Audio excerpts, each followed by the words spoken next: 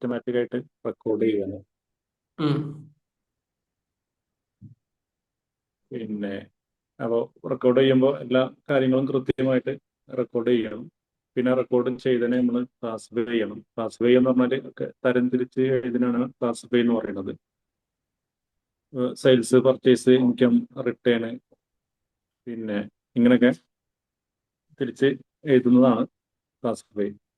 പിന്നെ അത് കഴിഞ്ഞിട്ട് അതിന് നമ്മൾ ലെഡ്ജർ ഉപയോഗിക്കും. പിന്നെ അത് കഴിഞ്ഞിട്ട് സമ്മറൈസിങ് ചെയ്യും. ഇത് ഒക്കെ ഒറ്റ പേപ്പറിൽ എഴുതുന്നതാണ് സമ്മറൈസിങ് എന്ന് പറയുന്നത്. പിന്നെ അത് കഴിഞ്ഞിട്ട് അതിൽപ്പെട്ടാണ് ട്രയൽ ബാലൻസ് സംഗതികളൊക്കെ. പിന്നെ അതിനുശേഷം അനലൈസിങ് ചെയ്യും.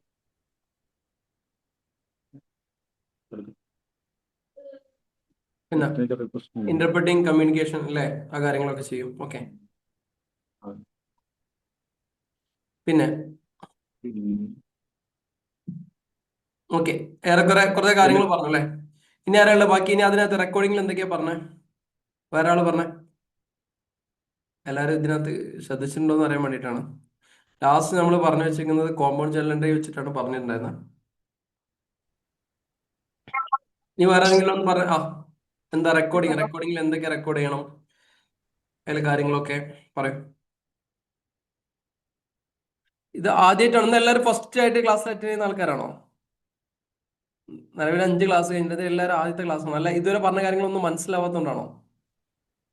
ഹലോ, മനസ്സിലാക്കിക്കൊണ്ടല്ല, ഒരു പേടി. കാരണം ഒക്കെ മറന്നു തുടങ്ങി. ഇപ്പൊ വെറും ഡെബിറ്റ് ക്രെഡിറ്റ് മാത്രമേ മൈൻഡിലുള്ളൂ. Okay okay. അസൈൻമെന്റുകളൊക്കെ ഫുള്ള് ഡെബിറ്റും ക്രെഡിറ്റും അല്ലേ വന്നത്? അസൈൻമെന്റ് ഫുള്ള് ഡെബിറ്റും ക്രെഡിറ്റ് ചെയ്യുന്നതിൽ ബുദ്ധിമുട്ടൊന്നുമില്ലല്ലോ? ഈസി ആവുന്നില്ലേ? കാര്യങ്ങളൊക്കെ നീങ്ങുന്നില്ലേ? ഈസിയാണോ? എങ്ങനെ ചോദിക്കുമ്പോ ഒരുമിച്ച് പറഞ്ഞുതരാൻ അറിയില്ല എന്നുള്ളതാണ്. Okay, set. ഓക്കെ, ഞാൻ ഓടിച്ച് പറഞ്ഞുതരാം. ഒറ്റ മിനിറ്റിൽ 2 മിനിറ്റോട് പറഞ്ഞെടുക്കും. അക്കൗണ്ടിങ് എന്ന് പറഞ്ഞു കഴിഞ്ഞാൽ നമ്മൾ ഏത് സ്ഥാപനത്തിലാണോ വർക്ക് ചെയ്യുന്നത് ആ സ്ഥാപനത്തിന്റെ ലാഭനഷ്ട കണക്കുകൾ കണ്ടുപിടിക്കാൻ ഉപയോഗിക്കുന്ന ഒരു ടൂളാണ് അക്കൗണ്ടിങ് എന്ന് പറയുന്നത്. ഒരുപാട് ഡിപ്പാർട്ട്മെന്റുകൾ ഉണ്ട്. മാർക്കറ്റിംഗ്, സെയിൽസ്, അഡ്മിനിസ്ട്രേഷൻ പോലത്തെ ഡിപ്പാർട്ട്മെന്റ് ആണ് അക്കൗണ്ടിങ്. അക്കൗണ്ടിങ് ഡിപ്പാർട്ട്മെന്റിലെ ആളുകളാണ് ആ സ്ഥാപനത്തിന്റെ നഷ്ടലാഭ കണക്കുകൾ പ്രിപ്പയർ ചെയ്യുന്നത്. ഒരു മുതലാളി അറിയുന്നതിനേക്കാൾ കൂടുതൽ ഒരു ബിസിനസിന്റെ ഇൻഡെപ്ത് നോളജ് കണക്കുകൾ വെച്ച് പറയാൻ പറ്റുന്ന ഒരാൾ എന്നുള്ള രീതിയിൽ അക്കൗണ്ടന്റിന് വളരെ പ്രാധാന്യമുണ്ട്. അക്കൗണ്ടിന് എന്തൊക്കെ കാര്യങ്ങളാണ് ചെയ്യേണ്ടതെന്നുള്ളതാണ്. അതിന് 5 ഫംഗ്ഷൻസ് ആണ് പറഞ്ഞത്. നേരത്തെ പറഞ്ഞ പോലെ recording, classifying, summarising, analysing, ഇന്റർപ്രിറ്റിംഗ്, communicating, ഇങ്ങനെ പറഞ്ഞ 5 ഫംഗ്ഷൻസ്. ഈ 5 ഫംഗ്ഷൻസ് അക്കൗണ്ട്സിൽ ചെയ്യുന്നതിന് ഓരോ ടൂളുകളുണ്ട്. റെക്കോർഡ് ചെയ്യാൻ ഉപയോഗിക്കുന്ന ടൂളാണ് ജേണൽ, ക്ലാസിഫൈ ചെയ്യാൻ ഉപയോഗിക്കുന്ന ടൂളാണ് ലെഡ്ജർ, പിന്നെ സമ്മറൈസ് ചെയ്യാൻ വേണ്ടി ഉപയോഗിക്കുന്ന ടൂളാണ് ട്രയൽ ബാലൻസ്, അനലൈസിങ് ഇന്റർപ്രിട്ടേഷൻ ഉപയോഗിക്കുന്ന ടൂളാണ് trading profit and loss account, communication ഉപയോഗിക്കുന്ന ടൂളാണ് ബാലൻസ് ഷീറ്റ്. അവിടെ നമുക്ക് പോയി കഴിഞ്ഞാൽ fund flow statement, cash flow statement, ratio analysis എന്നൊക്കെ പറഞ്ഞിട്ട് അതിന് ഒരുപാട് പാർട്ടുകൾ അങ്ങനെ പോകുന്നുണ്ട്. നമ്മൾ അതിനകത്തേക്കൊന്നും പോകുന്നില്ല. പിന്നെ അതിനകത്ത് തന്നെ റെക്കോർഡിങ്, എന്ത് റെക്കോർഡ് ചെയ്യണം? നമ്മൾ പറഞ്ഞു ഫിനാൻഷ്യൽ ട്രാൻസാക്ഷൻ, മോണിറ്ററി ആയിട്ടുള്ള പണവുമായി ബന്ധപ്പെട്ട എല്ലാ കാര്യങ്ങളും റെക്കോർഡ് ചെയ്യണം. അതിനകത്ത് തന്നെ 4 പ്രധാനപ്പെട്ട ഗ്രൂപ്പ്സുകളാണ് റെക്കോർഡ് ചെയ്യേണ്ടത്: asset, liability, expense, income. Asset തന്നെ എന്താണ് നമ്മൾ വിശദമായിട്ട് പറഞ്ഞു. അസറ്റ് 2 രീതിയിലുണ്ട്: ടാഞ്ചിബിൾ ആൻഡ് ഇൻടാഞ്ചിബിൾ. അതിൽ തന്നെ 2 രീതിയിൽ ക്ലാസിഫൈ ചെയ്യാൻ പറ്റും: ഫിക്സഡ് അസറ്റ്, കറണ്ട് അസറ്റ്. അതിന്റെ ക്ലാസിഫിക്കേഷൻ എന്താണെന്നുള്ളത് വിശദമായിട്ട് പറഞ്ഞിട്ടുണ്ട്. കേൾക്കാത്ത ആളുകൾ ഇതിന് മുമ്പത്തെ സെഷൻ അറ്റൻഡ് ചെയ്യാം. അത് കഴിഞ്ഞതിന് ശേഷം എക്സ്പെൻസ് ആണ്, ലാബിലിറ്റി ആണ് വരുന്നത്. ലാബിലിറ്റി 2 രീതിയിലാണുള്ളത്: ലോങ് ടേം ലാബിലിറ്റിയും ഷോർട്ട് ടേം ലാബിലിറ്റിയും. ഇതിനെക്കുറിച്ച് വിശദമായിട്ട് ക്ലാസ്സുകളിൽ സംസാരിച്ചിട്ടുണ്ട്. പിന്നുള്ളത് എക്സ്പെൻസ് ആണ്. എക്സ്പെൻസ് ഡയറക്റ്റ് എക്സ്പെൻസും ഇൻഡയറക്റ്റ് എക്സ്പെൻസും. ഡയറക്റ്റ് എന്താണ്, ഇൻഡയറക്റ്റ് എന്താണെന്നുള്ളതും കഴിഞ്ഞ ക്ലാസ്സുകളിൽ സംസാരിച്ചിട്ടുണ്ട്. പിന്നുള്ളത് ഇൻകം ആണ്, direct income, indirect income. Okay, ഇനി 3 ടൈപ്സ് ഓഫ് അക്കൗണ്ട്സ് നമ്മൾ പഠിച്ചിട്ടുണ്ടായിരുന്നു: നോർമൽ, റിയൽ, പേഴ്സണൽ. എന്താണ് നോമിനൽ, എന്താണ് റിയൽ, എന്താണ് പേഴ്സണൽ എന്ന് വിശദമായിട്ട് പഠിച്ചു കഴിഞ്ഞു. അതിൽ എങ്ങനെയാണ് നിയമങ്ങൾ വരുന്നത്, ആ നിയമങ്ങൾ എങ്ങനെയാണ് അപ്ലൈ ചെയ്യേണ്ടത് എന്നുള്ളത് നമ്മൾ പഠിച്ചു കഴിഞ്ഞു. ഓക്കെ, അത് കഴിഞ്ഞതിന് ശേഷം റെക്കോർഡിംഗ് എന്ന് പറഞ്ഞ ഫംഗ്ഷൻസിലെ ജേണൽ എന്ന് പറഞ്ഞ ഒരു കോളം പട്ടികയൊക്കെ ഉണ്ടാക്കി. നമ്മൾ പറഞ്ഞു ഓൾറെഡി ജേണൽ ബുക്ക് എന്ന് പറഞ്ഞൊരു ബുക്ക് മാർക്കറ്റിൽ ക്യാഷ് കൊടുത്താൽ കിട്ടും. അങ്ങനെ ഒരു ബുക്ക് നമ്മുടെ കയ്യിലില്ലാത്തതുകൊണ്ട് വൈറ്റ് പേപ്പറിൽ നമ്മൾ കുറേ പെട്ടിക്കോളങ്ങളൊക്കെ വരച്ച് ചെയ്യുന്നു എന്ന് മാത്രം. അല്ലാതെ അങ്ങനെ ചെയ്ത് കഴിഞ്ഞാൽ ഇങ്ങനെ കിട്ടുള്ളൂ എന്നൊന്നുമില്ല. അങ്ങനെ ഒരു ബുക്ക് ഉണ്ടായിരുന്നു. ആ ബുക്കിന്റെ ഫോർമാറ്റാണ് ഇപ്പൊ എല്ലാവരും തുടരുന്നത്. ഓക്കെ, നിലവിൽ ഈ ഫോർമാറ്റ്, ഈ ബുക്കിന്റെ ആവശ്യങ്ങളൊന്നുമില്ല. ഇതെല്ലാം കമ്പ്യൂട്ടറൈസ് സിസ്റ്റത്തിലേക്ക് പോയിട്ടുണ്ട്. അപ്പൊ അതെങ്ങനെ ചെയ്യണം, അതിന്റെ ഫോർമാറ്റും കാര്യങ്ങളൊക്കെ കാണിച്ചിട്ടുണ്ടായിരുന്നു. അതിന്റെ ഉള്ളിൽ നമ്മൾ ഡേറ്റ് എഴുതുന്നു, പിന്നെ നമ്മുടെ ജേണൽ എൻട്രി ചെയ്യുന്നു, റെഫറൻസ് നമ്പർ എഴുതുന്നു, ഡെബിറ്റും ക്രെഡിറ്റും കാര്യങ്ങളൊക്കെ എഴുതി മുന്നോട്ടേക്ക് പോകുന്നു. ഇതാണ് നമ്മൾ ചെയ്തിട്ടുണ്ടായിരുന്നത്. പിന്നീട് നമ്മൾ ലാസ്റ്റ് പറഞ്ഞത് കോമ്പൗണ്ട് ജേണൽ എൻട്രിയെ പറ്റിയാണ്. ഒരേ സമയത്ത് 2 ഡെബിറ്റും 2 ക്രെഡിറ്റും ഒക്കെ വരുന്ന ട്രാൻസാക്ഷൻ, അത് മാൻഡേറ്ററി ആയിട്ട് പഠിക്കേണ്ട ആവശ്യമൊന്നുമില്ല. അങ്ങനെ ചെയ്ത് കഴിഞ്ഞാൽ ഈസി ആവും. നമ്മൾ അക്കൗണ്ടിങ് ഡിപ്പാർട്ട്മെന്റിലൊക്കെ വർക്ക് ചെയ്യുന്ന സമയത്ത് ഓട്ടോമാറ്റിക്കായിട്ട് നമുക്ക് ഇങ്ങനെ ചെയ്താൽ ഇങ്ങനെ ആവും എന്നുള്ളത് ചെയ്ത് ചെയ്ത് പരിചയമാവുന്ന സമയത്ത് നമുക്ക് പഠിക്കാൻ പറ്റുന്ന കാര്യങ്ങളാണ്. ഇതല്ലായിരുന്നു നമ്മൾ പറഞ്ഞിട്ടുണ്ടായിരുന്നു. ഇതിന് ശേഷം പറഞ്ഞിട്ടുണ്ടായിരുന്നു. ഹലോ ഹലോ, ഇതിന് ശേഷം പറഞ്ഞിട്ടുണ്ടായിരുന്നോ?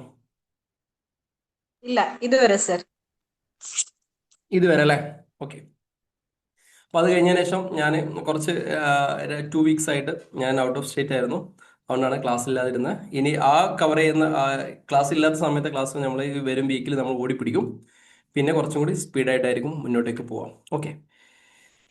പിന്നെ കഴിഞ്ഞ ദിവസങ്ങളിൽ ഒരുപാട് ആളുകൾ ചോദിച്ചൊരു ചോദ്യത്തിന്റെ ഒരു കണ്ടിന്യൂഷൻ, ഇതിന്റെ ഒരു കണ്ടിന്യൂഷൻ അല്ല, പക്ഷെ നമ്മളത് അറിഞ്ഞിരിക്കേണ്ട GST യുമായി ബന്ധപ്പെട്ട കാര്യങ്ങൾ അടുപ്പിച്ച് ഞങ്ങളുടെ 3 ക്ലയൻസിന് നിലവിൽ 50,000 എബോവിൽ ഫൈൻ വന്നു. ഇവിടെ നിന്നാണ് പറയുന്നത്. അപ്പം വരും ദിവസങ്ങളിൽ GST യുടെ ഡ്രൈവ് നടന്നുകൊണ്ടിരിക്കുകയാണ്. നിങ്ങൾ പല ആളുകളും പല സ്ഥാപനങ്ങളിലും വർക്ക് ചെയ്യുന്ന ആളുകളാണ്, അക്കൗണ്ട് ഡിപ്പാർട്ട്മെന്റിൽ തന്നെ വർക്ക് ചെയ്യുന്ന ആളുകളാണ്. GST ഒഫീഷ്യൽസ് നിങ്ങളെ തേടി വരുന്നുണ്ട്. UAE സംബന്ധിച്ചിടത്തോളം UAEയിലും ഓഡിറ്റിങ്ങിന്റെ കാര്യങ്ങൾ നടന്നുകൊണ്ടിരിക്കും, സ്ക്രൂട്ടിങ് നടന്നുകൊണ്ടിരിക്കുക. UAEയിൽ ഒരു പ്രത്യേകത എന്ന് വെച്ച് കഴിഞ്ഞാൽ കുറേ ഫയലുകൾ എടുക്കും. റാൻഡം ആയിട്ട് 1 4 2 3 ഫയലുകൾ അങ്ങ് എടുക്കും. ആ 3 ഫയലുകൾ എടുത്തിട്ട് 1 വീക്ക് ടൈം തരും. 1 വീക്കിൻ്റെ ഉള്ളിൽ അവരുടെ പ്രെമിസസിൽ വന്നിട്ട് ഡിപ്പാർട്ട്മെന്റ് ആളുകൾ മൊത്തം അക്കൗണ്ട്സ് വെരിഫൈ ചെയ്യും. ഞങ്ങൾ ഒരുപാട് ക്ലയൻസുകൾ ഉണ്ട്. ഈ ക്ലയൻസുകൾ എന്ത് ചെയ്യും എന്നൊക്കെ ചോദിച്ചുകൊണ്ടിരിക്കുന്നത്. ഇപ്പം ഒരുപാട് പുതിയ ക്ലയൻസ് വരുന്നുണ്ട്. ഈ ഓഡിറ്റ് വരും എന്ന് പറഞ്ഞ് മെൻഷൻ ചെയ്യുന്നവരോട് ഒരുപാട് ക്ലയൻസ് വരുന്നുണ്ട്. അപ്പം ഒരാഴ്ചൻ്റെ ഉള്ളിൽ നിങ്ങൾക്ക് തല മറച്ച് ചിന്തിച്ചു കഴിഞ്ഞാൽ ഒന്നും ചെയ്യാനില്ല. അതുകൊണ്ട് ഇപ്പം തന്നെ എന്ത് ചെയ്തോളൂ, അതിന്റെ വേണ്ട പ്രിക്വേഷൻ എടുത്തു വെച്ചോളൂ. ഇത്രേ ഉള്ളൂ. നിങ്ങളെ മേലെ കണക്ക് കൂടുന്നതിന് മുമ്പ് നിങ്ങൾ തന്നെ കണക്ക് റെഡിയാക്കുക. അപ്പൊ ഖുറാനിൽ തന്നെ ഒരു വചനം ഉണ്ട്, ഹാസിബു കബ്ല അൻ തുഹാസിബുക്കും. നിങ്ങളെ പേരിൽ കണക്ക് കൂട്ടുന്നതിന് മുമ്പ് നിങ്ങൾ തന്നെ എന്ത് ചെയ്തോളൂ, കൂട്ടി വെച്ചോളൂ. അതായത് ഓഡിറ്റിംഗ് ടീം നിങ്ങളെ അടുത്ത് വരുമ്പോൾ നന്നായിട്ട് ഫൈൻ വരും. UAE സംബന്ധിച്ചിടത്തോളം ഭയങ്കര ഫൈൻ വരും. അപ്പൊ അവിടെയും ഒരു സ്ക്രൂട്ടിങ് നടക്കുന്നുണ്ട്. ഇന്ത്യയിൽ ഇപ്പൊ നമുക്ക് ഒരു മൂന്ന് ക്ലയൻസിന് 50,000, ഒരാൾക്ക് 25,000 ഈ രീതിയിൽ വന്നു. അപ്പം GST യുടെ ഒരു ഭയങ്കരമായിട്ടുള്ള ഒരു ഡ്രൈവ് നമ്മുടെ സ്റ്റേറ്റിനകത്ത് നടക്കാൻ വേണ്ടി പോകണം. നിലവിൽ എത്ര ആളുകൾ അക്കൗണ്ട് ഡിപ്പാർട്ട്മെന്റിൽ വർക്ക് ചെയ്യുന്നുണ്ട്? ഒന്ന് ഹാൻഡ് റൈസ് ഒന്ന് ചെയ്താണ് നിങ്ങൾക്ക് ഐഡന്റിഫൈ ചെയ്യാൻ. ഇപ്പൊ നിലവിൽ അക്കൗണ്ടന്റായിട്ട് വർക്ക് ചെയ്യുന്ന ആളുകൾ ഒന്ന് ജസ്റ്റ് ടൈപ്പ് ചെയ്തേ.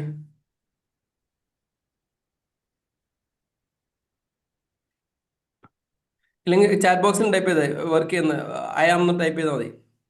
എത്ര ആളുകൾ വർക്ക് ചെയ്യണമെന്ന് കിട്ടാൻ വേണ്ടിയിട്ടാണ്. ഓക്കെ, മീന്നോ അയാം എന്തോ ടൈപ്പ് ചെയ്തോ. ഓക്കെ, ഒരുപാട് ആളുകളുണ്ട് അല്ലേ? Okay, me okay. വർക്ക് ഇല്ലാത്ത ആളുകൾക്കൊക്കെ വർക്ക് കിട്ടും കേട്ടോ. പോകുന്ന വഴിക്ക് വർക്ക് വരും. ഞങ്ങൾ അങ്ങനത്തെ ഒരു കമ്മ്യൂണിറ്റി കൂടി ഇതിന്റെ കൂടെ ഫോം ചെയ്യുന്നുണ്ട്. ജോലി ഇല്ലാത്ത ആളുകൾക്കും കൂടി വർക്ക് ചെയ്യാൻ പറ്റുന്ന ഒരു കമ്മ്യൂണിറ്റി കൂടി ഇതിന്റെ കൂടെ ആഡ് ചെയ്യുന്നുണ്ട്. അപ്പം ജോലി ഇല്ലാത്ത ആളുകൾ ടെൻഷൻ ഉണ്ടോ, എല്ലാവർക്കും പണിയൊക്കെ ഉണ്ടോ? Don't worry. ഓക്കെ, ഇത്ര ആളുകൾ. അപ്പം GST കുറിച്ചിട്ടുള്ള കുറച്ച് കാര്യങ്ങൾ, GST നമ്മുടെ പോകും സെഷനിൽ വരേണ്ട കാര്യങ്ങളാണ്. അപ്പൊ നിലവിൽ ഈ ഒരു വീക്സിൽ അല്ലെങ്കിൽ 2-3 വീക്സിന്റെ ഉള്ളിൽ നിങ്ങൾക്ക് സംഭവിക്കാൻ വേണ്ടി പോകുന്ന കുറച്ച് കാര്യങ്ങളും GST കുറിച്ച് പറ്റിയിട്ടുള്ള ഒരു ചെറിയൊരു അവയർനെസ്സും ആണ് ഇന്നത്തെ സെഷനിൽ പറയുന്നത്. അതിന് ശേഷമായിരിക്കും കോമ്പൗണ്ട് ജേർണലിനെ പറ്റി നമുക്ക് നെക്സ്റ്റ് സെഷനിൽ നമ്മൾ ഡിസ്കസ് ചെയ്യാം. ഇന്ന് ഇതിന് റിലവൻസ് ഉണ്ടായതുകൊണ്ടും നമ്മളെല്ലാവരും ഒന്ന് ജാഗരൂകരാവേണ്ടതുള്ളത് കൊണ്ട് ഈ ടോപ്പിക്ക് നമുക്ക് വിശദമായിട്ടൊന്ന് പഠിക്കാം. അപ്പൊ എന്താണ് GST പതുക്കെ പറഞ്ഞുതരാം. നോട്ട്സ് എഴുതി വിട്ടോളൂ കേട്ടോ.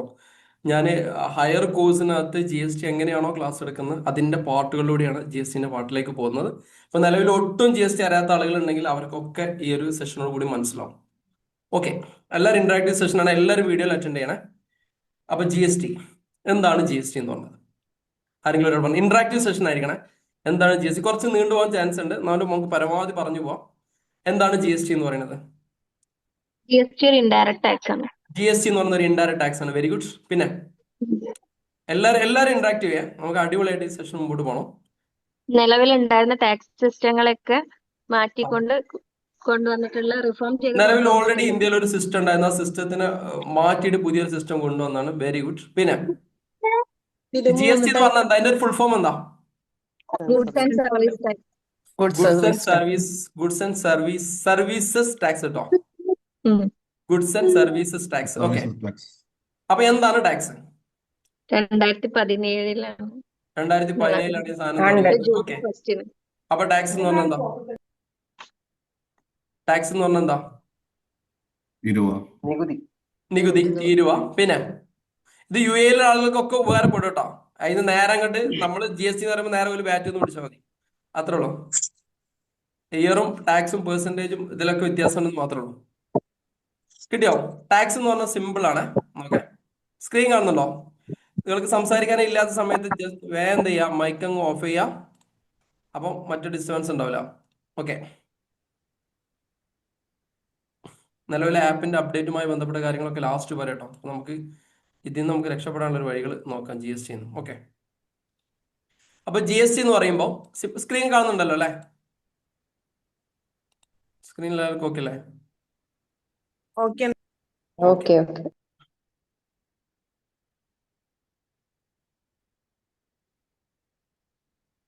ഓക്കെ, ഇതാണ് GST എന്ന് പറഞ്ഞത്. സിമ്പിൾ ആണ്. Goods and services tax. ഗുഡ്സിനും സർവീസസിനും വേണ്ടിയിട്ടുള്ള ടാക്സിനെയാണ് നമ്മൾ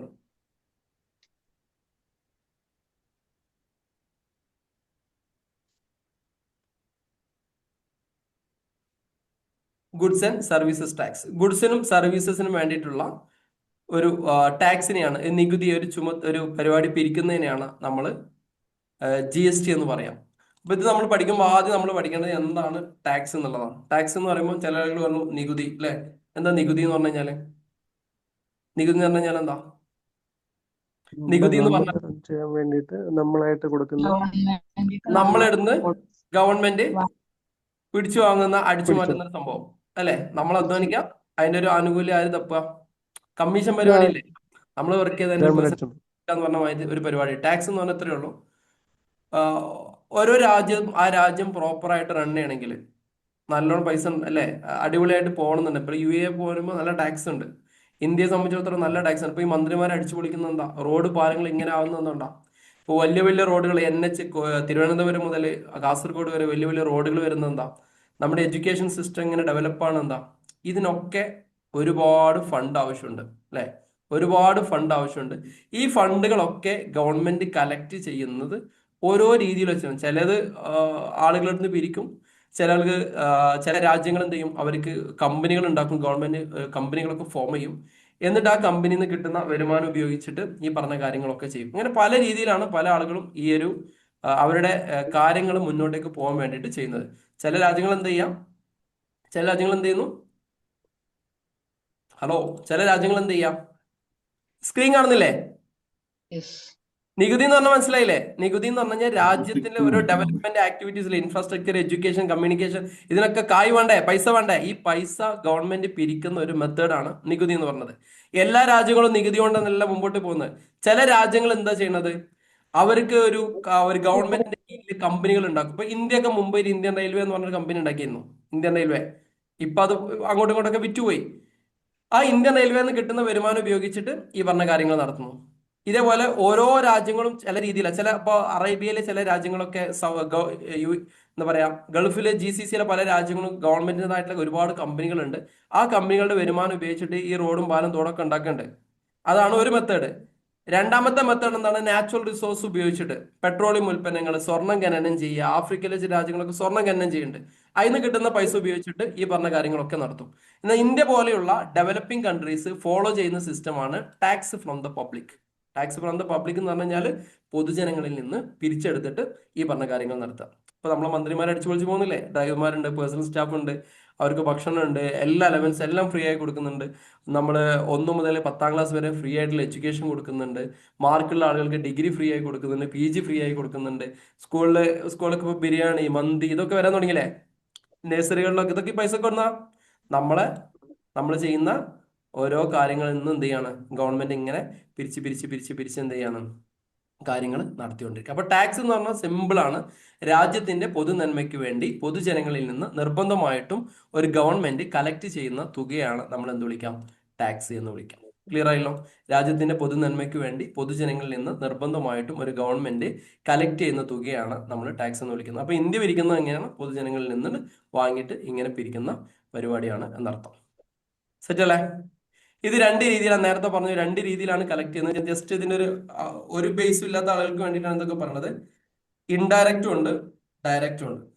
2 രീതിയിലാണ് ഈ പറഞ്ഞ ടാക്സ് ഗവൺമെന്റ് കളക്ട് ചെയ്യുന്നത്. നികുതി ഡയറക്റ്റ് ആയിട്ടും കളക്ട് ചെയ്യുന്നുണ്ട്, മറ്റൊന്ന് ഇൻഡയറക്റ്റ് ആയിട്ടും കളക്ട് ചെയ്യും. 2 രീതിയിലും ഗവൺമെന്റ് കളക്ട് ചെയ്യും. ഡയറക്റ്റ് ആയിട്ട് കളക്ട് ചെയ്യുന്നതിന് ഒരു എക്സാമ്പിൾ ആണ് ഇൻകം ടാക്സ് എന്ന് പറയുന്നത്. ഇൻകം ടാക്സ് കേട്ടില്ലേ? ഓടിച്ച് പറഞ്ഞു പോകണത്. ഡയറക്റ്റ് ആയിട്ട് കളക്ട് ചെയ്യുന്ന ഒരു സാധനത്തിനെയാണ് നമ്മൾ ഇൻകം ടാക്സ് എന്ന് പറയാം. ഉദാഹരണം, ഞാൻ ഇന്ത്യയിൽ ജീവിക്കുന്ന ഒരാളാണ്. എനിക്ക് നല്ല രീതിയിൽ സാലറി കിട്ടുന്നുണ്ട്, അല്ലെങ്കിൽ ഒരു 5 ലക്ഷം രൂപ 6 ലക്ഷം രൂപയ്ക്ക് സാലറി കിട്ടുന്നുണ്ട്. എനിക്ക് ആ കിട്ടുന്ന ഇൻകം എനിക്കൊരു 5 ലാക്ക് റുപ്പീസ് എനിക്ക് മന്ത്ലി കിട്ടുന്നുണ്ടെന്ന് വിചാരിച്ചോളൂ.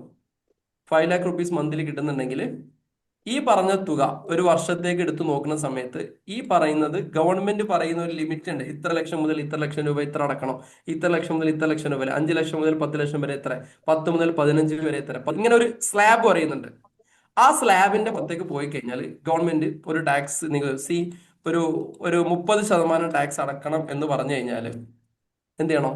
ഗവൺമെന്റിന്റെ സൈറ്റിൽ കയറും. ഗവൺമെന്റ് സൈറ്റ് ആണ്, ഗവൺമെന്റിന്റെ ഇൻകം ടാക്സിന്റെ സൈറ്റ് ഉണ്ട്. ഓക്കെ, ഇൻകം ടാക്സിന്റെ സൈറ്റിൽ കയറിയിട്ട് നമ്മൾ എന്ത് ചെയ്യും? എനിക്ക് കിട്ടുന്ന എൻ്റെ ഈ ഇൻകം 5 ലാക്ക് ഇൻറ്റു 12 കാണിക്കും. ഗവൺമെന്റിലെ ലിമിറ്റ് ഇവിടെ വന്നിട്ടുണ്ടാവും. അതിന്റെ 30% എന്ത് ചെയ്യണം? ഞാൻ എന്ത് ചെയ്യണം? ഇൻകം ടാക്സ് ആയിട്ട് ഗവൺമെന്റിലേക്ക് അടക്കണം. ക്ലിയർ ആയോ? ഇതിനെയാണ് നമ്മൾ എന്ത് വിളിക്കാം? ഡയറക്റ്റ് ടാക്സ് എന്ന് വിളിക്കാം. നമ്മൾ ഈ ടാക്സ് എങ്ങനെയാ പേ ചെയ്യുന്നത്? ഡയറക്റ്റ് ആയിട്ട് ഗവൺമെന്റിലേക്ക് പേ ചെയ്യാണ് ചെയ്യുന്നത്. സെറ്റ് അല്ലേ? ഇതിനെ നമ്മൾ ഡയറക്റ്റ് ടാക്സ് എന്ന് വിളിക്കും. ഇനി ഇതേപോലെ മറ്റൊരു ടാക്സ് ആണ് ഇൻഡയറക്റ്റ് ആയിട്ട് പിരിക്കുന്ന പരിപാടി. ഇൻഡയറക്റ്റ് ആയിട്ട്, ഡയറക്റ്റ് എന്ന് പറയുമ്പോൾ എത്രയേ ഉള്ളൂ, നമുക്ക് കിട്ടിയ എത്രയാണോ നമ്മളെ വരുമാനം, ആ വരുമാനം കൃത്യമായി കണക്ക് കൂട്ടി ഗവൺമെന്റിന്റെ സൈറ്റിനകത്ത് കയറിയിട്ട് ഒരു പെർസെൻറ്റേജ് ഗവൺമെന്റ് കൊടുക്കാം. വേറൊരു ഒരു തേർഡ് പാർട്ടി ഒന്നുമില്ല. അപ്പൊ നമുക്ക് അറിയില്ലെങ്കിൽ എന്ത് ചെയ്യും? നമ്മൾ സി എക്കാരുടെ അടുത്ത് പോകും, നമ്മളെ പോലുള്ള കൺസൾട്ടന്റിന്റെ അടുത്ത് വരും, ക്യാഷ് തരും, എൻ്റെ സാധനങ്ങളൊന്ന് ചെയ്തു തരുമോ എന്ന് ചോദിക്കും. ഞങ്ങൾ എന്ത് ചെയ്യും? നിങ്ങൾ ചെയ്തതിന് 1000 2000 നിങ്ങളുടെ അടുത്ത് വാങ്ങിക്കും. ഞങ്ങളത് ഫയൽ ചെയ്ത്. ഇതെന്തുകൊണ്ടാ അങ്ങനെ ചെയ്യണത്? നിങ്ങൾക്ക് ഈ പണി അറിയാത്തതുകൊണ്ട്. ശരിക്കും നിങ്ങൾക്ക് മാത്രം ചെയ്യാൻ ഗവൺമെന്റ് എല്ലാവർക്കും ഇത് ഓപ്പൺ ആക്കി വെച്ചതാണ്.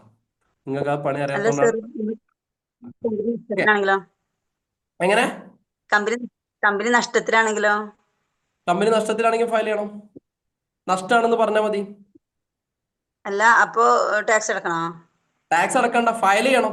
ഇൻകം ടാക്സ് ഫയൽ ചെയ്യാൻ മീൻസ് ഈ കണക്കുകൾ ഗവൺമെന്റിനെ ബോധിപ്പിക്കാം. ബോധിപ്പിച്ച് അടക്കാണ്ടെങ്കിൽ അടക്കാം, ഇങ്ങോട്ട് ഇട്ടാളാണെങ്കിൽ ഇങ്ങോട്ടേക്ക് വാങ്ങിക്കാം. അത്രേ ഉള്ളൂ. GST ആണെങ്കിലോ? എല്ലാം. അതായത് നമുക്ക് നഷ്ടമാണോ ലാഭമാണോ എന്ന് വിഷയമല്ല. ഈ രണ്ട് പരിപാടി ആയാലും അത് നഷ്ടമാണെങ്കിൽ നഷ്ടം, ലാഭമാണെങ്കിൽ ലാഭം, കൃത്യമായിട്ടും ഈ പേപ്പർ ഗവൺമെന്റിനാണ് സബ്മിറ്റ് ചെയ്യാം. നഷ്ടമാണെന്ന് പറഞ്ഞു കഴിഞ്ഞാൽ ഓക്കെ കുഴപ്പമില്ല വിട്ടോളി എന്ന് പറയും. ലാഭമാണെന്ന് പറഞ്ഞാൽ എത്ര ലാഭമുണ്ട് അതിന് എത്ര പെർസെന്റേജ് അടിച്ചോളി എന്ന് പറയും. ചിലപ്പോൾ ഇങ്ങോട്ടേക്ക് ഇത് കായ് തരാനുള്ള കേസാണെങ്കിൽ എന്നാ പിടിച്ചോളി, നിങ്ങൾ ഏതായാലും ഫയൽ ചെയ്തില്ല, നിങ്ങളെ അക്കൗണ്ടിക്ക് ഇന്ന ദിവസം ഇത്ര എമൗണ്ട് റീഫണ്ട് ചെയ്ത് തരും, അങ്ങനെ തരും. നമ്മൾ പണി നമ്മൾ ചെയ്യണം. നമ്മൾ ഇത് ചെയ്തിട്ടില്ലെങ്കിൽ ഫൈൻ ഇടും. ഇത്രേ ഉള്ളൂ. ക്ലിയർ ആയി? അതിന് ഏതാണ് ലിമിറ്റ് ഒക്കെ ഇൻകം ടാക്സിന് പഠിക്കുമ്പോൾ വിശദമായിട്ട് പറയാം. ഇപ്പോൾ ഡയറക്റ്റ് ടാക്സ് എന്താണെന്ന് മനസ്സിലായില്ലേ? ഡയറക്റ്റ് ആയിട്ട് നമുക്ക് വരുമാനം കിട്ടിക്കഴിഞ്ഞാൽ സാലറിന്ന് കിട്ടിയേക്കാം, നമുക്ക് ചിലപ്പോൾ വാടക കൊടുക്കുന്നത് കിട്ടിയേക്കാം, നമ്മുടെ ബിസിനസ്സിന് കിട്ടിയേക്കാം, എൻ്റെ പ്രൊഫഷണൽ ഇൻകത്തിന് കിട്ടിയേക്കാം. ഈ ഇൻകം ഒക്കെ ഗവൺമെന്റ് പറഞ്ഞ സ്ലാബിന്റെ പുറത്തേക്ക് പോയി കഴിഞ്ഞാൽ അതിന്റെ എത്ര പെർസെന്റേജ് ആണോ ഗവൺമെന്റ് പറയുന്നത് ആ ഒരു പേയ്മെന്റ് ഗവൺമെന്റിന്റെ ഇൻകം ടാക്സിന്റെ സൈറ്റിനകത്ത് കയറി ലോഗിൻ ചെയ്ത് ആ പേയ്മെന്റ് ഗവൺമെന്റിലേക്ക് അടക്കുന്നതിനെയാണ് ഡയറക്റ്റ് ടാക്സ് എന്ന് പറയുന്നത്. ഡയറക്റ്റ് ആയിട്ട് ടാക്സ് അടക്കാം. രണ്ടാമത്തെ ടാക്സ് ആണ് ഇൻഡയറക്റ്റ് ടാക്സ്. ഇൻഡയറക്റ്റ് ടാക്സ് എന്ന് പറയുമ്പോൾ ഇൻഡയറക്ട്ലി ടു ദ ഗവൺമെന്റ്, വളഞ്ഞ വഴിക്ക് ഗവൺമെന്റ് കൊടുക്കുന്ന ടാക്സിനെയാണ് നമ്മൾ എന്ത് വിളിക്കാം? ഇൻഡയറക്റ്റ് ടാക്സ് എന്ന് വിളിക്കാം. ഉദാഹരണം GST അതിനൊരു എക്സാമ്പിൾ ആയിരുന്നു. GST അതിനൊരു എക്സാമ്പിൾ ആണ് ഇൻഡയറക്റ്റ് ടാക്സ്. അപ്പൊ GST എങ്ങനെയാ പ്രവർത്തിക്കുന്നത്? GST എങ്ങനെ വർക്ക് ചെയ്യണം നോക്കാം. ഇവിടെ ഒരു ഡിസ്ട്രിബ്യൂട്ടർ ഉണ്ട്, ഇവിടെ ഒരു റീറ്റെയിലർ ഉണ്ട്, ഇവിടെ ഒരു കസ്റ്റമർ ഉണ്ട്. സ്ക്രീനൊക്കെ കാണുന്നുണ്ടോ അല്ലേ? ഹലോ, കാണുന്നില്ലേ? ഓക്കെ. ഇവിടെ ഒരു ഡിസ്ട്രിബ്യൂട്ടർ എന്ന് പറയുമ്പോൾ ഒരു ഹോൾസെയിലോ അല്ലെങ്കിൽ അതിന്റെ മുകളിലുള്ള ചെയ്യുന്ന ഒരാള്. രണ്ടാമത് റീറ്റെയിലർ, ബാക്ക്ഗ്രൗണ്ട് വോയിസിലാണെന്ന് ഓഫ് ചെയ്യാൻ. റീറ്റെയിലർ. മൂന്നാമത്തത് കസ്റ്റമർ.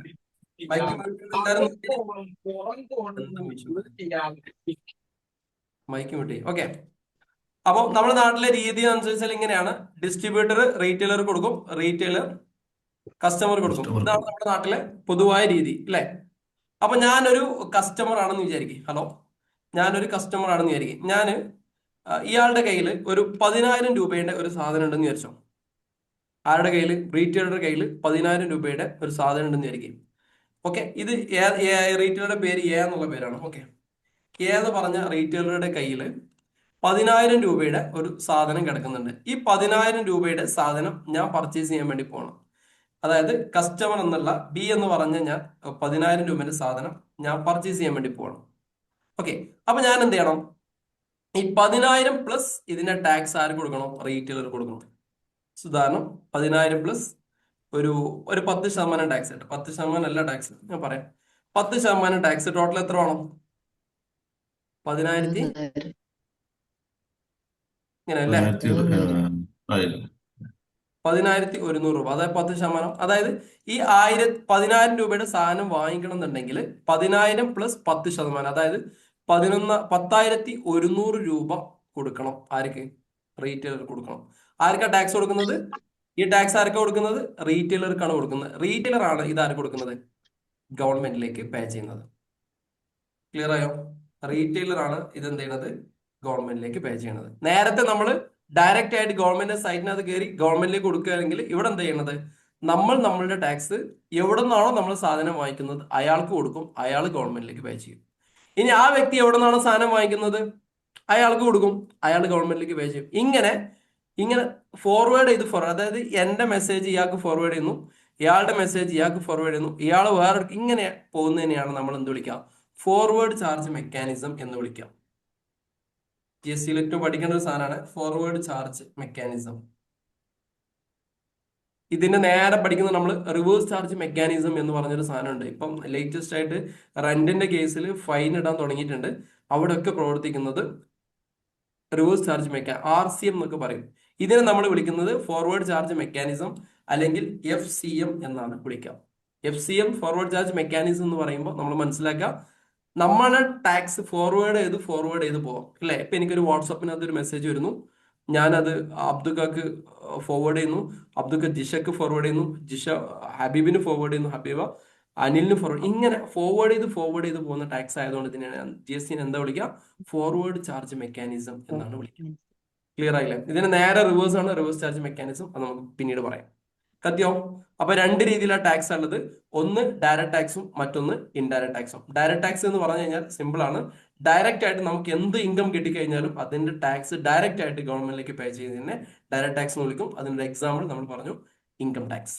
രണ്ടാമത്തെ ടാക്സ് ഇൻഡയറക്ട് ടാക്സ് ആണ്. ഇൻഡയറക്ട് ടാക്സിൽ ഏറ്റവും പ്രധാനപ്പെട്ട ടാക്സ് ആണ് GST എന്ന് പറയുന്നത്. GST എന്ന് പറയുമ്പോൾ നമ്മുടെ ടാക്സ് നമ്മൾ ഒരിക്കലും ഗവൺമെന്റിലേക്ക് നേരിട്ടല്ല കൊടുക്കുന്നത്. നമ്മൾ എവിടെ നിന്നാണോ സാധനം പർച്ചേസ് ചെയ്യുന്നത് അയാൾക്കായിരിക്കും കൊടുക്കുന്നത്, അയാൾ എവിടെ നിന്നാണോ പർച്ചേസ് ചെയ്യുന്നത് അങ്ങനെ ഫോർവേഡ് ചെയ്ത് ഗവൺമെന്റിലേക്ക് എത്തുന്നതിനാണ് നമ്മൾ ഫോർവേഡ് ചാർജ് മെക്കാനിസം എന്ന് പറയും. സെറ്റ് അല്ല? GST എന്താന്ന് കിട്ടിയില്ലേ? ടാക്സ് എന്താന്ന് കിട്ടി?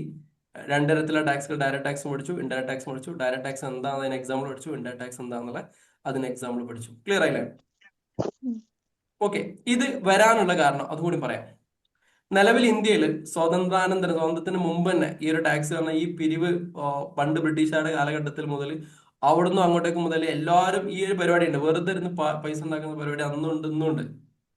അപ്പോൾ ഗവൺമെന്റ് അന്നൊരു സിസ്റ്റം ഉണ്ട്. അപ്പോൾ ഓരോ കാലഘട്ടത്തിൽ ഇങ്ങനെ അപ്ഡേറ്റ് ചെയ്ത് വന്ന് പുതിയൊരു സിസ്റ്റത്തിലേക്ക് നമ്മൾ എത്തിയത് 2018 ജൂലൈ അല്ലെ? 2017 ജൂലൈ ആരും നേരത്തെ പറഞ്ഞില്ലായിരുന്നു? 2000 എന്നാ നിലവിൽ വന്ന GST 2017 ജൂലൈ 1-നാണ് നിലവിൽ വന്നത്. അപ്പൊ അതുവരെ ഇന്ത്യയിൽ വേറൊരു ടാക്സ് സിസ്റ്റം ആയിരുന്നു. അത് വാറ്റ് എന്ന് പറഞ്ഞ സിസ്റ്റമാണ്, വാല്യൂ ആഡഡ് ടാക്സ്. ഓരോ വാല്യൂ അഡീഷന് മുകളിൽ ടാക്സ് പിരിക്കുന്ന പരിപാടിയാണ് വാല്യൂ അഡീഷൻ. ഇന്ന് UAE പിരിക്കുന്ന ടാക്സ്, അതിന്റെ ഒരു അപ്ഡേറ്റഡ് വെർഷൻ. ഇപ്പൊ UAE-ക്കാൾ ടാക്സിന്റെ കാര്യത്തിൽ അപ്ഡേറ്റഡ് ആരാ? ഇന്ത്യയാണ്. UAE എല്ലാം സെറ്റാണ്, അടിപൊളിയാണ്. പക്ഷെ ടാക്സിന്റെ കാര്യത്തിൽ UAE-ക്കാൾ വലിയ സെറ്റപ്പ് ഇന്ത്യയിലുള്ളത്. UAE-ലെ ടാക്സ് സിസ്റ്റം ചെയ്യാൻ വളരെ ഈസിയാണ്. ഒരു ടാക്സ് നോക്കിയാൽ മതി, ഒറ്റ പേഴ്സൺ നോക്കി ഒരു സൈറ്റിന് മാത്രം ആശ്രയിച്ചാൽ മതി, വേറെ ചൊറകളൊന്നുമില്ല. എന്നാൽ ഞാൻ ഇന്ത്യയെ സംബന്ധിച്ചിടത്തോളം കുറച്ച് ബുദ്ധിമുട്ടാണ്. ഇന്ത്യയിൽ ഒരുപാട് ടാക്സ് സിസ്റ്റങ്ങൾ ഉണ്ട്, കൊട്ടക്കണക്കിന് നിയമങ്ങളുണ്ട്. CGST act, SGST act, UTGST act, IGST act, ഇങ്ങനെ ആക്ടുകളോട് കളിയാണ്. ഇതിൽ തന്നെ ഇപ്പൊ 2017 ജൂലൈ 1-ന് നിലവിൽ വന്ന് ഇപ്പൊ 2025 നിൽക്കുമ്പോൾ 15,000-ലേറെ അമെന്റ്മെന്റുകൾ GST-യിൽ മാത്രം കൊണ്ടുവന്നിട്ടുണ്ട്. 15,000+ അമെന്റ്മെന്റ്. നിങ്ങൾ ആലോചിച്ച് നോക്കി, അത്രയും. അതായത് കണ്ടിന്യൂസ് ആയിട്ട് ഈ സാധനം ഇങ്ങനെ മാറിക്കൊണ്ടേയിരിക്കുക. ഞങ്ങള് കൺസൾട്ടൻസി ഇതിനകത്ത് ഫേസ് ചെയ്യുന്ന പ്രശ്നം എന്താ? ഇന്ന് പറഞ്ഞ സാധനമല്ല നാളെ പറയാം, ഇന്ന് സാർ ഇന്നലെ അതന്നെ പറഞ്ഞിരുന്നതെന്ന് പറയും, പക്ഷെ ഇന്ന് വേറെ അപ്ഡേറ്റ് ഒന്നുണ്ടാവും. ഇതാണ് ഇവിടുത്തെ ടാക്സ്. അപ്പൊ അത്രയും വിജിലന്റ് ആയിരിക്കണം അക്കൗണ്ടന്റ് ആയിട്ടുള്ള നിങ്ങൾ എല്ലാ ആളുകളും. സെറ്റ് ആണല്ലോ, ക്ലിയർ ആയല്ലോ. എന്താണ് ഇത് ഇത്രയും പറഞ്ഞ? അപ്പം യു എ സംബന്ധിച്ചിടത്തോളം ഇത് സിമ്പിൾ ആണ്. ഇന്ത്യയെ സംബന്ധിച്ചിടത്തോളം കുറച്ചും കൂടി കോംപ്ലിക്കേറ്റഡ് ആണ്. ആ കോംപ്ലിക്കേഷൻ നമ്മൾ സിമ്പിളായി പഠിച്ചാൽ മതി, അത്രേ ഉള്ളൂ. ക്ലിയർ ആയില്ലേ? അപ്പൊ 2017 ജൂലൈ 1 ഇന്ത്യയിൽ GST നിലവിൽ വരുന്നതിന് മുന്നായിട്ട് 1999 മുതൽ ഇതുമായി ബന്ധപ്പെട്ട ഡിസ്കഷൻ ഓൺ ബോർഡിലുണ്ട്. ഇപ്പം 1999 അന്ന് ഈ പറഞ്ഞ വാജ്പേയി എന്ന് പറഞ്ഞ ഒരാളുണ്ട് ഇന്ത്യയിൽ. ഉണ്ടോ? ഇപ്പൊ അയാൾ ഉണ്ടോ? അയാളത്തിലുണ്ടോ? വാജ്പേയി ഉണ്ടോ ഇപ്പൊ? അയാൾ മരിച്ചു. മരിച്ചോ? മരിച്ചിട്ടുണ്ടോ? ആ, മൂപ്പരാണ് GSTയുടെ പിതാവ് എന്ന് പറയാം. കാരണം 1999 ആ ഒരു കാലഘട്ടത്തിൽ ഇതുമായി ബന്ധപ്പെട്ട ആദ്യ ഡിസ്കഷൻസ്, ആദ്യ മീറ്റിങ്ങുകൾ, കാര്യങ്ങളൊക്കെ നടത്തിയത് മൂപ്പരാണ്. അതുകൊണ്ടാണ് മൂപ്പരെ GSTയുടെ ഫാദർ ഓഫ് GST എന്നൊക്കെ വിളിക്കുന്നത്. ഓക്കെ, അപ്പൊ അന്ന് ആലോചിച്ചിട്ട് 99 ആലോചിച്ചിട്ട് 2017 എന്ന് പറയുമ്പോൾ എത്ര കൊല്ലായി? ഇത്രയും കാലമായി. അത്ര കാലമൊക്കെ ഉണ്ടാക്കിയിട്ട് ആലോചിച്ചുണ്ടാക്കി എയ്ത്ത് കുത്തും കാര്യങ്ങളൊക്കെ ഉണ്ടാക്കിയിട്ട് ഒരു സാധനത്തിന്റെ മുകളിലാണ് പിന്നെയും 15,000-ലേറെ അമെന്റ്മെന്റ് വന്നെന്ന് ആലോചിക്കുമ്പോൾ ഇതിന്റെ ഡെപ്ത് നിങ്ങൾക്ക് മനസ്സിലാവും. ക്ലിയർ ആയില്ലേ? ഇപ്പോഴും പല ചോദ്യങ്ങൾക്കും ഉത്തരമില്ലാതെ ഉണ്ട് GSTയിൽ. ഞങ്ങളുടെ ചില ക്ലയൻസ് ചോദിക്കുക, അങ്ങനെ ചെയ്ത് ഇങ്ങനെയാവും, ഇങ്ങനെ ചെയ്ത് ഇങ്ങനെയാവും എന്നൊക്കെ ഇങ്ങനെ ചോദിക്കും. ലാസ്റ്റ് നമ്മളെ ഓഫീസർമാർ ചോദിക്കുമ്പോൾ അതിപ്പോ തൽക്കാലം നിങ്ങൾ അങ്ങനെ ചെയ്യുന്ന പറയും. അതിന് ആക്ടും നിയമമൊന്നും ഉണ്ടാവില്ല. അത് പോരായ്മല്ല, അതങ്ങനെ മാറി മാറി മാറി മാറി മാറി ഇപ്പൊ റെന്റുമായി ബന്ധപ്പെട്ട കേസിൽ ഇഷ്ടംപോലെ കേസുകൾ വരാറുണ്ട് അതേപോലെ. അപ്പൊ ഇതാണ് GSTന്റെ. അപ്പൊ 1999 തുടങ്ങി 2010. അതിന്റെ ഇടയിൽ ഭരണങ്ങൾ അങ്ങോട്ടും ഇങ്ങോട്ടൊക്കെ മാറിക്കണം അല്ലെ. 2 പ്രാവശ്യം കോൺഗ്രസ് ഭരിച്ചു. പിന്നെ മൻമോഹൻ സിംഗിന്റെ നേതൃത്വത്തിൽ ഒരു ടീം വന്നു. പിന്നെ മോദിജി 2 വട്ടം വന്നു. ആദ്യം മോദിജി എതിർത്തു, പിന്നീട് മോദിജി ഇത് കൊണ്ടുവന്നു. കോൺഗ്രസ് ആദ്യം നടപ്പാക്കാൻ ശ്രമിച്ചു, പിന്നീട് എതിർത്തു. അപ്പൊ നമ്മുടെ നാട്ടിലെ രാഷ്ട്രീയം അങ്ങനെയാണ്. പൊതുവെ ഒരുത്തം കൊണ്ടുവരുമ്പോൾ മറ്റൊരു എതിർക്കും, ഇപ്പം കൊണ്ടുവരുമ്പോൾ എതിർക്കും. എന്നിട്ട് ആരാണോ പ്ലാൻ ചെയ്തത് അവനെ നടപ്പിലാക്കും. ഇന്ന് പറഞ്ഞ സാധനം തിരിച്ചു പറയും. ഇപ്പൊ ഏറ്റവും കൂടുതൽ GSTയുമായി ബന്ധപ്പെട്ടിട്ടുള്ള അന്ന് ഗുജറാത്തിൽ മുഖ്യമന്ത്രിയായിരുന്നു നരേന്ദ്രമോദി. GST എന്ന് പറഞ്ഞാൽ ഭയങ്കര തട്ടിപ്പാണ്, അങ്ങനെയാണ് ഇങ്ങനെയാണെന്ന് പറഞ്ഞിട്ടുള്ള ഒരു വോയിസ് ഇപ്പോഴും എവിടെ ഉണ്ട്? യൂട്യൂബിൽ കയറിയാൽ കിട്ടും. അതേ ആളാണ് എന്ത് ചെയ്തത്? ഈ GST കൊണ്ടുവന്നത്. നിങ്ങൾ ആലോചിക്കും, കോൺഗ്രസ് ഇതിനെ അടിപൊളിയായിട്ട് എതിർത്തിട്ടുണ്ട്.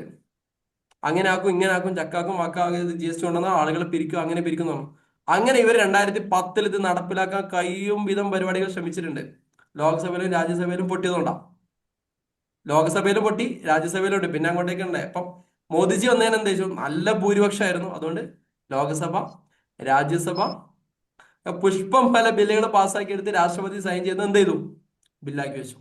ഒരു കാലത്ത് ഇവർ എതിർത്തിരുന്നു, 2 ആൾക്കാരെ എതിർത്തിരുന്നു, 2 ആൾക്കാർ നടപ്പാക്കാൻ ശ്രമിച്ചു. പക്ഷെ മോദിജി വിജയിച്ചു. അത് നമ്മളെ രാഷ്ട്രീയ തന്ത്രം എന്നൊക്കെ പറയാറില്ലേ. അപ്പം എന്തായാലും നല്ല നല്ല കാര്യങ്ങൾ വരും. ആരും വന്നു കഴിഞ്ഞാലും GSTയെ സംബന്ധിച്ചിടത്തോളം നല്ല ആസ്പെക്റ്റും ഉണ്ട്, മോശം ആസ്പെക്റ്റും ഉണ്ട്. നമ്മളിതിനെ സ്റ്റഡിക്ക് മാത്രം ഉപയോഗിക്കുക, ഇതിന് പൊളിറ്റിക്സ് കാണണ്ട. എന്താ കഴിഞ്ഞാലും 2017 ജൂലൈ 1 വളരെ ധൃതിപ്പെട്ടിട്ട് എന്ത് ചെയ്തു? ഈ സാധനം നിലവിൽ കൊണ്ടുവന്നു. അതുകൊണ്ട് തന്നെ കുറെ അപ്ഡേറ്റുകൾ ഇതിനകത്ത് വീണ്ടും വീണ്ടും വരുത്തേണ്ടി വന്നു. ഇനി പഠിച്ചുകൊണ്ടിരിക്കുന്ന ഇടയിൽ വീണ്ടും വീണ്ടും മാറ്റങ്ങൾ വരാം. ക്ലിയർ ആയില്ലേ? ഇതാണ് GSTയുടെ ഒരു ഔട്ട്ലൈൻ. ഇതിന്റെ ഒരു ഉദ്ഘാടനം 99 തുടങ്ങി, ഉദ്ഘാടനം കഴിഞ്ഞത് 2017. ഇത്രയും കൊല്ലം കൊണ്ടാണ് എന്ന് മനസ്സിലാക്കുക. ഇവരെ ഏറെക്കുറെ ഐഡിയ ഇട്ടില്ലേ എന്താണ് GST, എന്തിനാണെന്നുള്ളത്. ഇനി ഈ ഒരു സിസ്റ്റത്തിലേക്ക് മാറാൻ എന്തിനാണ് 1999 ഇത് എന്തിനാണ് മാറുന്നതെന്ന് ചോദിച്ചു കഴിഞ്ഞാൽ, എക്സിസ്റ്റിംഗ് ആയിട്ടുള്ള സിസ്റ്റത്തിന് ചില പ്രശ്നങ്ങളുണ്ട്. ഉദാഹരണം, ഇന്ത്യയിൽ GST എന്ന് പറയുമ്പോൾ 1 നേഷൻ 1 ടാക്സ്, ഇതാണ് GSTയുടെ കോൺസെപ്റ്റ്. ഒരു രാജ്യം ഒരു നികുതി, ഇതാണ് GSTയുടെ ബേസിക് കോൺസെപ്റ്റ്. അപ്പൊ എന്താ വെച്ചാൽ ഈ GSTക്ക് മുന്നേ ആയിട്ട് നമ്മുടെ രാജ്യത്ത് എത്ര സ്റ്റേറ്റ് ഉണ്ട്? ഒരു 20ന്റെ പുറത്തുണ്ട്, 25ന് പുറത്ത് സ്റ്റേറ്റുകളുണ്ട്, കേന്ദ്രഭരണ പ്രദേശങ്ങളുണ്ട്. GSTക്ക് മുന്നേ ആയിട്ട് വാറ്റ് എന്ന് പറഞ്ഞ സിസ്റ്റം ആയതുകൊണ്ട് ഈ വാറ്റിനകത്ത് ഈ പറയുന്ന 28 സ്റ്റേറ്റുകൾക്കും അധികാരം ഉണ്ടായിരുന്നു. അതായത് കേരളത്തിന് തോന്നുന്ന പോലെ പിരിക്കാം, തമിഴ്നാട് തോന്നുന്ന പോലെ പിരിക്കാം, ആന്ധ്രക്ക് അങ്ങനെ, ഗുജറാത്തിന് അങ്ങനെ, കശ്മീരിന് അങ്ങനെ, എല്ലാവർക്കും തോന്നുന്ന പോലെ ടാക്സ് പിരിക്കാൻ പറ്റുന്ന ഒരു സിസ്റ്റം ആയിരുന്നു എപ്പം?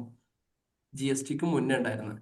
അപ്പൊ നിങ്ങൾ ആലോചിച്ച് നോക്കി, ഒരേ സാധനത്തിന് ഇപ്പൊ ഈ ഒരു സാധനത്തിന് കേരളത്തിലെ വില ആയിരിക്കില്ല, തമിഴ്നാട്ടിലെ വില ആയിരിക്കില്ല.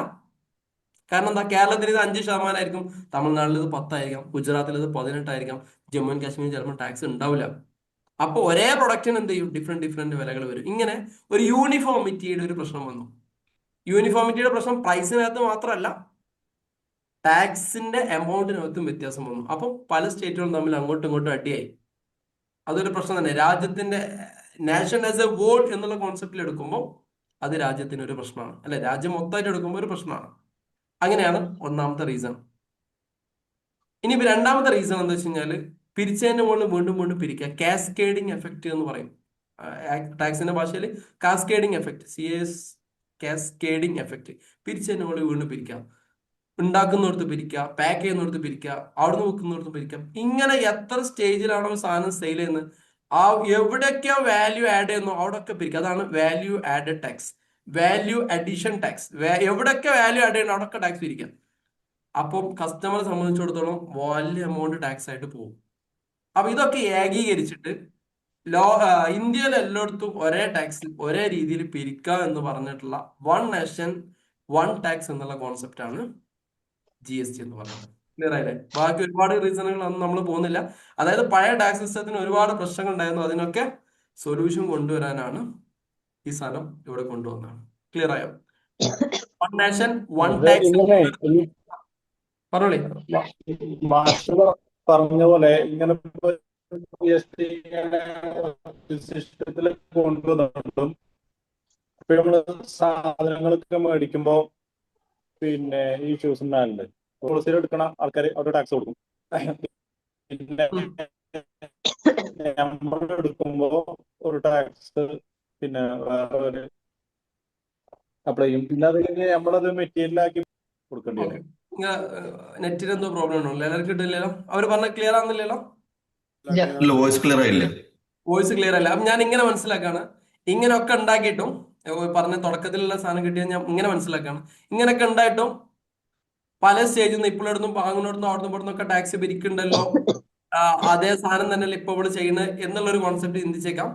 ഈ നമ്മൾ ഇൻപുട്ട് ടാക്സ് ക്രെഡിറ്റ് സിസ്റ്റം എന്ന് പറഞ്ഞ ഒരു സിസ്റ്റം നമ്മൾ പഠിക്കുമ്പോൾ വിശദമായിട്ട് മനസ്സിലാവും. ഇൻപുട്ട് ടാക്സ് എവിടെ നിന്നാണ് പർച്ചേസ് ചെയ്യുമ്പോൾ ടാക്സ് എങ്ങനെയാണ് ഇങ്ങോട്ടേക്ക് ഇൻപുട്ട് ചെയ്യുന്നത്, അതെങ്ങനെയാണ് റിക്കവർ ചെയ്യുക, സെയിൽ ചെയ്യുന്ന സമയത്ത് ഔട്ട്പുട്ട് ടാക്സും ഇൻപുട്ട് ടാക്സും നമ്മൾ എങ്ങനെയാണ് ക്രോസ് ചെയ്യുക എന്നുള്ള കാര്യങ്ങളൊക്കെ പഠിക്കും. ആ സമയത്ത് നമുക്കിത് മനസ്സിലാവും.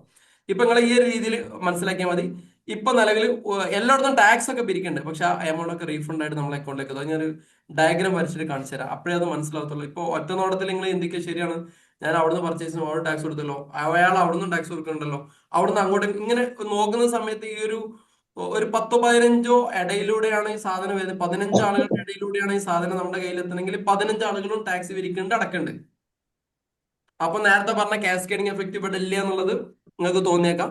അത് നമ്മൾ എന്തെങ്കിലും ഗ്രാഫ് വരച്ചിട്ട് എങ്ങനെയാണ് അതിന്റെ റീഫണ്ട് വരുന്നത്, അതിന് ഇൻപുട്ട് ടാക്സ് ക്രെഡിറ്റ് സിസ്റ്റം എങ്ങനെയാണ് വർക്ക് ചെയ്യണത്, ITC എങ്ങനെയാണ് ക്ലെയിം ചെയ്യണത്, ഈ കാര്യങ്ങളൊക്കെ പറയുമ്പോൾ ആ സാധനം സെറ്റ് ആവും. നിലവിൽ നിങ്ങൾക്ക് ഇപ്പൊ ഒറ്റ നോട്ടത്തിൽ നോക്കുമ്പോൾ എല്ലാ സ്റ്റേജിലും ടാക്സ് ഉണ്ട്, പക്ഷെ ഇല്ല എന്ന് പറയാം. ഓക്കെ, അപ്പൊ നിങ്ങളിങ്ങനെ മനസ്സിലാക്കാം. എന്താ പറഞ്ഞേ ലാസ്റ്റ്? എന്താ പറഞ്ഞേ? വൺ നേഷൻ വൺ ടാക്സ്, ഒരു രാജ്യം ഒരു നികുതി എന്നുള്ള രീതിയിൽ. ഇതൊരു തുടക്കം മാത്രമാണ്. ഇതിനുശേഷം ഒരുപാട് കോൺസെപ്റ്റ്, ഇതിന്റെ ഒരു political aspect, one nation one religion, one nation one nation one nation one എന്ന് പറഞ്ഞൊരു കോൺസെപ്റ്റ് ഫ്രം സ്റ്റാർട്ട് ചെയ്യുന്നത് GST എന്നാണെന്നുള്ളതും കൂടി മനസ്സിലാക്കുക. അതിനൊരു പൊളിറ്റിക്കൽ ആസ്പെക്ട് ഉണ്ട്. അപ്പൊ അതിന്റെ ഒരു തുടക്കം ഈ ഒരു രാജ്യം ഒരു നികുതി, ഒരു രാജ്യം ഒരു മതം, ഒരു രാജ്യം ഒരു ഈ ഒരു കോൺസെപ്റ്റ്, ഇതിന്റെ starting one nation one tax എന്ന് പറഞ്ഞ കോൺസെപ്റ്റ് എന്നാണ്. ഇതിന്റെ പൊളിറ്റിക്കൽ ആസ്പെക്ട് ആണ്. കൂടുതൽ സാന്ദർഭികമായിട്ട് മനസ്സിലാക്കാം. ഇപ്പൊ നടന്നുകൊണ്ടിരിക്കുന്ന രാജ്യത്തിൽ അകത്ത് വരുന്ന നിയമങ്ങളൊക്കെ ഈ ഒരു വൺ കോൺസെപ്റ്റിലേക്കാണ് വരുന്നത്. ഓക്കെ, അതിനെ കൂടെ മനസ്സിലാക്കിയാൽ മതി. അപ്പൊ നമ്മൾ പഠിച്ചു, വലിയൊരു ടാക്സ് സിസ്റ്റം വന്നു. ഈ ടാക്സ് രാജ്യത്തിന്റെ മൊത്തം നോക്കുന്ന സമയത്ത് രാജ്യത്തിന് നല്ല ഡെവലപ്മെന്റും കാര്യങ്ങളും വരും. കസ്റ്റമേഴ്സിന് കുറച്ച് വില കുറഞ്ഞിട്ട് സാധനങ്ങൾ കിട്ടും. ബിസിനസ്സിൽ അറ്റ്മോസ്ഫിയർ അടിപൊളിയായിരിക്കും. എല്ലാവർക്കും അത്യാവശ്യം നല്ല വരുമാനം ഉണ്ടാകുന്ന രീതിയിലാണ് ഈ ഒരു GST എന്ന് പറഞ്ഞ ഒരു കോൺസെപ്റ്റ് സെറ്റ് ചെയ്തിരിക്കുന്നത്. അപ്പോൾ പഴയ ടാക്സ് സിസ്റ്റത്തിൽ പുതിയൊരു ടാക്സ് സിസ്റ്റത്തിലേക്ക് വന്നു. ഈ പുതിയ ടാക്സ് സിസ്റ്റത്തിലേക്ക് വരുന്ന സമയത്ത് പലപ്പോഴും ഒരുപാട് നൂലാമാലകൾ ഉണ്ടാവും, അല്ലെ? പ്രശ്നങ്ങൾ ഉണ്ടാവും. ഇതിനെങ്ങനെ നമ്മൾ ടാക്കിൾ ചെയ്യണം, എങ്ങനെയൊക്കെ നമ്മൾ പരിഹരിക്കണം എന്നൊക്കെ പറയാൻ വേണ്ടിയിട്ട് കുറച്ച് നിയമങ്ങൾ പാസ്സാക്കി, ആക്ടുകൾ. അപ്പൊ ആ ആക്ടുകൾ ഇങ്ങനെയാണ്, ജസ്റ്റ് ഒന്ന് നോട്ട് ചെയ്തോളൂ. ഈ ആക്ടിന്റെ ബേസിലാണ് നമ്മൾ ഇന്ന് കാണുന്ന തരത്തിലുള്ള GST എല്ലാം വരുന്നത്. ആര് എവിടെ നിന്ന് പിരിക്കണം, എങ്ങോട്ടേക്ക് പോകണം, എങ്ങനെ കൊടുക്കണം, ഒരാൾ ടാക്സ് അടച്ചിട്ടില്ലെങ്കിൽ അയാളെ തൂക്കിലേറ്റണോ, അയാളെ കൊല്ലണോ, അയാളിൽ നിന്ന് എങ്ങനെ പിരിക്കണം തുടങ്ങിയുള്ള കാര്യങ്ങളൊക്കെ ഈ ഒരു നിയമത്തിന്റെ പേരിലാണ്. അതിൽ ഒന്നാമത്തെ act CGST act 2017, SGST act 2017 എല്ലാത്തിന്റെ ആക്ട് 2017 കൊടുത്താൽ മതി. UTGST act 2017, IGST act 2017. ഇനി ലാസ്റ്റ് വന്നൊരു ആക്ടാണ് compensation to the state bill act. Okay, compensation to the state. ഇങ്ങനെ 5 ബില്ലുകൾ പാസ്സാക്കി. ഈ ലാസ്റ്റത്തെ ബില്ല് നിലവിൽ പുതിയ അപ്ഡേഷനിൽ പോയിട്ടുണ്ട്. നമുക്ക് പറയാം, ഓരോ ആക്ടുകൾ ഇങ്ങനെ പോകുമല്ലോ അതിന്റെ കാലാവധിയും കാര്യങ്ങളൊക്കെ കഴിയുമ്പോൾ. അപ്പം 5 പ്രധാനപ്പെട്ട ആക്ടുകൾ: CGST act 2017, SGST act 2017, UTGST act 2017, IGST act 2017, compensation to the state bill act. ഇങ്ങനെ 5 ബില്ലുകൾ പാസ്സാക്കി. ഈ ബില്ലിൽ പറയുന്ന രീതിയിലാണ് ഇന്ന് കാണുന്ന GST പ്രവർത്തിക്കുന്നത്. ആരാണ് GST എടുക്കേണ്ടത്, ആരൊക്കെ എടുക്കേണ്ട, ഏതൊക്കെ സാഹചര്യത്തിൽ നിർബന്ധമായിട്ടും എടുക്കണം, ഒരിക്കലും എടുക്കേണ്ടാത്ത സാഹചര്യങ്ങൾ ഏതൊക്കെയാണ്, ഒരു GST എടുത്തു കഴിഞ്ഞാൽ അത് എങ്ങനെയാണ് ക്യാൻസൽ ചെയ്യേണ്ടത്, GSTയിൽ എങ്ങനെയാണ് ടാക്സ് ഗവൺമെന്റിലേക്ക് പേ ചെയ്യണത്, എങ്ങനെയാണ് അതിന്റെ ഫൈൻ വരുന്നത്, എങ്ങനെയാണ് അതിന്റെ പെനാൽറ്റി വരുന്നത്, ഇനി ഏതൊക്കെ സാഹചര്യത്തിൽ ഒരു ഓഫീസർക്ക് ഏത് സ്ഥാപനത്തിൽ കയറി കഴിഞ്ഞാൽ അയാൾ പിടിക്കപ്പെട്ടാൽ അയാൾ എന്ത് ചെയ്യണം, ഏതൊക്കെ ബില്ലുകളാണ് അക്കൗണ്ട്സിനകത്ത് കീപ്പ് ചെയ്യേണ്ടത്, എങ്ങനെയാണ് ഫയലിംഗ് എങ്ങനെയാണ് ചെയ്യേണ്ടത്, റിട്ടേൺ എങ്ങനെയാണ് എടുക്കുക, ഇങ്ങനെയൊക്കെ പറഞ്ഞിട്ടുള്ള ഈ ആക്ടുകളെല്ലാം തന്നെ വരുന്നത് ഈ പറയുന്ന 5 ആക്ടുകളിൽ വെച്ച് വേണം. ഇപ്പൊ എനിക്കൊരു പ്രശ്നം വന്നു കഴിഞ്ഞാൽ ഞാൻ നോക്കാം ഏതോ ഒരു ആക്ട് ആയിരിക്കും നോക്കാം. ഇപ്പൊ എനിക്ക് ടാക്സ് അടക്കാൻ പറ്റുന്നില്ല, അപ്പൊ ഞാൻ നോക്കാം ഇന്ന SGST ആക്ടിനകത്ത് ഇന്ന സെഷനിൽ അടക്കുന്നതിനെ പറ്റി എന്താ പറയുന്നത്, ആ സെഷനിൽ പോയി കഴിഞ്ഞാൽ അതിന്റെ ഡീറ്റെയിലിംഗ് ഉണ്ടാവും. ഇതാണ് ആക്ട് എന്ന് പറയാം. ഇപ്പൊ 2017 ജൂലൈ 1 ഇന്ത്യയിൽ നിലവിൽ വന്നു. ഇത് എങ്ങനെ നടപ്പാക്കണം എന്നറിയാൻ വേണ്ടിയിട്ട് കുറച്ച് ആക്ടുകൾ പാസ്സാക്കി. 5 ആക്ടുകൾ ഏതൊക്കെയാ എന്ന് പറഞ്ഞേ? CGST Act, CGST, GST, CST, UTGST, UTGST, CGST എന്ന് പറഞ്ഞാൽ Compensation and State. Central goods and service tax act. CGST central goods and service tax act. SGST എന്ന് പറഞ്ഞാൽ state goods and service tax act. UTGST എന്ന് പറഞ്ഞാൽ union territory, കേന്ദ്രഭരണ പ്രദേശം എന്നാണ് അതിന്റെ full form, union territory goods and service Union tax. Territory. IGST എന്ന് പറയുമ്പോൾ integrated goods and service tax. പിന്നെ കോമ്പൻസേഷൻ. ഇങ്ങനെ 5 നിയമങ്ങൾ. CGST act, central goods and service tax act 2017, state goods and service tax act 2017, union territory goods and service tax 2017, integrated goods and service tax act 2017, compensation to the state bill act 2017. ഇത് ഞാൻ ഈ നിയമങ്ങൾ ഇങ്ങനെ പറഞ്ഞുകൊണ്ടിരിക്കുന്നത് ഈ compensation to the state bill act അവസാനത്തെ കഴിഞ്ഞ മാസം വന്ന അപ്ഡേറ്റുകളിൽ മൊത്തം പോയിട്ടുണ്ട്. അത് നമുക്ക് പഠിക്കാം. കോമ്പൻസേഷൻ എന്ന് പറയുമ്പോൾ GST എന്ന് പറഞ്ഞ പുതിയൊരു സിസ്റ്റം വരുന്നതോടുകൂടി സ്റ്റേറ്റുകൾക്ക് എന്തെങ്കിലും നഷ്ടം സംഭവിച്ചു കഴിഞ്ഞാൽ എന്ത് ചെയ്യണം എന്നുള്ളതാണ്. അപ്പൊ GST 2017 വന്ന് വെച്ച് നോക്കുന്ന സമയത്ത് ഒരു 7-8 കൊല്ലം കഴിഞ്ഞു. അപ്പൊ ഇനി നഷ്ടങ്ങൾ വരാനൊന്നുമില്ല. അപ്പൊ ആക്ട് പതുക്കെ എടുത്തു വെച്ചോ. ഓക്കെ, ക്ലിയർ ആയില്ലേ എന്താണ് സംഭവം എന്നുള്ളത്? ഈ പറഞ്ഞ ആക്ടുകൾ. ഇനി ഈ പറഞ്ഞ കാര്യങ്ങളൊക്കെ, ഈ ആക്ടിനകത്ത് പറഞ്ഞ കാര്യങ്ങളൊക്കെ കൃത്യമായിട്ട് നടക്കുന്നുണ്ടോ ഇല്ലേ എന്നൊക്കെ ചെക്ക് ചെയ്യാൻ ഒരു കമ്മിറ്റി ഉണ്ടാവും. ആ കമ്മിറ്റിയാണ് നമ്മൾ വിളിക്കുന്നത് GST കൗൺസിൽ എന്ന് വിളിക്കാം. ക്ലിയർ ആയില്ലേ? GST കൗൺസിൽ എന്ന് പറഞ്ഞു കഴിഞ്ഞാല് എല്ലാ സ്റ്റേറ്റിലെ മന്ത്രിമാരുണ്ടാവും. കേരളത്തിലെ മന്ത്രി ഉണ്ടാവും, തമിഴ്നാട്, എല്ലാ സ്റ്റേറ്റിലും മന്ത്രിമാരുണ്ടാവും. അതോടൊപ്പം തന്നെ കേന്ദ്രത്തിന്റെ 2 മിനിസ്റ്റേഴ്സ് ഉണ്ടാവും. ഇതാണ് ഈ ഒരു കമ്മിറ്റി. അതായത് എല്ലാ സ്റ്റേറ്റുകൾക്കും ഈക്വലി പരിഗണന ഉണ്ട്, എന്നാൽ കേന്ദ്രത്തിൽ ഒരു എഡ്ജ് കൂടുതലുണ്ട്, ഒരു ആളധികം ഉണ്ടാവും. ഇങ്ങനെയുള്ള ടീമാണ് GST കൗൺസിൽ. ഈ ടീമാണ് ഈ പറഞ്ഞ ആക്ടുകൾ ഇവിടെ വൃത്തിയിൽ നടക്കുന്നുണ്ടോ ഇല്ലേ, ഇനി ഇതിനകത്ത് എന്തെങ്കിലും പ്രശ്നങ്ങൾ സംഭവിച്ചു കഴിഞ്ഞാൽ അതിനെ എങ്ങനെ പരിഹരിക്കണം എന്നൊക്കെ ഇവർ മീറ്റിംഗ് കൂടും. അതാണ് GST കൗൺസിൽ മീറ്റിംഗ് എന്ന് പറയാം. എല്ലാ ആഴ്ച ഇപ്പൊ 42ാമത് കൗൺസിൽ മീറ്റിംഗിൽ ഇങ്ങനെ പറഞ്ഞു. ഇതൊക്കെ പറഞ്ഞെന്താ, ഇവരുടെ ആ കമ്മിറ്റി യോഗമാണ്. കൗൺസിൽ മീറ്റിംഗ് എന്ന് പറഞ്ഞാൽ ഇവര് കമ്മിറ്റി, നാട്ടിലെ ക്ലബിന്റെ മീറ്റിംഗ് കൂടില്ലേ, അതേമാതിരി ഇവരെന്ത് ചെയ്യും, മാസത്തിൽ ഒരു മീറ്റിംഗ് കൂടും. മീറ്റിംഗ് കൂടി നിലവിൽ ഇന്ന പ്രശ്നമുണ്ട്, ആ പ്രശ്നം ഇന്ന രീതിയിൽ പരിഹരിക്കണം എന്ന് പറഞ്ഞിട്ട് അത് ആക്ടിനകത്ത് കേടി ചേർക്കും. ആ ഒരു സർക്കുലർ ഡിപ്പാർട്ട്മെന്റ് കൂടും, ആ സർക്കുലർ നിയമം ആക്ട് ആയിട്ട് മാറും. ക്ലിയർ ആയില്ലേ? സെറ്റ് അല്ലേ? ഈ ഒരു ടീമിനെ വിളിക്കുന്ന പേരെന്താണ്? GST council. ഈ കൗൺസിലാണ് തീരുമാനിക്കുന്നത് എന്തെങ്കിലും അപ്ഡേറ്റ് വേണോ വേണ്ടോ. ഇപ്പൊ നിലവിൽ ഇപ്പൊ ഒരു പ്രശ്നം വന്നു എന്നായിരിക്കും. ഉദാഹരണം, കേരളത്തിൽ 2017 ഒരു വലിയൊരു വെള്ളപ്പൊക്കം വന്നു. 2018 അല്ലേ വെള്ളപ്പൊക്കം വന്നില്ലേ? വെള്ളപ്പൊക്കം വന്ന സമയത്ത് ആ സ്റ്റേറ്റ് ആകെ പിടുത്തം വിട്ടിരിക്കുകയാണ്. ഇനിയിപ്പോ ആ സ്റ്റേറ്റിനെ എങ്ങനെയെങ്കിലും ഒന്ന് രക്ഷപ്പെടുത്തണം എന്ന് വിചാരിച്ചിട്ട് GST കൗൺസിൽ ഒരു മീറ്റിംഗ് കൂടി അപ്പൊ അവിടെയാണ് കേരള ഫ്ലഡ് സെസ് എന്ന് പറഞ്ഞൊരു 1% കൂടി അധികം വാങ്ങിക്കോളി എന്ന് പറഞ്ഞൊരു സാധനം ഉണ്ടാക്കിയത്. ഇതെല്ലാം തീരുമാനിക്കുന്ന ആരാ? GST കൗൺസിലാണ്. ക്ലിയർ ആയില്ലേ? ഇപ്പൊ രാജ്യം വലിയൊരു പ്രതിസന്ധിയിലാണ്. കൊറോണ ഒക്കെ വന്നതിന് ശേഷം എണീച്ച് പൊന്താൻ വേണ്ടി കഴിയാതൊക്കെയാണ്. അപ്പം GST കൗൺസിലോട് ഇതിനെ എങ്ങനെ ടാക്കിൾ ചെയ്യണം എന്ന് അവർ തീരുമാനിച്ച പുതിയൊരു സിസ്റ്റം ഉണ്ടാക്കി കഴിഞ്ഞാൽ അതൊന്നും ആക്ട് ആയിട്ട് മാറും. ഇപ്പൊ ക്ലിയർ ആയില്ലേ? അപ്പൊ ഇത്രയേ ഉള്ളൂ. പുതിയൊരു സിസ്റ്റത്തിലേക്ക് മാറി. പുതിയ സിസ്റ്റത്തിലേക്ക് മാറിയതിനു ശേഷം എന്ത് ചെയ്തു? ഇത് നോക്കാൻ കുറച്ച് ആക്ടുകൾ ഉണ്ടാക്കി. ഈ ആക്ടുകളെ ഒക്കെ മേലെ വൃത്തിയിൽ ചെയ്യണ്ടോ നോക്കാൻ വേണ്ടി ആരുണ്ടാക്കി? ഒരു കമ്മിറ്റി ഉണ്ടാക്കി. ഈ കമ്മിറ്റിയാണ് എന്ത് ചെയ്യുന്നത്? ഈ കാര്യങ്ങൾ നിർണ്ണയിക്കുന്നത്. ഇനി പഴയ ടാക്സ് സിസ്റ്റത്തിലും ഏറ്റവും പ്രധാനപ്പെട്ട ഒരു പ്രശ്നം കൂടിയുണ്ട്. പല സാധനങ്ങളും വാറ്റ് എന്ന് പറഞ്ഞ സിസ്റ്റത്തിന് പുറത്തായിരുന്നു. പല പ്രൊഡക്റ്റുകളില്ലേ. അപ്പൊ അന്നൊക്കെ ഈ 1990 എന്ന് പറഞ്ഞ കാലഘട്ടമൊക്കെ ഏതാ? നമ്മൾ മുമ്പ് പഠിച്ചില്ലേനോ? ഈ ലിബറലൈസേഷൻ, പ്രൈവറ്റൈസേഷൻ, ഗ്ലോബൽ ഇങ്ങനെയൊക്കെ സാധനം കേട്ടില്ലേ? അന്തകാലത്ത് നമ്മൾ പഠിച്ചില്ലേനോ? 90s 20 കിഡ്സ് ഒക്കെ ആദ്യം കേൾക്കില്ലേ? 1990-കളിലുണ്ടായ പ്രൈവറ്റൈസേഷന്റെ ഗ്ലോബലൈസേഷന്റെ ഒക്കെ ഭാഗമായിട്ടാണ് ഇങ്ങനെ ഉണ്ടായത് അങ്ങനെ ഉണ്ടായതെന്നൊക്കെ പറയില്ലേ? മൻമോഹൻ സിംഗ് അങ്ങനെ ഈ സാധനങ്ങളൊക്കെ പഠിച്ചില്ലേ? ഈ ഒരു സമയത്ത്, അതായത് ഗ്ലോബലൈസേഷൻ എന്ന് പറഞ്ഞാൽ എന്താ? ലോകം ഒരു മാർക്കറ്റ്. ഇതല്ലേ ഗ്ലോബലൈസേഷൻ ഒറ്റ തിയറി എന്താ? ഇന്ത്യയിലുള്ള സാധനം UAE കിട്ടും, UAE ഉള്ള സാധനം ഒരു 2-3 മണിക്കൂർ കൊണ്ട് ഇന്ത്യയിലും കിട്ടും. ലോകം വൺ മാർക്കറ്റ് അല്ലേ? അതല്ലേ ഗ്ലോബലൈസേഷൻ കണക്ക്. അപ്പൊ ഈ ഒരു 90s ഈ വന്ന ഒരു മാറ്റത്തില് ഒരുപാട് കമ്പനികൾ ഇന്ത്യയിൽ വന്നു. ഇന്ത്യയിൽ ഒരുപാട് കമ്പനികൾ പുറത്തു പോയി. നമ്മൾ കാണാത്ത ഒരുപാട് പ്രൊഡക്റ്റുകൾ ഇന്ത്യയിലേക്ക് വന്നു. നമ്മളുള്ള പ്രൊഡക്റ്റുകളൊക്കെ വിദേശത്തേക്ക് പോയി. അപ്പൊ എന്താ സംഭവിക്കുക? നിലവിൽ ഇവിടെ ഒരു ടാക്സ് സിസ്റ്റം ഉണ്ട്. ആ ടാക്സ് സിസ്റ്റത്തിനകത്ത് ഈ പറഞ്ഞ ബിസിനസ്സുകൾ ഇല്ല. ഹലോ, പുതിയ നമ്മൾ കേട്ട് കേൾവില്ലാത്ത ബിസിനസ് ഇങ്ങോട്ട് വരുമല്ലേ? ഇവിടെ ആക്ടിൽ പറഞ്ഞ സാധനത്തിലൊന്നും എന്തില്ല? ഈ ബിസിനസ് ഇല്ല. നമ്മൾ ടാക്സ് പിരിക്കാൻ പറഞ്ഞ പ്രൊഡക്റ്റുകൾ നോക്കുമ്പോൾ ആ പ്രൊഡക്റ്റ് ഇല്ല. ഇപ്പം നൂറുക്ക എന്താണ് US നിന്നിട്ട് ഇങ്ങനെ ചിന്തിക്കുക, ഇവിടെ ഒരു അടിപൊളി പ്രൊഡക്റ്റ് ഇന്ത്യയിൽ നല്ല സാധ്യത, ആ സാധനം എടുത്ത് ഇങ്ങോട്ടേക്ക് വന്നു.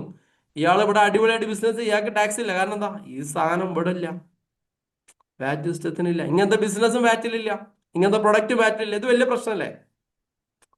ആണോ? കുറെ ആൾക്കാർ എന്താളാവൂലേ? വളവന്മാര് കായുണ്ടാക്കി പോകൂലേ? ഇല്ല, അങ്ങനല്ലേ? അപ്പൊ ഇതിനൊക്കെ തടയിടാനാണ് പുതിയ ടാക്സ് സിസ്റ്റം വരുന്നത്. അപ്പൊ ഈ ഒരു സിസ്റ്റത്തിനകത്തേക്ക് മാറുമ്പോൾ നിയമങ്ങളും ആക്ടുകളും നോക്കാനൊക്കെ ആളെ ഏൽപ്പിച്ചിട്ടുണ്ടെങ്കിലും ഇനി എന്തുണ്ടാവരുത്? നിലവില് അന്നുണ്ടായ പ്രശ്നം വീണ്ടും ഉണ്ടാവരുത്. അപ്പൊ അതിനാണ് GST എന്ന് പറയുമ്പോൾ നമ്മൾ അക്കൗണ്ടിങ് പഠിക്കാൻ തുടങ്ങുമ്പോൾ 3 തരത്തിൽ അക്കൗണ്ടിങ് നമ്മൾ പഠിക്കുക. ഏതൊക്കെയായിരുന്നു? Manufacturing, trading, service. മാനുഫാക്ചറിങ്ങിലും ട്രേഡിങ്ങിലും എന്താ ഡീൽ ചെയ്യണത്? ഹലോ, ഗുഡ്സ് അല്ലേ? ഗുഡ്സ്. മറ്റേതാ? സർവീസ്. ഞാൻ പറഞ്ഞു ഇതല്ലാത്ത ഒരു ബിസിനസ് ഇല്ല എന്ന് പറഞ്ഞു. അപ്പം എന്ത് ചെയ്തു? Goods and services tax. അപ്പൊ എന്തായി? ലോകത്തുള്ള എല്ലാ ബിസിനസ്സും ഞാൻ അക്കൗണ്ട്സ് അവിടുന്ന് ഇങ്ങനെ പഠിപ്പിച്ചതിന് കാരണം ഇതാ. ലോകത്തുള്ള എല്ലാ ബിസിനസ്സും GSTയിലേക്ക് വരാൻ ഒറ്റ വഴിയുള്ളൂ: ഗുഡ്സ് ആൻഡ് സർവീസസ്. ഗുഡ്സ് വിൽക്കുന്നുണ്ടോ? ഇതിലുണ്ട്. സർവീസ് ഉണ്ടോ? ഇതിലുണ്ട്. ഇതല്ലാത്ത വേറെ പരിപാടി ഇല്ലല്ലോ. അപ്പൊ മാനുഫാക്ചേഴ്സ് ഇതിനകത്ത് പെട്ടു, ട്രേഡേഴ്സ് ഇതിനകത്ത് പെട്ടു, service. Goods and services tax എന്ന് പറഞ്ഞ ഹെഡിങ് തന്നെ. അപ്പൊ ലോകത്തുള്ള എല്ലാ ബിസിനസ്സുകളും എവിടെ വന്നു? GSTയിൽ വന്നു. Very good, simple concept. അപ്പൊ എല്ലാവരും ഇതിനകത്ത് കുടുങ്ങില്ലേ? ഇനിയിപ്പോ അമേരിക്ക എന്ന് വന്നാലും ജപ്പാൻ എന്ന് വന്നു കഴിഞ്ഞാലും ഒന്നെങ്കിലും ഉണ്ടാക്കണം, അല്ലെങ്കിൽ ഉണ്ടാക്കി വെക്കണം, അല്ലെങ്കിൽ സർവീസ് ആയിരിക്കണം. അപ്പോഴും ഈ 3 GSTയിൽ പെട്ടു. സെറ്റ് അല്ലേ? പ്രശ്നം എന്താ വെച്ചാൽ പ്രൊഡക്റ്റാ. അപ്പോഴും വേറെ ഈ സാധനത്തെ കൊണ്ടുവരും, പക്ഷെ പ്രൊഡക്റ്റ് ഇതിന് രക്ഷപ്പെടും. അങ്ങനെ ഉണ്ടല്ലോ, ഉണ്ടാക്കുന്നതൊക്കെ ആയപ്പെട്ടു. നമ്മളിപ്പോ ഇങ്ങനെ പറഞ്ഞു GSTയിൽ ഒരുപാട് 5%, 0%, 18%, 12%, 20, ഇങ്ങനെ 13ഓളം പെർസെന്റേജുകൾ GSTയിൽ നിലവിലുണ്ട്. 13ഓളം പെർസെന്റേജ് GST നിലവിലുണ്ട്. ഇതിൽ ഏതൊക്കെ? ഇപ്പൊ ഉദാഹരണം, കപ്പ് 5%, ബൾബ് 18%, AC 28%, കാറ് 28%. ഇങ്ങനെയൊക്കെ ഓരോ പ്രൊഡക്റ്റുകൾക്കും ഓരോ പെർസെന്റേജ് ഉണ്ട്. ഇതൊന്നും അറിയാതെ ഇയാൾ വേറെ UK വേറെ പ്രൊഡക്റ്റ് ആയിട്ട് വന്നു കഴിഞ്ഞാൽ ആ സാധനം എവിടെ ഉണ്ടാവില്ല. മനസ്സിലായോ? അപ്പൊ എന്താ സംഭവിക്കുക? അപ്പോഴും അയാൾ കഴിച്ചിലാവും ഇല്ലേ? ആ കഴിച്ചിലാവുന്നതിന് ഒഴിവാക്കാൻ വേണ്ടിയിട്ട് അന്താരാഷ്ട്ര തലത്തിൽ ഒരു ഓർഗനൈസേഷൻ ഉണ്ട്. ആ ഓർഗനൈസേഷന്റെ പേര് എന്ത് ഓർഗനൈസേഷൻ? ലോകത്തുള്ള എല്ലാ കസ്റ്റംസിനെയും ഒരുമിച്ച് കൂട്ടി ആ കസ്റ്റംസ് ലോകത്ത് എന്തൊക്കെ പ്രൊഡക്റ്റ് ഉണ്ടോ ആ പ്രൊഡക്റ്റിന്റെ കംപ്ലീറ്റ് ലിസ്റ്റ് ആരെടുത്തുണ്ടോ? ഒരു ഓർഗനൈസേഷൻ. ആ ഓർഗനൈസേഷന്റെ കയ്യിൽ നിന്ന് കംപ്ലീറ്റ് ഡാറ്റ എടുത്തു. ഡാറ്റ എടുത്തിട്ട് എന്ത് ചെയ്തു? അതിന് ഇന്ന സാധനത്തിന് ഇന്ന സാധനം അതിന് ഈ ഓർഗനൈസേഷൻ എന്താ ചെയ്യണമെന്ന് വെച്ച് കഴിഞ്ഞാല് ഓരോ പ്രൊഡക്റ്റ് എടുക്കും. ആ പ്രൊഡക്റ്റിന് ഒരു കോഡ് കൊടുക്കും. ഉദാഹരണം, ഈ ഒരു പ്രൊഡക്റ്റ് 1 to 3, ഈ ഒരു പ്രൊഡക്റ്റ് 3 to 5, ഈ ഒരു പ്രൊഡക്റ്റ് 859. ഇങ്ങനെ എല്ലാ പ്രൊഡക്റ്റുകൾക്കും കോഡ് കൊടുത്തു. ഈ കോഡിനെയാണ് നമ്മൾ HSN കോഡ് എന്ന് വിളിക്കുക. അപ്പൊ അന്താരാഷ്ട്ര തലത്തിൽ എന്ത് ചെയ്തു? മൊത്തത്തിലുള്ള ഇപ്പൊ എല്ലാ പ്രൊഡക്റ്റുകളും ലിസ്റ്റ് ചെയ്യുന്ന ഒരു വേൾഡ് കസ്റ്റംസ് ഓർഗനൈസേഷൻ, WCO എന്നാണ് അതിനെ വിളിക്കാം. World customs organisation. എല്ലാ കസ്റ്റംസിനും എല്ലാ സാധനത്തിനും ഡീറ്റെയിൽ അവരെടുത്തുണ്ടാവും. 1 2 3 എന്നുള്ള രീതിയിൽ ലക്ഷക്കണക്കിന് ഡാറ്റകൾ കംപ്ലീറ്റ്. അപ്പൊ വളരെ സിമ്പിൾ ആണ്. ഇന്ത്യ എന്ത് ചെയ്തു? ആ ഡാറ്റ ഇങ്ങനെ മൊത്തം എടുത്തു. എന്നിട്ട് അതിൽ ഇന്ന സാധനത്തിന് ഇന്നത്, ഇന്ന സാധനത്തിന് ഇന്നത്, ഇന്ന സാധനത്തിന് ഇന്നത് എന്നാക്കി. അപ്പൊ എന്തായി? എല്ലാ പ്രൊഡക്റ്റുകളും വന്നു. എല്ലാ പ്രൊഡക്റ്റുകൾക്കും ഓരോ കോഡ് കൊടുത്തു. ആ കോഡിനെയാണ് നമ്മൾ HSN കോഡ് എന്ന് വിളിക്കുന്നത്. ഇന്ന് പല ബില്ലുകളിലും HSN കോഡ് എന്ന് കാണാറില്ലേ? ഈ കോഡ് ഈ പ്രൊഡക്റ്റിന്റെ കോഡാണ്. ഹാർമണൈസ്ഡ് സിസ്റ്റം ഓഫ് നോമൻക്ലേച്ചർ എന്നുള്ളതാണ് HSN കോഡിന്റെ പൂർണ്ണ രൂപം. ഒന്ന് ഗൂഗിൾ ചെയ്ത് നോക്കിയാൽ മതി. Harmonised system of nomenclature. Set ആയില്ലേ? അപ്പൊ ലോകത്തുള്ള എല്ലാ ബിസിനസ്സും എവിടെ വന്നു? GST വന്നു. ലോകത്തുള്ള എല്ലാ പ്രൊഡക്റ്റും സർവീസുകളും എവിടെ വന്നു? GST വന്നു. എന്നിട്ട് എന്ത് ചെയ്തു? അതിന് ഒരു പെർസെൻറ്റേജുകൾ ഉണ്ടാക്കി.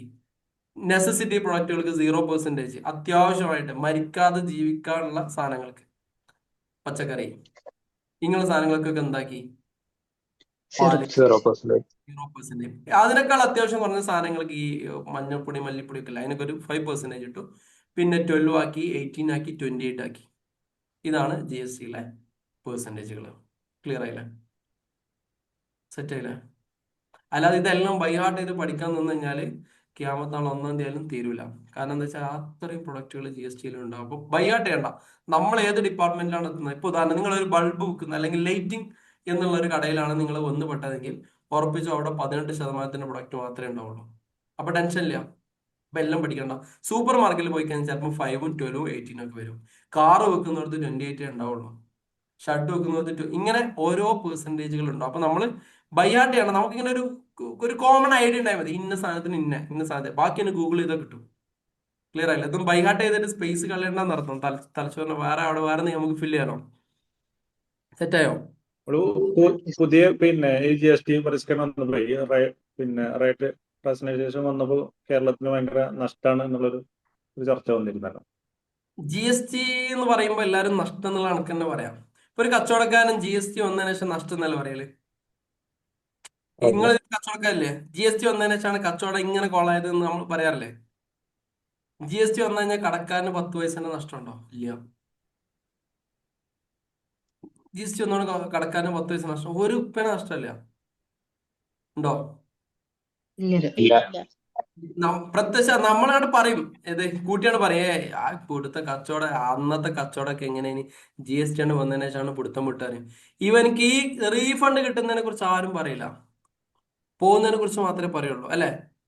നമ്മളിപ്പോ ഉദാഹരണം, ഞാൻ ഇബ്രൂസിൽ 10,000 രൂപന്റെ സാധനം വാങ്ങിക്കഴിഞ്ഞാൽ 10,100 രൂപ ഇബ്രുവിന് ഞാൻ കൊടുത്തു എന്ന് വിചാരിച്ചോളി. ഈ 10,100 രൂപ എവിടെ വെക്കും? ഇബ്രു കീസയിലിട്ടിട്ട് പോകും. അത് ശരിയല്ലേ? ശരിക്കും ഇബ്രുവിന് എത്ര കീസയ്ക്ക് ഇടാൻ പറ്റുള്ളൂ? 10,000. 100 എവിടെ ഇടണം? ഇങ്ങനെ കൗണ്ടറിൽ വന്ന് മുഴുവൻ കായും കീസയിലിട്ടിട്ട് പോയി ഇയാള് ചെലവാക്കും.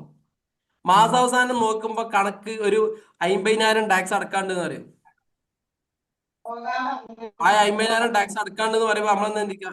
ഇനിയിപ്പോ ഇടുന്ന ഈ GST വന്നതിന് ശേഷമാണെങ്കിൽ നഷ്ടം. ശരിക്കും ഈ 50,000 പറഞ്ഞ സാധനം മൂപ്പരെടുത്ത് കിട്ടിയാണ്, മൂപ്പരത് മാറ്റിയേക്കാതെ അത് ഉപയോഗിച്ചു കഴിഞ്ഞിട്ട് വീണ്ടും ഡെപ്പോസിറ്റ് ചെയ്യുമ്പോൾ നമുക്കൊരു ഇടങ്ങാറുണ്ടോ? ആ ഇടങ്ങാറാണ് യഥാർത്ഥത്തിൽ കച്ചവടക്കാർ വരുന്ന GST വന്നതിന് ശേഷമുള്ള നഷ്ടം എന്ന് പറയുന്നത്. ഇനി ഈ കച്ചവടക്കാർ വേറെ സ്ഥലത്ത് നിന്ന് സാധനം വാങ്ങിക്കുമല്ലോ. ഹലോ, ഇബ്രു വേറെ സ്ഥലത്ത് ഇബ്രുവിന് പല സാധനങ്ങൾ വിൽക്കാണ്ടാവില്ലേ? ഹലോ, വിൽക്കണമെങ്കിൽ ഇബ്രു പല സ്ഥലങ്ങളിലും സാധനം വാങ്ങിക്കുന്നുണ്ടോ? സാധനം വാങ്ങിക്കുമ്പോൾ ടാക്സ് കൊടുക്കുന്നുണ്ടോ? ആ ടാക്സ് അക്കൗണ്ട് മുഴുവൻ ഇബ്രുവിന്റെ അക്കൗണ്ടിലേക്ക് ക്രെഡിറ്റ് ചെയ്യുന്നുണ്ട്. ആ പൈസ മുഴുവൻ ആർക്ക് തിരിച്ചിട്ടുണ്ട്? ഇബ്രുവിന് തിരിച്ചിട്ടുണ്ട്. വിൽക്കുന്ന സാധനത്തിന്റെ ടാക്സ് കസ്റ്റമർ തരുന്നുണ്ട്. ഇപ്പൊ നമുക്ക് എന്ത് ടാക്സ് ഉള്ളത്? നമ്മൾ ഓൾറെഡി അടച്ച ടാക്സ് നമ്മളെ അക്കൗണ്ടിലേക്ക് ഗവൺമെന്റ് ഇട്ടുന്നു.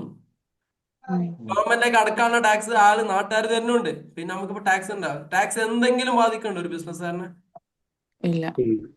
പക്ഷെ എന്തേ പറയുള്ളൂ നമ്മള് GST വന്നതിന് ശേഷമാണ് കൊടുക്കപ്പെട്ടത് എന്ന് പറയാം. ആ ശരിക്കും ഒരു അക്കൗണ്ട്സിൽ കറക്റ്റ് ആയിട്ട് നമ്മൾ അക്കൗണ്ട്സ് ചെയ്ത് പോകുമ്പോൾ ബോധ്യപ്പെടും ശരിക്കും ശരിയാണ് പറഞ്ഞത്, നമ്മുടെ അടുത്തൊന്നും പൈസ ഇല്ല. നമ്മൾ ഓരോ റുപ്യ ടാക്സ് ആയിട്ട് ഗവൺമെന്റിലേക്ക് അടച്ചിട്ടുണ്ടോ ആ എമൗണ്ട് മുഴുവൻ റീഫണ്ട് കിട്ടും. ഒരു ടെൻഷനും വേണ്ട. ഈ കണക്കാ GST ഈ ഇടുന്ന കേന്ദ്ര സംസ്ഥാനം തമ്മിൽ പിന്നെ GST കൈമാറ്റത്തില് ഈ സിസ്റ്റം വ്യത്യാസം ഉണ്ടോ? ഇല്ല, കിട്ടും. അവിടെ അതാണ് പറഞ്ഞത്, നമ്മൾ പഠിക്കുന്ന IGST എന്ന് പറഞ്ഞൊരു കോൺസെപ്റ്റ് ഉണ്ട്. IGST ആയിട്ട് റീഫണ്ട് തിരിച്ചു കിട്ടും. സ്റ്റേറ്റ് മുമ്പ് SGST എന്നുള്ളത്, അതായത് നമ്മള് GST സ്ട്രക്ചർ പറയണ്ട. സ്ട്രക്ചർ പറയുമ്പോൾ മനസ്സിലാവും. എവിടെ നിങ്ങൾ ഇന്ത്യന്റെ പുറത്തുനിന്ന് വാങ്ങിക്കോളി, എവിടെ നിന്ന് വാങ്ങിക്കഴിഞ്ഞാൽ നിങ്ങൾ അടച്ച എമൗണ്ട് നിങ്ങൾക്ക് തിരിച്ചു കിട്ടും. അതില് കേസിന്റെ ഒരു വിഷയമൊക്കെ ഉണ്ടായിരുന്നു.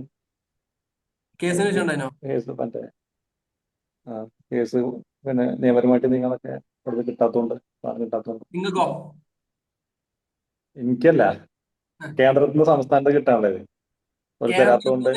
അതായത് ഇത്രേ ഉള്ളൂ. അതായത് ഈ നിലവില് സ്റ്റേറ്റുകളും കേന്ദ്രവും നമ്മളൊരു അടി കണക്കുണ്ട്.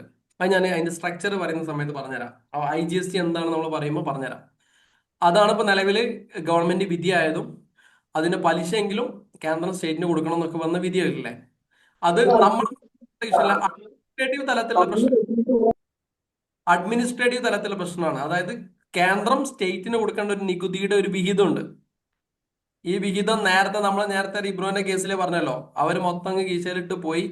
പിന്നീട് ആ എമൗണ്ട് മറ്റോലെ പൈസ ഇനി എന്നുള്ള ആലോചിക്കുമ്പോൾ കൊടുക്കാൻ ഒരു മടിയില്ലേ, ആ മടിയാണ് കോടതി ഇടപെട്ട്. അത് ഞാൻ CGST SGST എന്നുള്ള കോൺസെപ്റ്റ് പറയുമ്പോൾ പറയാം. ഇപ്പൊ ഏറെക്കുറെ ഐഡിയ ഇട്ടില്ല എന്താണ് GST എന്നുള്ളത്. അപ്പൊ 1999 ആലോചിച്ച് 2017 ജൂലൈ 1 നിലവിൽ വരുമ്പോൾ പഴയ ടാക്സ് സിസ്റ്റത്തിലെ എല്ലാ പോരായ്മകളും മാറ്റി പുതിയൊരു സിസ്റ്റം 2017 ജൂലൈ 1 നിലവിൽ വന്നു. ഈ വരുന്ന സമയത്ത് ഇന്ന കാര്യങ്ങളൊക്കെയാണ് മാറ്റം. GSTയിൽ ഇത്ര ടാക്സ് ഉണ്ട്, അതിനെ നോക്കാൻ ആൾക്കാരെ ഏൽപ്പിച്ച് അതിനെ വിളിക്കുന്ന പേരാണ് GST കൗൺസിൽ. GSTയുടെ ടാക്സ് പെർസെന്റ് ഇനി എന്ത് ചെയ്തോളി, വണ്ടി വിട്ടോളി എന്ന് പറഞ്ഞു. ഇതാണ് GSTയുടെ കോൺസെപ്റ്റ്. ഇപ്പൊ GST എന്താണെന്നുള്ളത് ചെറിയൊരു ഐഡിയ ഇട്ടില്ലോ. അതിനെ കുറിച്ച് ആർക്കും ഡൗട്ട് ഒന്നുമില്ലല്ലോ? ഈ പറഞ്ഞ കാര്യങ്ങളിൽ ഡൗട്ട് ഉണ്ടോ? ഇല്ല. ഓക്കെ, സെറ്റ് അല്ലേ? GST എന്താണ്, ഈ കാര്യങ്ങൾ പറഞ്ഞ കാര്യങ്ങൾ. ഇനി GSTയുടെ 5 സ്ട്രക്ചറുകൾ. അപ്പൊ നേരത്തെ പറഞ്ഞ ഇബ്രു പറഞ്ഞ കാര്യങ്ങൾ നമുക്ക് ഒന്നുകൂടി വ്യക്തമാകുന്ന രീതിയിൽ അതിന്റെ സ്ട്രക്ചർ പറഞ്ഞുതരാം. നല്ല ശ്രദ്ധിച്ചു പോയിക്കോളെ. GSTന്റെ കംപ്ലീറ്റ് സെഷൻ ഒന്നും ഇല്ല, പക്ഷെ നിങ്ങൾക്ക് ഇവിടെ പിടിച്ചിക്കേണ്ട കുറച്ച് കാര്യങ്ങൾ മാത്രമേ ഇതിനെക്കുറിച്ച് അറിയാതൊരു ഇതുവരെ നിങ്ങൾ GSTയെ കുറിച്ച് ഒന്നും അറിഞ്ഞില്ലെങ്കിൽ അത് അറിയാൻ വേണ്ടിയിട്ടുള്ള കാര്യങ്ങൾ. GSTയുടെ 5 സ്ട്രക്ചറുകൾ. ഒന്ന് CGST. CGST എന്ന് പറയുമ്പോൾ എന്താ? Central goods and service. രണ്ടാമത്തേത് SGST. എന്ന് പറയുമ്പോൾ നാലാമത്തത് UTGST. അഞ്ചാമത്തത് IGST. സോറി, 4 സ്ട്രക്ചറുകളാണ് GSTക്കകത്തുള്ളത്. CGST, SG. നേരത്തെ പറഞ്ഞത് ആക്ടുകളാണ്, അതൊന്നല്ല, ഇത് വേറെ സാധനമാണ് നമ്മൾ പഠിക്കാൻ പോണത്. GSTയിലെ 4 സാധനങ്ങൾ: CGST, SGST, UTGST, IGST. Okay. ഇനി GSTയിലെ ഏറ്റവും പ്രധാനപ്പെട്ട കോൺസെപ്റ്റ് എന്ന് പറയുന്നത് സപ്ലൈ ആണ്. GSTയിലെ ഏറ്റവും പ്രധാനപ്പെട്ട കോൺസെപ്റ്റ് സപ്ലൈ ആണ്. സപ്ലൈ എന്ന് പറഞ്ഞാൽ എന്താ? സപ്ലൈ എല്ലാരും ഇന്നലെ ഒരു മൂടുണ്ടാവുള്ളൂ ക്ലാസ്സിൽ. എന്താ സപ്ലൈ എന്ന് പറഞ്ഞാൽ? സപ്ലൈ വിൽക്കണോ? ഗുഡ്സുമായി ബന്ധപ്പെട്ട് നോക്കണേ, ശ്രദ്ധിച്ചോളെ. ഗുഡ്സുമായി ബന്ധപ്പെട്ടോ സർവീസുമായി ബന്ധപ്പെട്ടോ എന്തെങ്കിലും തരത്തിലുള്ള ഒരു ഈവന്റ് കൺസിഡറേഷന്റെ ബേസിൽ നടക്കുന്നതിനെയാണ് നമ്മൾ സപ്ലൈ എന്ന് വിളിക്കാം. ഗുഡ്സുമായി ബന്ധപ്പെട്ടോ സർവീസുമായി ബന്ധപ്പെട്ടോ ഏതെങ്കിലും തരത്തിലുള്ള ഈവന്റ് കൺസിഡറേഷന്റെ പേരിൽ നടക്കുന്നതിനെയാണ് നമ്മൾ എന്ത് വിളിക്കാം? സപ്ലൈ എന്ന് വിളിക്കാം. കൺസിഡറേഷൻ എന്ന് പറഞ്ഞാൽ എന്താ? കൺസിഡറേഷൻ. ഉദാഹരണം, ഞാന് ഈ ഒരു ഫോണ് ഖാദറിന് കൊടുക്കുന്നു. ഇതൊരു സപ്ലൈ അല്ലേ, ഇത് ഗുഡ്സ് ആണ്, ഖാദറിന് ഞാൻ കൊടുക്കുന്നു. ഇതിന് പൈസ ബദലായിട്ട് ഞാൻ ക്യാഷ് സ്വീകരിക്കുന്നു. ആ ഒരു എമൗണ്ടിനെയാണ് കൺസിഡറേഷൻ എന്ന് പറയാം. ക്ലിയർ ആയില്ലേ? ഗുഡ്സോ സർവീസോ ഒരാൾക്ക് കൊടുക്കുമ്പോൾ അയാളെടുത്ത് നിങ്ങളുടെയൊക്കെ ഒരു കൺസിഡറേഷൻ കിട്ടുന്നുണ്ടെങ്കിൽ അതിനെയാണ് നമ്മൾ എന്ത് വിളിക്കാം? സപ്ലൈ എന്ന് വിളിക്കാം. ഇനി കൺസിഡറേഷൻ ഇല്ലാത്ത ഡീംഡ് സപ്ലൈകൾ വേറെ ഉണ്ട്, അങ്ങനെ ഡീറ്റെയിലേക്ക് പോകണ്ട. ഇപ്പൊ ഇങ്ങനെ മനസ്സിലാക്കാം, ഗുഡ്സുമായി ബന്ധപ്പെട്ടോ സർവീസുമായി ബന്ധപ്പെട്ടോ എന്തെങ്കിലും ഒരു ഈവന്റ് കൺസിഡറേഷന്റെ ബേസിൽ നടക്കുന്നതിനെയാണ് സപ്ലൈ ഉണ്ടാകുക. Where there is supply there is GST. എവിടെയാണോ സപ്ലൈ ഉള്ളത് അവിടെ GST ഉണ്ടാവും. സപ്ലൈ ഇല്ലേ GST ഇല്ല. ഇപ്പൊ ഒരു കടയിൽ ലക്ഷക്കണക്കിന് സാധനം ഇങ്ങനെ സ്റ്റോക്ക് ചെയ്തെന്ന് വിചാരിച്ചോളി, അവർക്ക് GST ഉണ്ടായിക്കോണമെന്നില്ല. കാരണം എന്താ? സപ്ലൈ ഉണ്ടായിക്കോണമെന്നില്ല. ഗവൺമെന്റ് ഒരു ലിമിറ്റ് പറയുന്നത് അത്ര കച്ചവടം ഉണ്ടായിക്കോണമെന്നില്ല. ഇപ്പൊ ചില ആളുകൾ ചോദിക്കണം, എന്റെ കടയിൽ 5 കോടി രൂപയുടെ സാധനം ഉണ്ട്, ഞാൻ GST എടുക്കണോന്ന് ചോദിക്കും. എടുക്കണോ? 5 കോടി രൂപയുടെ കടയിൽ ഒരു സാധനം ഉണ്ടെങ്കിൽ അയാൾ GST എടുക്കണോ? വേണ്ട.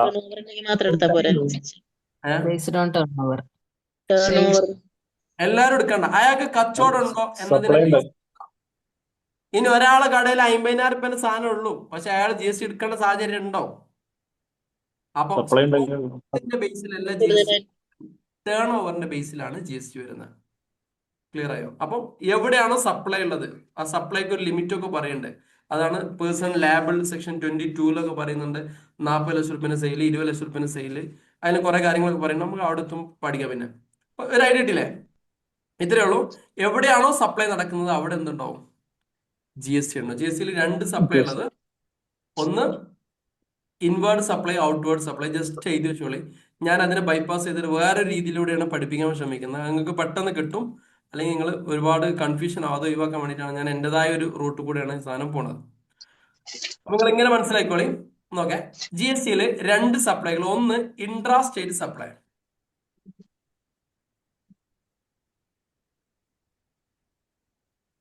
ഇൻട്രാ സ്റ്റേറ്റ് സപ്ലൈ നേരത്തെ പറഞ്ഞ ഖാദർ ഖാന്റെ അതും കൂടി എല്ലാം വിചാരിച്ചിട്ടാണ് ഈ ഒരു രീതി കൂടെ പോണത്. മൂപ്പര് കൂടെ കോൺസെപ്റ്റ് ക്ലിയർ ആണ്. മറ്റൊന്ന് ഇന്റർ സ്റ്റേറ്റ് സപ്ലൈ.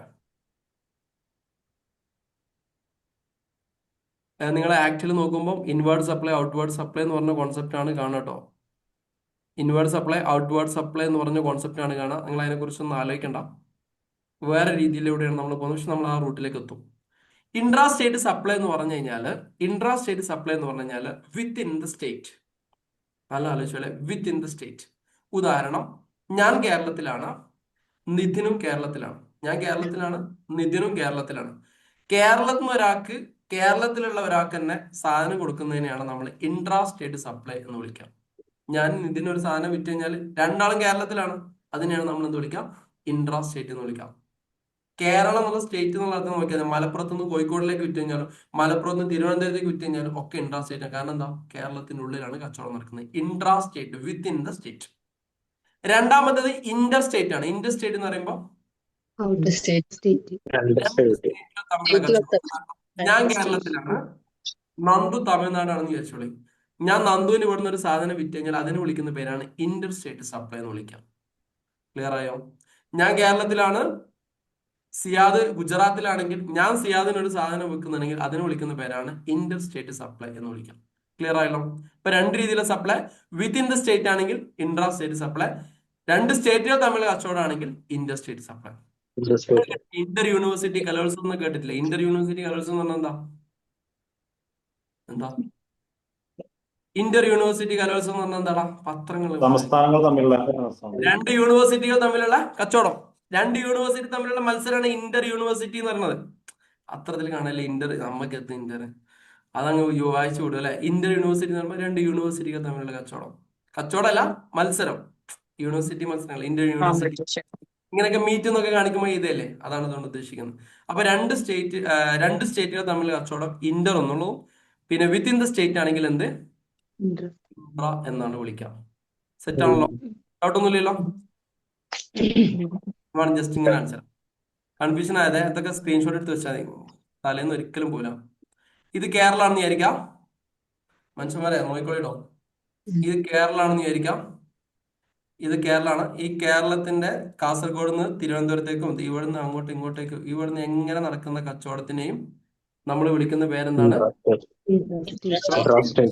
എന്നാണ് വിളിക്കാം. ക്ലിയർ ആയല്ലോ? ഇനി ഇത് തമിഴ്നാട്ടിൽ തമിഴ്നാട് ഒരു കച്ചവടം നടക്കും. ഉദാഹരണം ഇവിടുന്ന് തമിഴ്നാടിന്റെ പൊള്ളാച്ചി, ആന്ധ്ര, എന്താ പറയാ, ചെന്നൈ, അവിടെ നിന്നും ഇവിടെ നിന്നൊക്കെ നടക്കുന്ന ഈ ഒരു കച്ചവടത്തിനെ നമ്മൾ വിളിക്കുന്ന പേരെന്താ? സപ്ലൈ. ഇനി ആലോചിച്ച് നോക്കാം. ഇനി ഒരു എക്സാമ്പിൾ പഠിക്കാം. ഇനി ഇത് നല്ല തല പോണേ. ഇവിടെ നിന്നാണ് GST ബേസ് പൊട്ടി തുടങ്ങുന്നത്. ഇവിടുന്ന് ക്ലിയർ ആവാത്ത സാധനങ്ങളൊക്കെ ഇതിന്റെ മുകളിൽ എന്ത് ഡെവലപ്പ് ചെയ്തൊരു കാര്യമില്ല, കുളവും. അപ്പൊ ഇത് നല്ലോണം മനസ്സിലാക്കിയിട്ട് വേണം പോകാൻ. ശ്രദ്ധിക്കാം. 1000 രൂപേന്റെ ഒരു സാധനം, ശ്രദ്ധിച്ചോളെ, എന്തെങ്കിലും കൺഫ്യൂഷൻ ചോദിച്ചു പോണേ. 1000 രൂപേന്റെ ഒരു സാധനം കേരളത്തിൽ നിന്ന് GST ആണോ? എന്തേ GST ആണോന്ന് ചോദിക്കണം. എന്ത് പോയിട്ടുണ്ടാവും. ചോദിച്ചാൾ എന്താ GST ആണെന്നാ കേട്ടത്. ഇത് GST ക്ലാസ് ആണോ? എന്താ ചോദിക്കണോ? ഇന്നത്തെ ടോപ്പിക് GST ആണെന്നാണോ? എന്തോ പോയതാ. ഇവിടെ നോക്കി. 1000 രൂപേന്റെ ഒരു സാധനം, ശ്രദ്ധിച്ചോളെ, 1000 രൂപേന്റെ ഒരു സാധനം കേരളത്തിൽ നിന്ന് കേരളത്തിലേക്ക് വിൽക്കുകയാണ്. ഉദാഹരണം, ഇവിടെ നിന്നിട്ട് ഇങ്ങോട്ടേക്ക് ഒരു സാധനം സെയിൽ ചെയ്യണം. ഇതിന് നമ്മളെന്താ വിളിക്കാം? കേരളത്തിൽ നിന്ന് കേരളത്തിലേക്ക് പോകുന്നതിനെ ഇൻട്രാസ്റ്റേറ്റ്, ഇവിടെ നിന്ന് ഇങ്ങോട്ടേക്ക് പോകുന്നതിനെ ഇൻട്രാസ്റ്റേറ്റ്. ഇവിടെ നിന്ന് ഇവിടത്തേക്ക് 1000 രൂപയുടെ ഒരു സാധനം ഒരാൾ സെയിൽ ചെയ്യണമെന്ന് വിചാരിക്കും.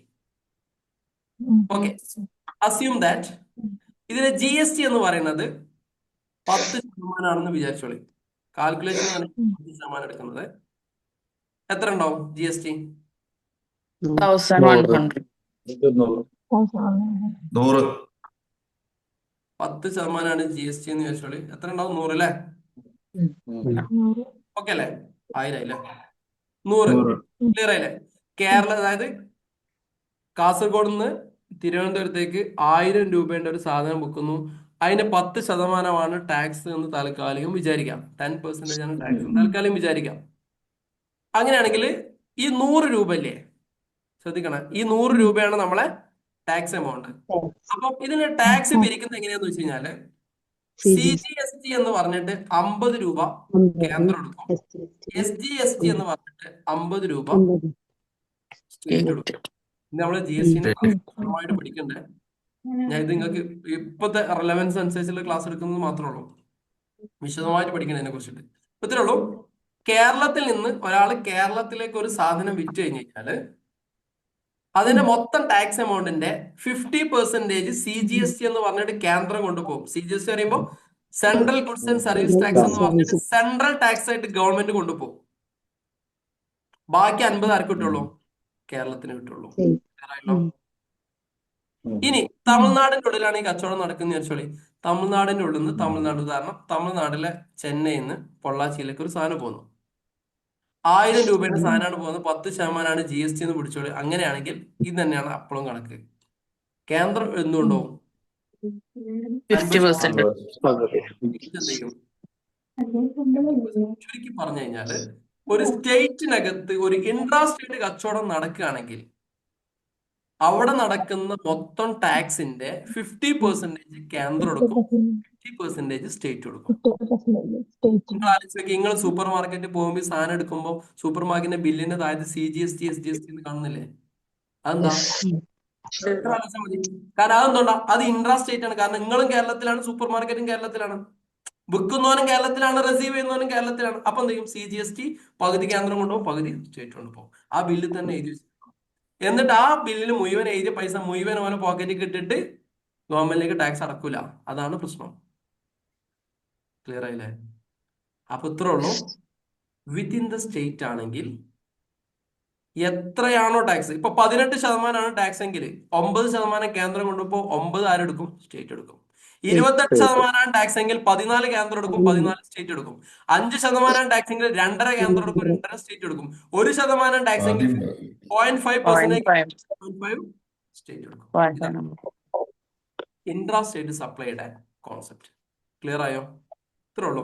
ഒരു സ്റ്റേറ്റ് ഒരു സ്റ്റേറ്റിന്റെ ഉള്ളിൽ നിന്ന് ഒരു സ്റ്റേറ്റിന്റെ ഉള്ളിലേക്കാണ് കച്ചവടം നടക്കുന്നതെങ്കിൽ അതിനെ വിളിക്കുന്ന പേരാണ് ഇൻട്രാ സ്റ്റേറ്റ് സപ്ലൈ എന്ന് വിളിക്കുക. ഇൻട്രാ സ്റ്റേറ്റ് സപ്ലൈ ആണ് നടക്കുന്നതെങ്കിൽ ടോട്ടൽ നടക്കുന്ന സെയിൽസിന്റെ 50% കേന്ദ്രം എടുക്കും. സോറി, ടോട്ടൽ നടന്ന സെയിൽസിന്റെ ടാക്സ് എത്രയാണോ ആ ടാക്സിന്റെ 50% കേന്ദ്രം എടുക്കും, 50% സ്റ്റേറ്റ് എടുക്കും. സെറ്റ് അല്ലേ? എന്തെങ്കിലും ഡൗട്ട് ഉണ്ടോ? ഇല്ല. സെറ്റ് അല്ലേ? ഓക്കെ. ഇനി ഇൻട്രാ സ്റ്റേറ്റ് ചോദിക്കരുതേ. നമ്മൾ അടുത്തേക്ക് പോവാം. ഇത് നമ്മള് എന്താ പറഞ്ഞ മറ്റേ സാധനം സ്റ്റേറ്റിൽ നിന്ന് സ്റ്റേറ്റിലേക്ക് പോകണ്ടി. സ്റ്റേറ്റ് ടു സ്റ്റേറ്റ് എല്ലാ കോൺസെപ്റ്റും പറഞ്ഞുതരാം. ഇതിൽ കൺഫ്യൂഷൻ ഉണ്ടാകരുത്. പഠിക്കുമ്പോൾ ക്ലിയർ ആക്കി പഠിച്ചാൽ മതി. ഇത് ഈ 50% സെൻട്രൽ ഗവൺമെന്റ് പോണെങ്കിൽ അവർക്ക് മോണിറ്റർ ചെയ്യാനുള്ള ഓപ്ഷൻ ഉണ്ടോ? ആർക്ക് സെൻട്രൽ ഗവൺമെന്റ് ആർക്ക് മോണിറ്റർ ചെയ്യാൻ ഓപ്ഷൻ ഉണ്ടോന്നുള്ളത്? സെൻട്രൽ ഗവൺമെന്റ് അവർക്ക് പിടിക്കാൻ പറ്റൂലേ? കൊടുക്കില്ലോ പിന്നെ ഉണ്ടോ ഇല്ലയെന്ന് അറിയാൻ. നമ്മള് അങ്ങനെ അടക്കാൻ കഴിയുള്ളൂ ടാക്സ്. ഗവൺമെന്റ് ഇപ്പൊ GST സൈറ്റിനകത്ത് കയറി കഴിഞ്ഞാൽ ഒരു എമൗണ്ട് നമ്മൾ അടിക്കുമ്പോൾ പകുതി കേന്ദ്രം പകുതി സ്റ്റേറ്റ് ആയിട്ട് പോകും. ആ പേയ്മെന്റും ചലാനും ക്രിയേറ്റ് ചെയ്യുന്ന CGST ആണ് ചലാൻ ക്രിയേറ്റ് ചെയ്യുന്നത്, ഓട്ടോമാറ്റിക് പേയ്മെന്റ് ആയിട്ട് പോകും. ഇനി ഇതിനകത്ത് കടക്കാരൻ ഇത് അടക്കോ ഇല്ലേ എന്നുള്ളത് ചെക്ക് ചെയ്യാൻ GST ഓഫീസേഴ്സ് അവരെ കടകളിൽ റെയ്ഡും കാര്യങ്ങളൊക്കെ നടത്തി, ഇല്ലെങ്കിൽ അവർ പിടിക്കാനുള്ള ഓപ്ഷൻ ഉണ്ട്. പിന്നെ പിടിക്കോന്ന് വെച്ച് കഴിഞ്ഞാൽ എല്ലാരും പിടിക്കൊന്നുമില്ല. അത് മറ്റൊരു കാര്യമാണ്. ഇപ്പോ ഹെൽമെറ്റ് ഇടാതെ വണ്ടി ഓടിച്ചാൽ പോലീസ് പിടിക്കുമോ? കണ്ടാ പിടിക്കും. എത്രണ്ണത്തിനെ പിടിക്കും? പക്ഷെ എന്റെ ഒരു സംശയമായി, ഇതിപ്പോ റീറ്റെയിലേഴ്സ് ഹോൾസെയിലറിന്റെ അടുത്ത് നിന്ന് ഇപ്പൊ GST കൊടുത്താണ്ടല്ലോ ഓൾറെഡി വാങ്ങുക. അപ്പൊ പിന്നെ അവന് ഫയൽ ചെയ്യാതിരിക്കുമ്പോ എന്താ അതിൽ ലാഭം? ഏത് ഫയൽ ചെയ്തേക്കുമ്പോ? ഇപ്പൊ അങ്ങനല്ല. ഇപ്പൊ 100 റുപ്യന്റെ ഒരു പ്രൊഡക്റ്റ് നമ്മൾ വാങ്ങി, 18% ടാക്സ് അടക്കം കൊടുത്തിട്ടാണ് നമ്മൾ 118 റുപ്യക്ക് കാരം വാങ്ങിയിട്ടുണ്ടാകുക. ഇനിയിപ്പോ ഞാൻ 125 വിൽക്കണ്ടേ, അല്ലെ 130 റുപ്യൊക്കെ വിൽക്കണ്ടേ? വിറ്റിട്ടില്ല പറഞ്ഞാലോ? ഓക്കെ. അങ്ങനെ ആയാലും നമ്മളിപ്പോ ഓൾറെഡി മറ്റേ ഹോൾസെയിൽ ടീമിന്റെ അടുത്ത് ഓൾറെഡി ആ 100 റുപ്യന്റെ ടാക്സ് കൊടുത്തില്ലേ? 18 റുപ്യന്റെ ടാക്സ് അല്ല. 50,000 റുപ്യന്റെ സാധനം വിറ്റു. ഓൻ പറയാണ് ഞാൻ 25,000 വിറ്റിട്ടുള്ളൂ എന്ന് പറഞ്ഞു കഴിഞ്ഞാൽ എന്താ കാട്ടാ? ബാക്കി സാധനങ്ങൾ റീഫണ്ട് തരിക? അല്ല എടാ, ഞാൻ 2 ലക്ഷത്തിന് സാധനം കാതറിന് വിറ്റു വിചാരിക്കും. ഞാൻ ശരിക്കും എത്ര ടാക്സ് അടക്കണം? ഈ 10% ടാക്സ് വിചാരിച്ചോ? എത്ര അടക്കണം? ചെറിയ സംഖ്യ 10,000 റുപ്യന്റെ സാധനം കാതറിന് ഞാൻ വിറ്റു. 10,000 റുപ്യ സാധനം കാതറിന് ഞാൻ വിറ്റു. 10% ടാക്സ് വിചാരിച്ചോ? 1,000 റുപ്യ. ഞാൻ പറയുന്നത് 10,000 കച്ചവടം നടന്നില്ല, 5,000 കച്ചവടം നടന്നിട്ടുള്ളൂ. ഞാൻ അങ്ങനെയാണ് കണക്ക് ഉണ്ടാക്കിയതെന്ന് ചോദിച്ചോ? എത്ര രൂപ വെട്ടിച്ചു? 500 രൂപ വെട്ടിച്ചു. ഇതിനെ നേരെ മൾട്ടിപ്ലൈ ചെയ്തിട്ട് 1 കോടി രൂപ കച്ചവടമാക്കി. അതിന്റെ 50 ലക്ഷം കട്ടിയെന്ന് വിചാരിച്ചോളി. അപ്പൊ എത്ര ഉണ്ടാവും? ഇതാണല്ലോ 10,000. 1 കോടിക്ക് 10%. 5 ലക്ഷം. 5 ലക്ഷം പൊട്ടിച്ചു. ഇതാണ് അണ്ടർ വാല്യൂ എന്ന് പറഞ്ഞ സിസ്റ്റം. ചെയ്യാൻ പാടില്ല. എങ്ങനെ ചെയ്യലെന്നുള്ളത് പഠിക്കണം. എന്നാലേ കക്കാൻ നിൽക്കാൻ പഠിച്ചാലേ നിലനിൽപ്പുള്ളൂ കേട്ടോ. അല്ലെങ്കിൽ ഇത് ഉടായ്പ മാത്രമായിട്ട് പഠിച്ചു കഴിഞ്ഞാൽ കാര്യമില്ല, രണ്ടും കൂടി പഠിച്ചു പോകണം. ഓക്കെ, ഞാനാ പഠിപ്പിച്ചെന്ന് പറയണ്ട, ഞാനാ പഠിപ്പിക്കൂല. അങ്ങനെ വഴികളുണ്ട്, ചെയ്യുന്ന ആൾക്കാരുണ്ട്. ചെയ്യരുത്. എല്ലാ റെക്കോർഡാണ്. ആയിക്കോട്ടെ. ഞാൻ അത് ഗവൺമെന്റിനെ കാശ് കൊടുക്കണമെന്നില്ലല്ലോ. തെളിവ് ഞാന് പഠിപ്പിച്ചില്ല പറഞ്ഞാണ്. തെളിവുണ്ട് ഇവിടെ. നിങ്ങള് ഇവിടെ മുമ്പിലുണ്ടാറ് മുമ്പിലുണ്ടല്ലേ? എക്സാമ്പിൾ പറഞ്ഞതല്ലേ, പഠിപ്പിച്ചിട്ടില്ലല്ലോ. പക്ഷെ അതെ, അപ്പൊ നമ്മൾ ഉരുളും. അപ്പൊ ഈ രീതിയിലാണ് ടാക്സ് വെട്ടിപ്പ് നിലവിൽ നടക്കുന്നത്. പക്ഷെ നമ്മൾ വിചാരിക്കും ഇതാരും കാണുന്നില്ല എന്നുള്ളത്. ഞാൻ നേരത്തെ ഹെൽമെറ്റിന്റെ കാര്യം പറഞ്ഞല്ലേ, ഹെൽമെറ്റ് ഇടാതെ എല്ലാരും പോകുന്നുണ്ട്. എല്ലാരും പിടിക്കണ്ടോ? ഇല്ല. എന്താണ് ഹെൽമെറ്റ് ഇടാതെ പോകുന്നത്? എന്താ? It's an illegal offence. Illegal offence ചെയ്യാൻ പാടില്ലാത്തവരാണ്. പക്ഷെ എന്ന് കഴിഞ്ഞാൽ ആളുകൾ ഹെൽമെറ്റ് ഇടാതെ പോകും. എപ്പോഴാ പിടിക്കാറിയോ? ഏതെങ്കിലും സ്ഥലത്ത് നിന്ന് ഒരു ക്യാമറയിൽ കൊടുക്കും. ഹലോ, ഏതെങ്കിലും സ്ഥലത്ത് നിന്ന് ഒരു ക്യാമറയിൽ കൊടുക്കും. ആ ക്യാമറയിൽ കൊടുക്കുമ്പോ സ്റ്റേഷനിൽ പോയിട്ട് ഫൈൻ അടക്കാൻ നിൽക്കുമ്പോ പഴയ ക്യാമറയിലെ ഫീച്ചേഴ്സ് ഒക്കെ അവിടെ വരും. അപ്പം ഈ കഴിച്ചില്ല. അപ്പൊ നിങ്ങൾ ഈ പിടിച്ച ഓരോ കണക്കിനും എന്ത് ചെയ്യേണ്ടി വരും? നമുക്ക് ഫൈനാൻസിന്റെ വരും. ഒരു തോട്ട്സ് ഇല്ല. പാലെടുക്കുമ്പോ പൂച്ച ആരും കാണുന്നില്ല എന്നുള്ളൊരു തോട്ടില്ലേ? ഇതിനൊക്കെ പിടിക്കാൻ നമ്മളെക്കാട്ടിലും വളവുള്ള ആൾക്കാർ ഇവിടെ ഉണ്ട്, ഡിപ്പാർട്ട്മെന്റിലുണ്ട്. അപ്പൊ നോക്കി കണ്ടിട്ട് വേണം എന്ത് ചെയ്യാന്. പരമാവധി ക്ലിയർ ആയിട്ട് പോവാം. പക്ഷെ ചില സാഹചര്യങ്ങളിൽ കോമ്പറ്റീഷൻ മാർക്കറ്റാണ്, ചില സമയങ്ങളിൽ എന്ത് ചെയ്യേണ്ടി വരും, GST ഇല്ലാത്ത സാധനങ്ങൾ വരും, GST ഇല്ലാത്ത സാധനങ്ങൾ വരും. ആ സമയത്ത് അപ്പോഴും ഞങ്ങൾ പറയുന്നത് റിവേഴ്സ് ചാർജ് അപ്ലൈ ചെയ്തിട്ട് എന്ത് ചെയ്യണം, നിങ്ങളെ കാര്യം നിങ്ങൾ സേഫ് ആക്കിയിട്ട് പോകണം. ഇല്ലെങ്കിൽ നമ്മുടെ അക്കൗണ്ടിലേക്ക് വരുന്ന ക്യാഷ് നോട്ടാണ്, നമ്മുടെ കാര്യങ്ങളിൽ വരുന്ന എല്ലാ നോട്ടാണ്, അത് നമുക്ക് പിന്നീട് വലിയ വിപത്തായിട്ട് എന്ത് ചെയ്യും, തലേക്ക് വരും. അപ്പൊ അട്ടപ്പട്ടലം മൂഞ്ചും പിടിച്ചുമ്പോ അതുവരെ ഏതൊരു കാര്യം തന്നെയാണല്ലോ, പിടിക്കുന്നവരെയാണല്ലോ പ്രശ്നം ഇല്ലാതെ, പിടിച്ചു കഴിഞ്ഞാലാണല്ലോ പ്രശ്നം ഉണ്ടാവുക. അപ്പൊ നല്ലോണം എന്ത് ചെയ്യാം, ഒരു നാൾ പിടിയില്ല. ഉറപ്പായിട്ടും പിടിക്കും. അങ്ങനെ തന്നെ പറയാലോ, ഉറപ്പായിട്ടും പിടിക്കും. കാരണം അതിന് ഡോക്യുമെന്റ് മുമ്പിൽ വെക്കാൻ കഴിയില്ല. അതാണ് ഇതിന്റെ ഒരു പ്രശ്നം. അതുകൊണ്ടാണ് ചില ആളുകൾ ഡബിൾ അക്കൗണ്ട് കീപ്പ് ചെയ്ത് പോകുന്നത്. ഗവൺമെന്റ് ബോധിപ്പിക്കാൻ വേറെ അക്കൗണ്ടും മറ്റൊരു ബ്ലാക്ക് അക്കൗണ്ട് വൈറ്റ് അക്കൗണ്ട് എന്ന് പറഞ്ഞ അക്കൗണ്ട് ഒക്കെ ഉണ്ട്. അപ്പൊ അതൊന്നും ചെയ്യാതെ പോയി കഴിഞ്ഞാൽ നല്ലതാണ്. ബാക്കി നിങ്ങളെ ഇഷ്ടത്തിന് കേട്ടോ, ഞാൻ അതിനകത്ത് അഭിപ്രായം പറയുന്നില്ല. ചെയ്യാതിരിക്കുന്നതാണ് നല്ലത്. ബാക്കി നിങ്ങളെ ഇഷ്ടം പോലെ ചെയ്തോളി, നിങ്ങൾ കണക്കാവുക. ഓക്കെ. അപ്പൊ ഇത് കിട്ടില്ല, ഇൻട്രസ്റ്റ് റേറ്റ് കിട്ടില്ല. വിത്തിൻ ദ സ്റ്റേറ്റ്, സ്റ്റേറ്റിനുള്ളിൽ കച്ചവടം നടക്കുമ്പോൾ 50 ആരെ എത്തു പോകും, കേന്ദ്രത്തിന് പോകുമ്പോൾ 50 ആരെ എത്തുക്ക് പോകും, സ്റ്റേറ്റിന്റെ കൺട്രോൾ. ക്ലിയർ ആയില്ലേ? ഇനി രണ്ടാമത്തെ കോൺസെപ്റ്റ് പഠിക്കുകയാണ്. രണ്ടാമത്തെ concept intra state concept. Intra state കോൺസെപ്റ്റിനകത്ത് ഒരു സ്റ്റേറ്റിൽ നിന്ന് മറ്റൊരു സ്റ്റേറ്റിലേക്ക് നടക്കുന്ന കച്ചവടത്തിനെയാണ് നമ്മൾ എന്ത് വിളിക്കുക, ഇന്റർ സ്റ്റേറ്റ് സപ്ലൈ എന്ന് വിളിക്കുക. Inter state supply. Inter state supply എന്ന് പറയുമ്പോൾ ഒരു സ്റ്റേറ്റിൽ നിന്ന് മറ്റൊരു സ്റ്റേറ്റിലേക്ക് ഇന്റർ സ്റ്റേറ്റ് സപ്ലൈ എന്ന് വിളിക്കുക. കേരളത്തിൽ നിന്ന് തമിഴ്നാടാണെന്ന് വിചാരിക്കുക, കേരളത്തിൽ നിന്ന് തമിഴ്നാട്ടിലേക്ക്, അല്ലെങ്കിൽ എന്ത് ചെയ്യും, ഇവിടുന്ന് ഇങ്ങോട്ടേക്ക്. ഇതിനൊക്കെ നമ്മൾ വിളിക്കുന്ന പേരെന്താ, ഇന്റർ സ്റ്റേറ്റ്. ക്ലിയർ ആയില്ലേ? അപ്പൊ ഇത്രേ ഉള്ളൂ. കേരളത്തിൽ നിന്ന് തമിഴ്നാട്ടിലേക്ക് 1000 രൂപയുടെ ഒരു സാധനം പർച്ചേസ് ചെയ്തു എന്ന് വിചാരിക്കുക. കേരളത്തിൽ നിന്ന് തമിഴ്നാട്ടിലേക്ക് 1000 രൂപയുടെ സാധനം സെയിൽ ചെയ്തു. അങ്ങനെയാണെങ്കിൽ 10% ടാക്സ് എന്ന് വിചാരിച്ചോളൂ. ഇവിടെ മൊത്തം എത്രയാണ് കളക്ട് ചെയ്യേണ്ടത്? 100 രൂപ. ഈ 100 രൂപയും IGST എന്ന് പറഞ്ഞിട്ട് ആര് കൊണ്ടുപോകും? Central government. IGST എന്ന് പറയുമ്പോൾ എന്താ, integrated goods and service tax. രണ്ടിന്റെയും കൂടി ഇന്റഗ്രേഷൻ. ഏതൊക്കെ? CGSTന്റെയും SGSTന്റെയും ഇന്റഗ്രേഷൻ ആയതുകൊണ്ടാണ് integrated goods and service tax എന്ന് പറയുന്നത്. Intra state goods and service tax എന്ന് പറയരുത്, Inter state goods and service integrated. ഇവിടെ ഈ രണ്ടാൾക്കാരുടെയും ടാക്സ് ഇന്റഗ്രേറ്റ് ചെയ്തിട്ടാണ് ആരും കൊണ്ട് പോണേ, കളക്ട് ചെയ്യുന്നത്.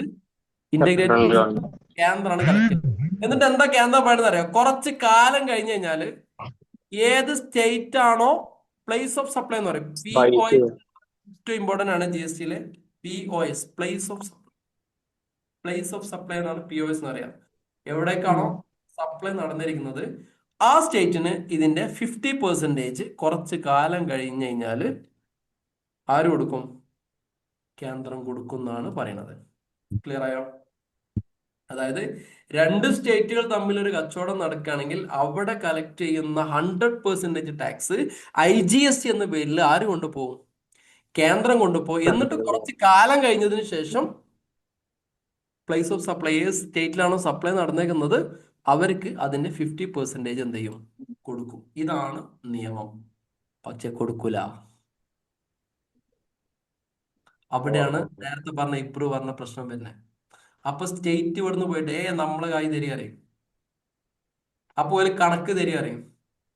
അങ്ങനെ നമ്മൾ 2 വർഷം ഞാൻ നിങ്ങളെ കണക്കെടുക്കും, സ്റ്റേറ്റ്മെന്റ് എടുക്കുന്ന അറിയല്ലോ. സ്റ്റേറ്റ്മെന്റ് എടുക്കാൻ വേണ്ട എന്തിനാ?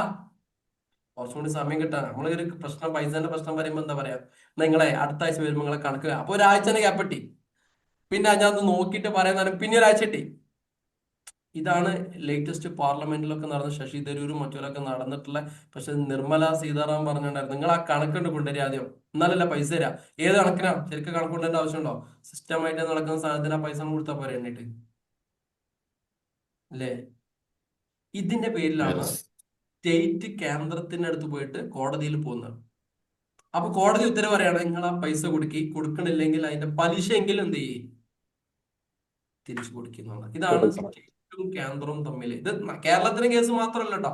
State versus Tamil Nadu, state versus ഒട്ടുമിക്ക സൗത്ത് ഇന്ത്യൻ സ്റ്റേറ്റുകളും കേന്ദ്രമായിട്ട് ഉടക്കിലാണ് ഇതുമായി ബന്ധപ്പെട്ടിട്ട്. ക്ലിയർ ഈ ആയില്ലേ? GST കൗൺസിൽ എന്ന തീരുമാനം എടുത്തുകൂടെ ഇപ്പൊ ഇതിനൊക്കെ? GST കൗൺസിൽ ആരാ? ഇപ്പൊ എല്ലാ സംസ്ഥാനങ്ങളും വന്നിട്ടുണ്ടല്ലോ. കേന്ദ്രത്തിലല്ലേ? ഒക്കെ ഇപ്പൊ കേന്ദ്രത്തിനെതിരെ Majority 100% കേന്ദ്രത്തിനെതിരെ. ആണ്. പൊളിറ്റിക്കലി ചിന്തിക്കും, BJP ആണോ കോൺഗ്രസ് ആണോ? BJP. എത്ര പെർസെന്റേജ്? അതിലൊരു ഇത്രയും ശതമാനം ആൾക്കാരുണ്ടെങ്കിലല്ലേ അത് നിയമമാക്കി വരാൻ പറ്റുള്ളൂ. ഇത് പൊളിറ്റിക്കലി എന്ന് പറഞ്ഞാൽ BJP മാത്രം ചിന്തിക്കണ്ട. ഇത് മറ്റൊരായാലും ഇങ്ങനെ തന്നെ കഥ. ഫണ്ട് വേണ്ടേ? കായ് വിരിച്ചതിന് ഇത്രയും ആവശ്യങ്ങൾ നടക്കണ്ടേ? സ്റ്റേറ്റ് വേഴ്സസ് സെൻട്രൽ, ഈ ഒരു പ്രശ്നം ഉണ്ടാവും. കോൺഗ്രസിന്റെ ആളാണ് 90% നിങ്ങൾക്ക് ആയിരിക്കണം, BJP സ്റ്റേറ്റിന് തട്ടൂലേ? ഇതിൽ നമ്മുടെ അക്കൗണ്ട്സ് പഠിക്കുമ്പോൾ പൊളിറ്റിക്സ് കൂടി പഠിക്കണം. ഇപ്പൊ നമ്മള് ഈ കേരളത്തിനെ സംബന്ധിച്ചിടത്തോളം ആരൊക്കെ ഇപ്പൊ ഹെഡ്ജ് ഉള്ളത്? കമ്മ്യൂണിസ്റ്റ് പാർട്ടിക്കാണ് ഭരണം ഉള്ളത്, എല്ലാം ഹെഡ്ജ് ഉള്ളത്. പറ്റാവുന്ന സ്ഥലത്തൊക്കെ കോൺഗ്രസിനെ ചവിട്ടൂലേ? ചവിട്ടുവോ? ഇനി കേന്ദ്രത്തിൽ കോൺഗ്രസ് വന്നു കഴിഞ്ഞാൽ പറ്റാവുന്ന സ്ഥലത്തൊക്കെ BJP ചവിട്ടൂലേ? ഇതന്നെയാണ് നടക്കുന്നത്. അതിന്റെ പൊളിറ്റിക്കൽ ആസ്പെക്ട് എടുക്കി. എന്താ ഇപ്പൊ വയനാട് ഇതുവരെ കേൾവിയില്ല. എത്ര റുപ്യ ഒന്നും പൈസ കേന്ദ്രം മോശമായതുകൊണ്ടാണോ? ഇതിനേക്കാൾ പ്രയോറിറ്റി ഉള്ള ജയിക്കേണ്ട സ്റ്റേറ്റുകൾ അവിടെ കിടക്കും, അവർക്കാണ് കൺസിഡറേഷൻ. അല്ലാതെ മനുഷ്യത്വം വിധിച്ചൊന്നും എല്ലാ ഭരണങ്ങൾ തന്നെ. ഇന്ന് മറ്റു കോൺഗ്രസ് വന്നു കഴിഞ്ഞാൽ എല്ലാവരും തന്നെ അല്ലെ?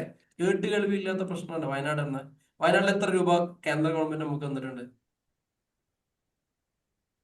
എത്ര തന്നിട്ടുണ്ട് മനസ്സിലായി? നമ്മളെ നാട്ടിൽ അത് നമുക്കറിയില്ല. എത്ര വയനാട് ആരാളോ ഇവിടെ തന്നത് തിരിച്ചു വാങ്ങി. ഹെലികോപ്റ്റർ ഇറക്കിയതിന്റെ പൈസ അടക്കം തിരിച്ചു വാങ്ങിയില്ലേ? എണ്ണ പൈസ അടക്കം തിരിച്ചു വാങ്ങിയില്ലേ? ഹെലികോപ്റ്ററിൽ എയർലിഫ്റ്റ് ചെയ്ത് നമ്മൾ ഭയങ്കര സംഭവം എന്ന് പറഞ്ഞില്ലേ? അതിന്റെ പൈസ ആരാ തന്നിനെ? കേന്ദ്രം തന്നിനെ. ആ പൈസ തിരിച്ചു കൊടുത്തു. പാലം പണി ഓർമ്മണ്ടാ? പൈസ വാങ്ങിപ്പോയി, അറിഞ്ഞാ? ആർമിക്ക് സ്പെൻഡ് ആയ ഫണ്ട് തിരിച്ചുപോയി, തിരിച്ചു കൊടുത്തു. തിരിച്ചു കൊടുക്കേണ്ട വന്നു. പ്രശ്ന സമയങ്ങളിലല്ല ഇത് ഇങ്ങനെ തന്നെ നമ്മൾ വിചാരിക്കണത് ഭയങ്കര കണ്ണിച്ചോ. ഇത് ഇങ്ങനെ ചെയ്യാൻ കഴിയുള്ളൂ. രാജ്യം എന്ന് പറഞ്ഞ വയനാട് മാത്രമാണോ? ഹലോ, രാജ്യം ആസ് എ ഹോൾ എടുക്കി. രാജ്യം എന്ന് പറഞ്ഞാൽ വയനാട് മാത്രമാണോ? അല്ല. ഇതേമാതിരി പ്രശ്നങ്ങൾ അസമിലെ കാര്യങ്ങൾ ആലോചിച്ച് നോക്കി. അസമില് വെള്ളപ്പൊക്കം ഇല്ലാത്ത ഏത് സമയമല്ലേ? അത്ര പ്രശ്നം വയനാട്ടിൽ ഇല്ലല്ലോ. അങ്ങനെ എന്തിച്ചു നോക്കി. പൊളിറ്റിക്കലും ചിന്തിക്കണം. ഇതിന്റെ ഒരു രാഷ്ട്രീയപരമായിട്ട് രാജ്യത്തിന്റെ ഡെവലപ്മെന്റിലാണല്ലോ ചിന്തിക്കണേ. വയനാട് എന്ന് പറഞ്ഞാൽ ഈ ഇന്ത്യ എന്നുള്ള സാധനം എടുക്കുമ്പോൾ അതിന്റെ ഇത്ര ചെറിയൊരു പൊട്ടാണ് വയനാട്. അസം എന്ന് പറഞ്ഞ ഒരു സ്റ്റേറ്റ് എന്നും വെള്ളപ്പൊക്കത്തിലാ. നിങ്ങൾ ആലോചിക്കണ്ടേ? എപ്പോൾ അസമില് വെള്ളപ്പൊക്കം എന്ന് കേൾക്കാത്ത ഏത് സമയമുള്ളത്? നമ്മൾ 2018 കേട്ടില്ലേ? 18 കേരളത്തിൽ വെള്ളപ്പൊക്കം. ഇതേമാതിരി ഈ സാധുക്കൾ ജനിച്ച അന്ന് മുതൽ കേൾക്കണം അസമിൽ വെള്ളപ്പൊക്കം. എല്ലാ കൊല്ലം ഒരു 500 മരിച്ചു പോലെ. നമ്മള് ഏതൊരു പൊളിറ്റിക്കൽ കുറ്റം പറയുമ്പോൾ അത്ര ചെയ്യാൻ കഴിയുള്ളൂ. സ്റ്റേറ്റിന്റെ കാര്യം നോക്കുക, അല്ലാതെ ഒന്നും ചെയ്യാനില്ല. എന്താ വലിയ വലിയ പ്രൊജക്ടുകൾ വരുമ്പോൾ അതിനെ കൂടെ അസോസിയേറ്റ് ചെയ്ത് എന്തെങ്കിലുമൊക്കെ കിട്ടും. ഞാൻ ആര് ഭരിച്ചാലും അങ്ങനെ തന്നെ ഞാൻ മനസ്സിലാക്കുന്നത്. അങ്ങനെയാണ്. മറ്റവൻ തരുന്നില്ലവൻ തരുന്നുണ്ടോ? അത് പൊളിറ്റിക്കലി അങ്ങനെയാണ്. മറ്റവൻ ആരും കൊടുക്കില്ല. ഇപ്പൊ നിങ്ങളെ വീട്ടിലേക്ക് ഇഷ്ടം പോലെ അടുത്തുള്ള വീട്ടുകാർ നിങ്ങളെ എല്ലാ മാസം നീ പൈസ കൊടുക്കണ്ടോ? ചെയ്യൂല. എന്തെങ്കിലുമൊക്കെ പറ്റങ്ങൾ കൊടുക്കുമ്പോ എന്തെങ്കിലും വെള്ളം ചാടിച്ചോ എന്ന് പറയും. ഇത്രക്കല്ലേ ഉള്ളൂ. ഇതേമാതിരിയൊക്കെ തന്നെ രാജ്യം ആസ് എ വോൾ എന്നുള്ള കോൺസെപ്റ്റ് ഞാൻ പറഞ്ഞത്. മറ്റും ചെയ്ത് ഞാൻ ആർക്കും അനുകൂലമായിട്ടും പ്രതികൂലമായിട്ടും പറയല്ലോ കേട്ടോ. രാജ്യം ആസ് എ വോൾ എന്ന് ചിന്തിക്കുമ്പോൾ ഡെവലപ്മെന്റ് കുറഞ്ഞ ഏരിയയിലേക്ക് ഫണ്ടുകൾ ഒരുപാട് പോകും. കുറച്ച് കൂടുതലുള്ള അടുത്തേക്ക് എന്ത് ചെയ്യും, ഫണ്ട് കുറയും. എന്നാലും ഇപ്പൊ കേരളത്തെ സംബന്ധിച്ചിടത്തോളം കേരളത്തിന് കുറച്ചൊക്കെ ഉണ്ടല്ലോ എന്നുള്ള കോൺസെപ്റ്റ് എല്ലാവർക്കും ഉണ്ടാവും. നമുക്ക് അങ്ങനെ തോന്നലുണ്ട്. അവർക്കൊക്കെ വേണമെന്ന് വെച്ചാൽ കുറച്ച് പിന്നെ പിരിക്കാൻ നമ്മൾ ഉഷാറല്ലേ? പിരിവെടുത്താൽ നമ്മൾ ഭയങ്കര ഉഷാറല്ലേ? നിങ്ങൾ ആലോചിക്കി. ഇന്നൊരു 3 കോടി രൂപ വേണമെന്ന് രാവിലെ അനൗൺസ് ചെയ്ത് വൈകുന്നേരത്തിന് 3 കോടി തേക്കാൻ നമ്മൾ ഉഷാറാണ് അല്ലേ? ശരിയല്ലേ? അങ്ങനെ ആലോചിക്കി. പണ്ട് നമുക്കൊരു പ്രശ്നമല്ല. അത് എന്ത് ചെയ്തു വിനിയോഗിച്ചു എന്നുള്ളത് ആഫ്റ്റർ എഫക്ട്. ഇപ്പൊ മറ്റേ ചെങ്ങനെ ജയിലിൽ നിന്ന് ഇറക്കില്ല നമ്മള്? എത്ര കോടി എടുത്തിട്ട്? ബോച്ചയ്ക്ക് ഇറങ്ങില്ലേനോ? ഇറങ്ങിയിട്ടില്ലല്ലോ. എത്ര പെട്ടെന്ന്. ഇനി ഈ മറ്റേ ഈ ഒരു പ്രത്യേക തരത്തിലൊരു അസുഖം ഇല്ലായിരുന്നോ കുറെ കുട്ടികൾക്ക്? എന്തോ ഒരു വെറൈറ്റി അസുഖം, രക്ഷപ്പെടാത്ത ചെറിയ ചെറിയ കുഞ്ഞു മക്കൾക്കൊക്കെ 3 കോടി 4 കോടി 5 കോടി ഒരു വെറൈറ്റി കണ്ണൊരു കുട്ടികൾക്കൊക്കെ ചെയ്യുന്നുണ്ട്. നമ്മള് ഭയങ്കര ഉഷാറാ, നമ്മള് കാണണമെന്നല്ല, നമ്മള് ഭയങ്കര ഉഷാറാ അല്ലെ? ഞാൻ ഇതിനിടയിൽ നമ്മളെ ഗ്രൂപ്പിൽ പെട്ട ഏതൊരാൾക്ക് എന്തോ ഒരു ആവശ്യം എന്ന് പറഞ്ഞപ്പോ ഞാൻ സ്റ്റാറ്റസ് ഇട്ടിട്ടുണ്ടായിരുന്നു. വൈകുന്നേരം കുട്ടി വിളിച്ചാൽ സാറേ 12 ലക്ഷം രൂപ കയറി. നമ്മളെ ഗ്രൂപ്പിൽ നിന്ന് കയറിയല്ലേ, വേറെ എവിടെ നിന്ന് കയറണ്ടേ? ഒരു സ്റ്റാറ്റസ് അല്ലേ ഇട്ടിട്ടുള്ളൂ. നമ്മളെ 12 ലക്ഷം രൂപ കയറി എന്ന് പറഞ്ഞാൽ ചെറിയ എമൗണ്ട് ആണോ? നമ്മളൊരു 10-28,000 ആൾക്കാരുണ്ട്, ശരിയാ. ഇതേമാതിരി ഞാൻ പോയി ഇടയ്ക്കിടയ്ക്ക് സ്റ്റാറ്റസ് നോക്കുമ്പോൾ അങ്ങനെ ആളുകൾ അവരെ അക്കൗണ്ടിലേക്ക് ഇട്ടുകൊടുക്കാറുണ്ട്. ഇട്ടുകൊടുത്തു കഴിഞ്ഞാൽ നമുക്ക് ചെറിയൊരു സംസാരം ആവശ്യമുള്ളൂ. ഇതേമാതിരി ഈ ഒരു അവസ്ഥ എനിക്കൊന്നൊക്കെ വരാം. അപ്പൊ 10-20 ഇട്ടണം, എല്ലാരും ഇടണം കേട്ടോ. ആരും ജാതി മതം വർഗം നോക്കണ്ട. കൊടുത്താ തിരിച്ചിട്ടു, കൊടുത്താ തിരിച്ചിട്ടു. അപ്പൊ ആ കൂടുതൽ പറഞ്ഞു. അപ്പൊ ഇൻട്രസ്റ്റ് കഴിഞ്ഞാല് 2 സ്റ്റേറ്റുകൾ തമ്മിൽ നടക്കുന്ന കച്ചവടത്തിന് ഇൻട്രസ്റ്റ്. അവിടെ എന്ത് ടാക്സ് വന്നു കഴിഞ്ഞാലും അത് 100% ആര് കൊണ്ടുപോകും? സ്റ്റേറ്റ് കൊണ്ടുപോകും.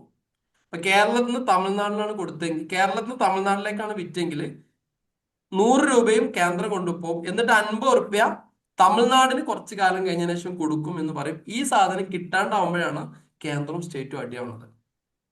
അപ്പം പത്രങ്ങളിൽ കാണില്ല എപ്പോഴും കോടിക്കണക്കിന് രൂപ നികുതി ഇനത്തിൽ കേന്ദ്രത്തിന് കിട്ടാണ്ട് എന്ന് പറഞ്ഞ മെസ്സേജിന് താഴത്ത് നിങ്ങൾ ഇനി വായിക്കുമ്പോൾ നിങ്ങൾക്ക് മനസ്സിലാവും IGST ഇനത്തിൽ കേന്ദ്രം കളക്ട് ചെയ്യുകയും പിന്നീട് തരാമെന്ന് പറഞ്ഞ പൈസ കിട്ടാതിരിക്കുകയും ചെയ്യുന്ന സാഹചര്യത്തിലാണ് കോടതി ഇടപെട്ടത് എന്നുള്ളൊരു മെസ്സേജ് അതിനകത്തുണ്ടോ. ഇനി വായിച്ചാൽ നിങ്ങൾക്ക് മനസ്സിലാവും. നേരത്തെ മനസ്സിലായില്ലെങ്കിൽ ഇപ്പൊ നിങ്ങൾക്ക് ക്ലിയർ ആവും. സെറ്റ് ആയില്ലേ? ഡൗട്ടൊന്നുമില്ലല്ലോ? അപ്പൊ IGST എന്ന് പറഞ്ഞാൽ ഇതാണ്. അപ്പം 2 കച്ചവടമുള്ള, ഒന്ന് intra state supply. Intra state വരുമ്പോൾ എങ്ങനെ വരാം? State to state. ഇൻട്രാ സ്റ്റേറ്റോ? സ്റ്റേറ്റിന്റെ ഉള്ളിൽ, അങ്ങനെ വരുമ്പോ എങ്ങനെ ടാക്സ് കളക്ട് ചെയ്യാം? അങ്ങനെ വരുമ്പോ ടാക്സ് എങ്ങനെ കളക്ട് ചെയ്യാം? 50 to central, 50 to state. 2 state ആകുമ്പോ 100% to the central as IGST ആയിട്ടാണ് ഈ സാധനം പോകുന്നത്. ക്ലിയർ അല്ലേ? ഓക്കെ, നോക്കേ ഒന്നും കൂടി കൂട്ടത്തില്. ഇത് കേരള അല്ല, ഇത് മാഹി ആണെന്ന് വിചാരിക്കാം. തൽക്കാലം ഇവനെ ഡൽഹി ആണെന്ന് വിചാരിച്ചോളി.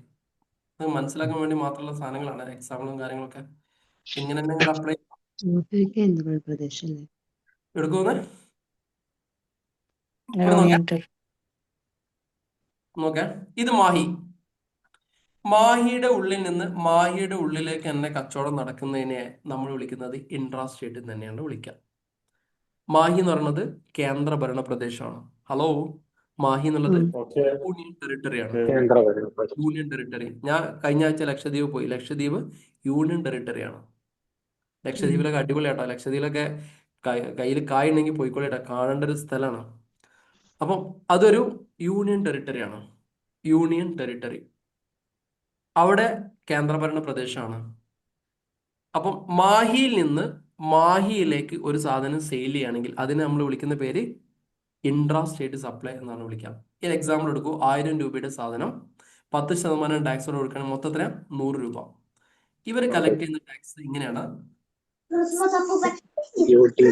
GST എന്ന് പറഞ്ഞിട്ട് 50 രൂപ കേന്ദ്രം എടുക്കും.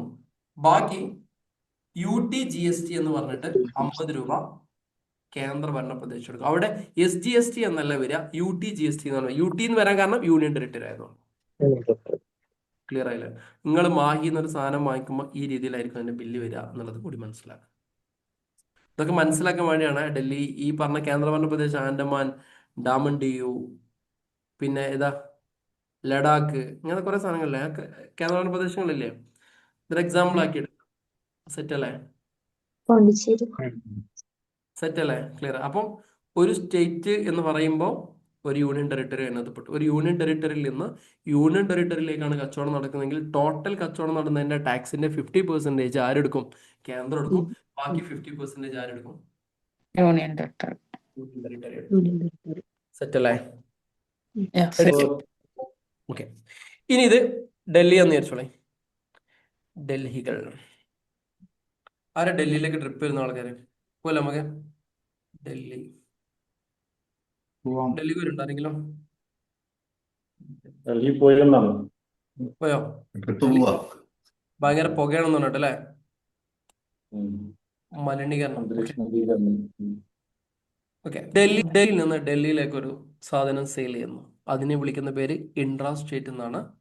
അവിടെ ടാക്സും ഈ രീതിയിലാണ് കളക്ട് ചെയ്യുക എന്നുള്ളത് മനസ്സിലാക്കുക. ക്ലിയർ ആയോ? ഡൽഹി ഇപ്പൊ ആരാ ഭരിക്കണേ? BJP. ഡൽഹി അതിന് പോയോ? BJP ആം ആദ്മി അവിടെ ഡൽഹി ഭരിച്ച കഥ ഓർമ്മ ഉണ്ടോ നിങ്ങൾക്ക്? അരവിന്ദ് കെജ്രിവാൾ അല്ലേ? കെജ്രിവാൾ വന്ന ഉടനെ എന്ത് പറഞ്ഞറിയോ? കറണ്ട് ബില്ല് പകുതി മതി, വെള്ളത്തിന്റെ ബില്ല് പകുതി മതി, എല്ലാം പകുതി പകുതി പകുതി. നല്ല രസം, എല്ലാവരും അടിച്ചു പൊളിച്ച് ഭരിച്ചു. ഒരു 5-6 മാസം ആകുമ്പോഴത്തേക്കും സാമ്പത്തിക പ്രതിസന്ധി വന്നു. നല്ല സുഖ, ഫ്രീ കൊടുക്കാൻ നല്ല സുഖ. ഇനി കേരളത്തിൽ വരാൻ പോകുന്നതിന്റെ ഇടി പൂരം തുടങ്ങുന്നുള്ളൂ. കേരളത്തിൽ വെറുതെ പൈസ കൊടുക്കുക ആൾക്കാർക്ക്. കഴിഞ്ഞ ഈ ഇലക്ഷന്റെ സമയത്താകുമ്പോൾ കുറച്ച് അനൗൺസ്മെന്റ് നടത്തിയിരുന്നു. ഇതിന്റെ എഫക്ട് നമ്മളെ തലേക്ക് വരാൻ പോകുന്നുള്ളൂ. ഈ ഫ്രീ എന്ന് പറഞ്ഞാൽ വണ്ടിയുടെ കാര്യമില്ല. ഇത് ഇൻഫ്ലോ ഉണ്ടെങ്കിൽ, ഈ ക്യാഷ് ഫ്ലോ സ്റ്റേറ്റ്മെന്റ് പഠിക്കുമ്പോൾ ഇൻഫ്ലോ ഔട്ട്ഫ്ലോ മാച്ച് ആവണം. ഇൻഫ്ലോ ഔട്ട്ഫ്ലോ മാച്ച് ആയില്ലെങ്കിൽ പിടുത്തപ്പെടും, ഉറപ്പനല്ലേ? വരുമാനം ഇല്ലാത്ത കമ്പനി എങ്ങനെ ചെലവാക്കുക? ഡൽഹിയെ സംബന്ധിച്ചിടത്തോളം ഒരു വരുമാനം ഇല്ല, ഇവരെ കണ്ട് ചെലവാക്കുക പൈസ പിടുത്തം. അതുകൊണ്ടാണ് ഡൽഹി ഭരണം പിടുത്തം വിട്ടെ. അയാള് സൂപ്പറാ, അയാൾ അടിപൊളിയാ. നമ്മൾ ചിന്തിക്കുമ്പോൾ ഇപ്പൊ നമുക്ക് ഇപ്പോ KSEBന്റെ കറണ്ട് ഫ്രീ ആയിട്ട് തന്നു പറയുമ്പോൾ നമ്മൾ എങ്ങനെ ഗവൺമെന്റിനെ കാണും?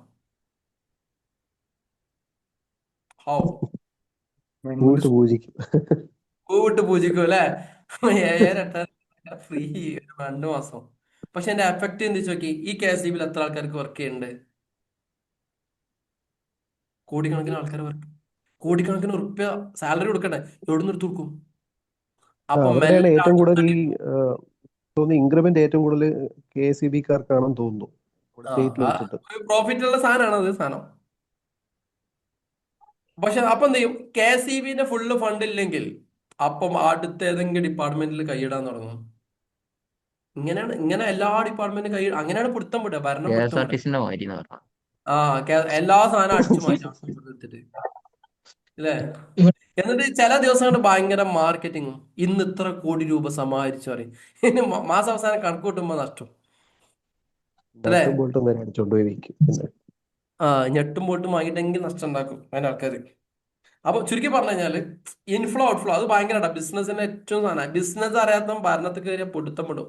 അതാണ്, ഇൻഫ്ലോ ഇല്ലാതെ ഔട്ട്ഫ്ലോ നടക്കൂല ഒരിക്കലും അല്ലെ? റോളിംഗ് എന്ന് തന്നെ പറയാം. റോളിംഗ് വന്നാൽ ബിസിനസ് പൊട്ടി, ഉറപ്പിച്ചോ. അതേപോലെ ഭരണം പൊട്ടി, ഒക്കെ പൊട്ടി. അപ്പം ഡൽഹി ടു ഡൽഹി ആണെങ്കിൽ എന്താ വിളിക്കാം? Intra state supply. അവിടെ 50% കേന്ദ്രം കൊണ്ടുപോകും, 50% യൂണിയൻ ടെറിട്ടറി. അപ്പൊ ഇത്രേ ഉള്ളൂ. ഇങ്ങനെ ഒറ്റയടിക്ക് ആലോചിക്കാം.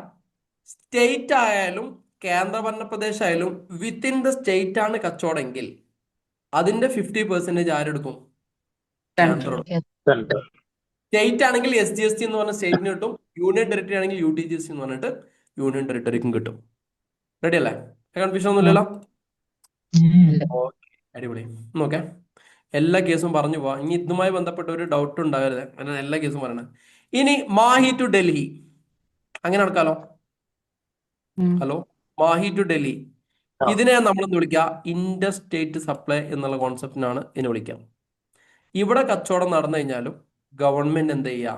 IGST എന്ന് പറഞ്ഞിട്ട് 100% ആരെടുക്കും? ബാക്കി കുറച്ചാലും കഴിഞ്ഞാൽ ഇയാൾക്ക് കൊടുക്കും. ഇങ്ങോട്ടേക്കാണ് കച്ചവടമെങ്കിൽ കുറച്ചാലും കഴിഞ്ഞ് ഇയാൾക്ക് കൊടുക്കും. സെറ്റ് അല്ലേ? ഓക്കെ അല്ലേ? സ്റ്റേറ്റ് സപ്ലൈ എന്ന് വിളിക്കാം.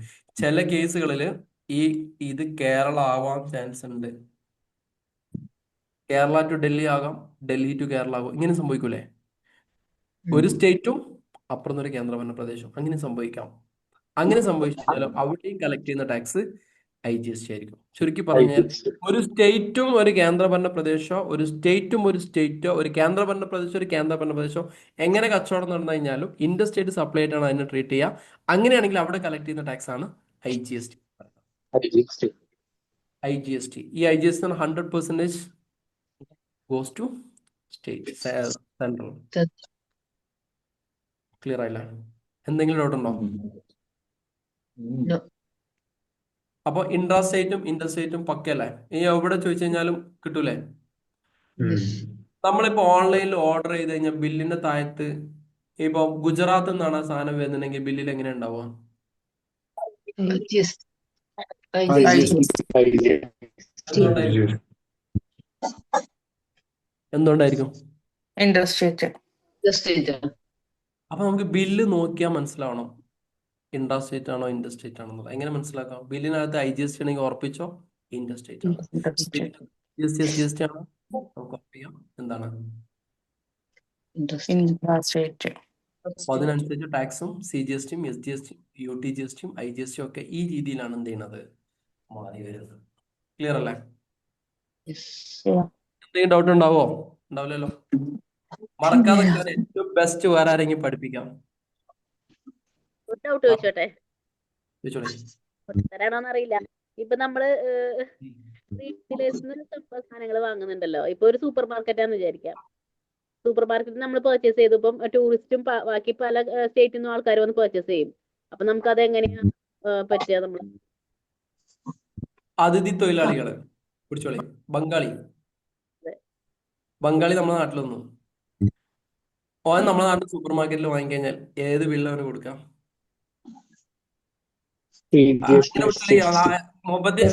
രേഷ്മ പറഞ്ഞ സാധനത്തിന് നമുക്ക് ഇങ്ങനെ ഇന്ത്യൻ സിനാരിയോ ഒക്കെ പിടിക്കാം. നമ്മൾ കേരളത്തിൽ ഫുള്ള് ബംഗാളികളാണല്ലോ.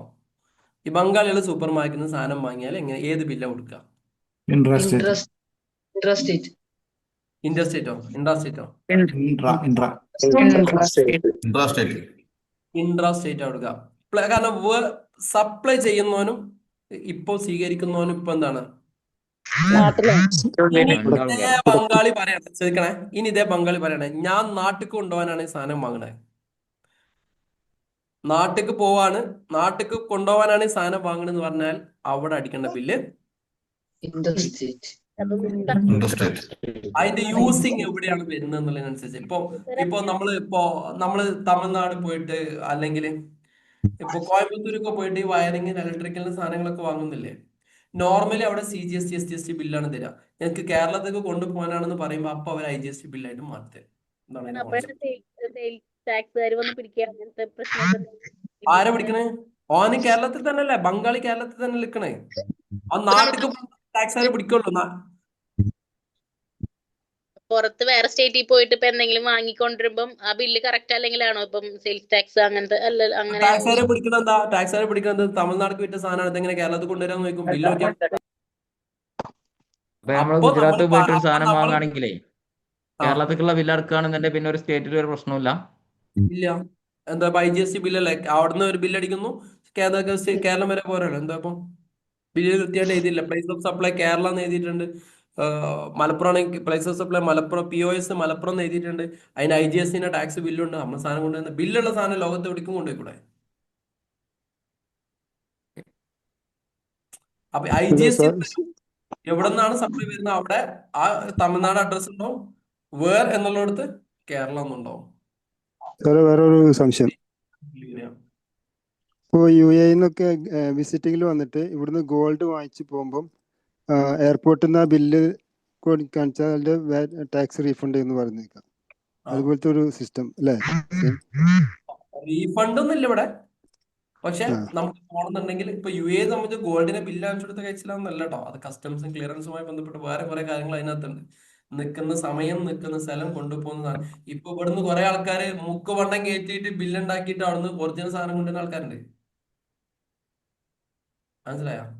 ഇവിടെ കറക്റ്റ് ബില്ല് ഉണ്ടാക്കിയിട്ട് മുക്കുവണ്ണം കൊണ്ടുപോകും, വരുമ്പോ ഒറിജിനൽ ഉണ്ടാവും. അതിന് കുറെ എലമെന്റ് ഉണ്ട്. അപ്പൊ ഇത് ഒറ്റ നോട്ടത്തിൽ ഇങ്ങനെ പറഞ്ഞു പോകാൻ പറ്റൂല. അതിന് വേറെ കുറെ എലമെന്റ്സ് ഉണ്ട്. പിന്നെ നിൽക്കുന്ന വിസക്ക് അനുസരിച്ചിട്ടുള്ള ഗോൾഡിന്റെ വ്യത്യാസം ഒക്കെ ഉണ്ട്. കുറെ പഠിക്കാനുണ്ട്.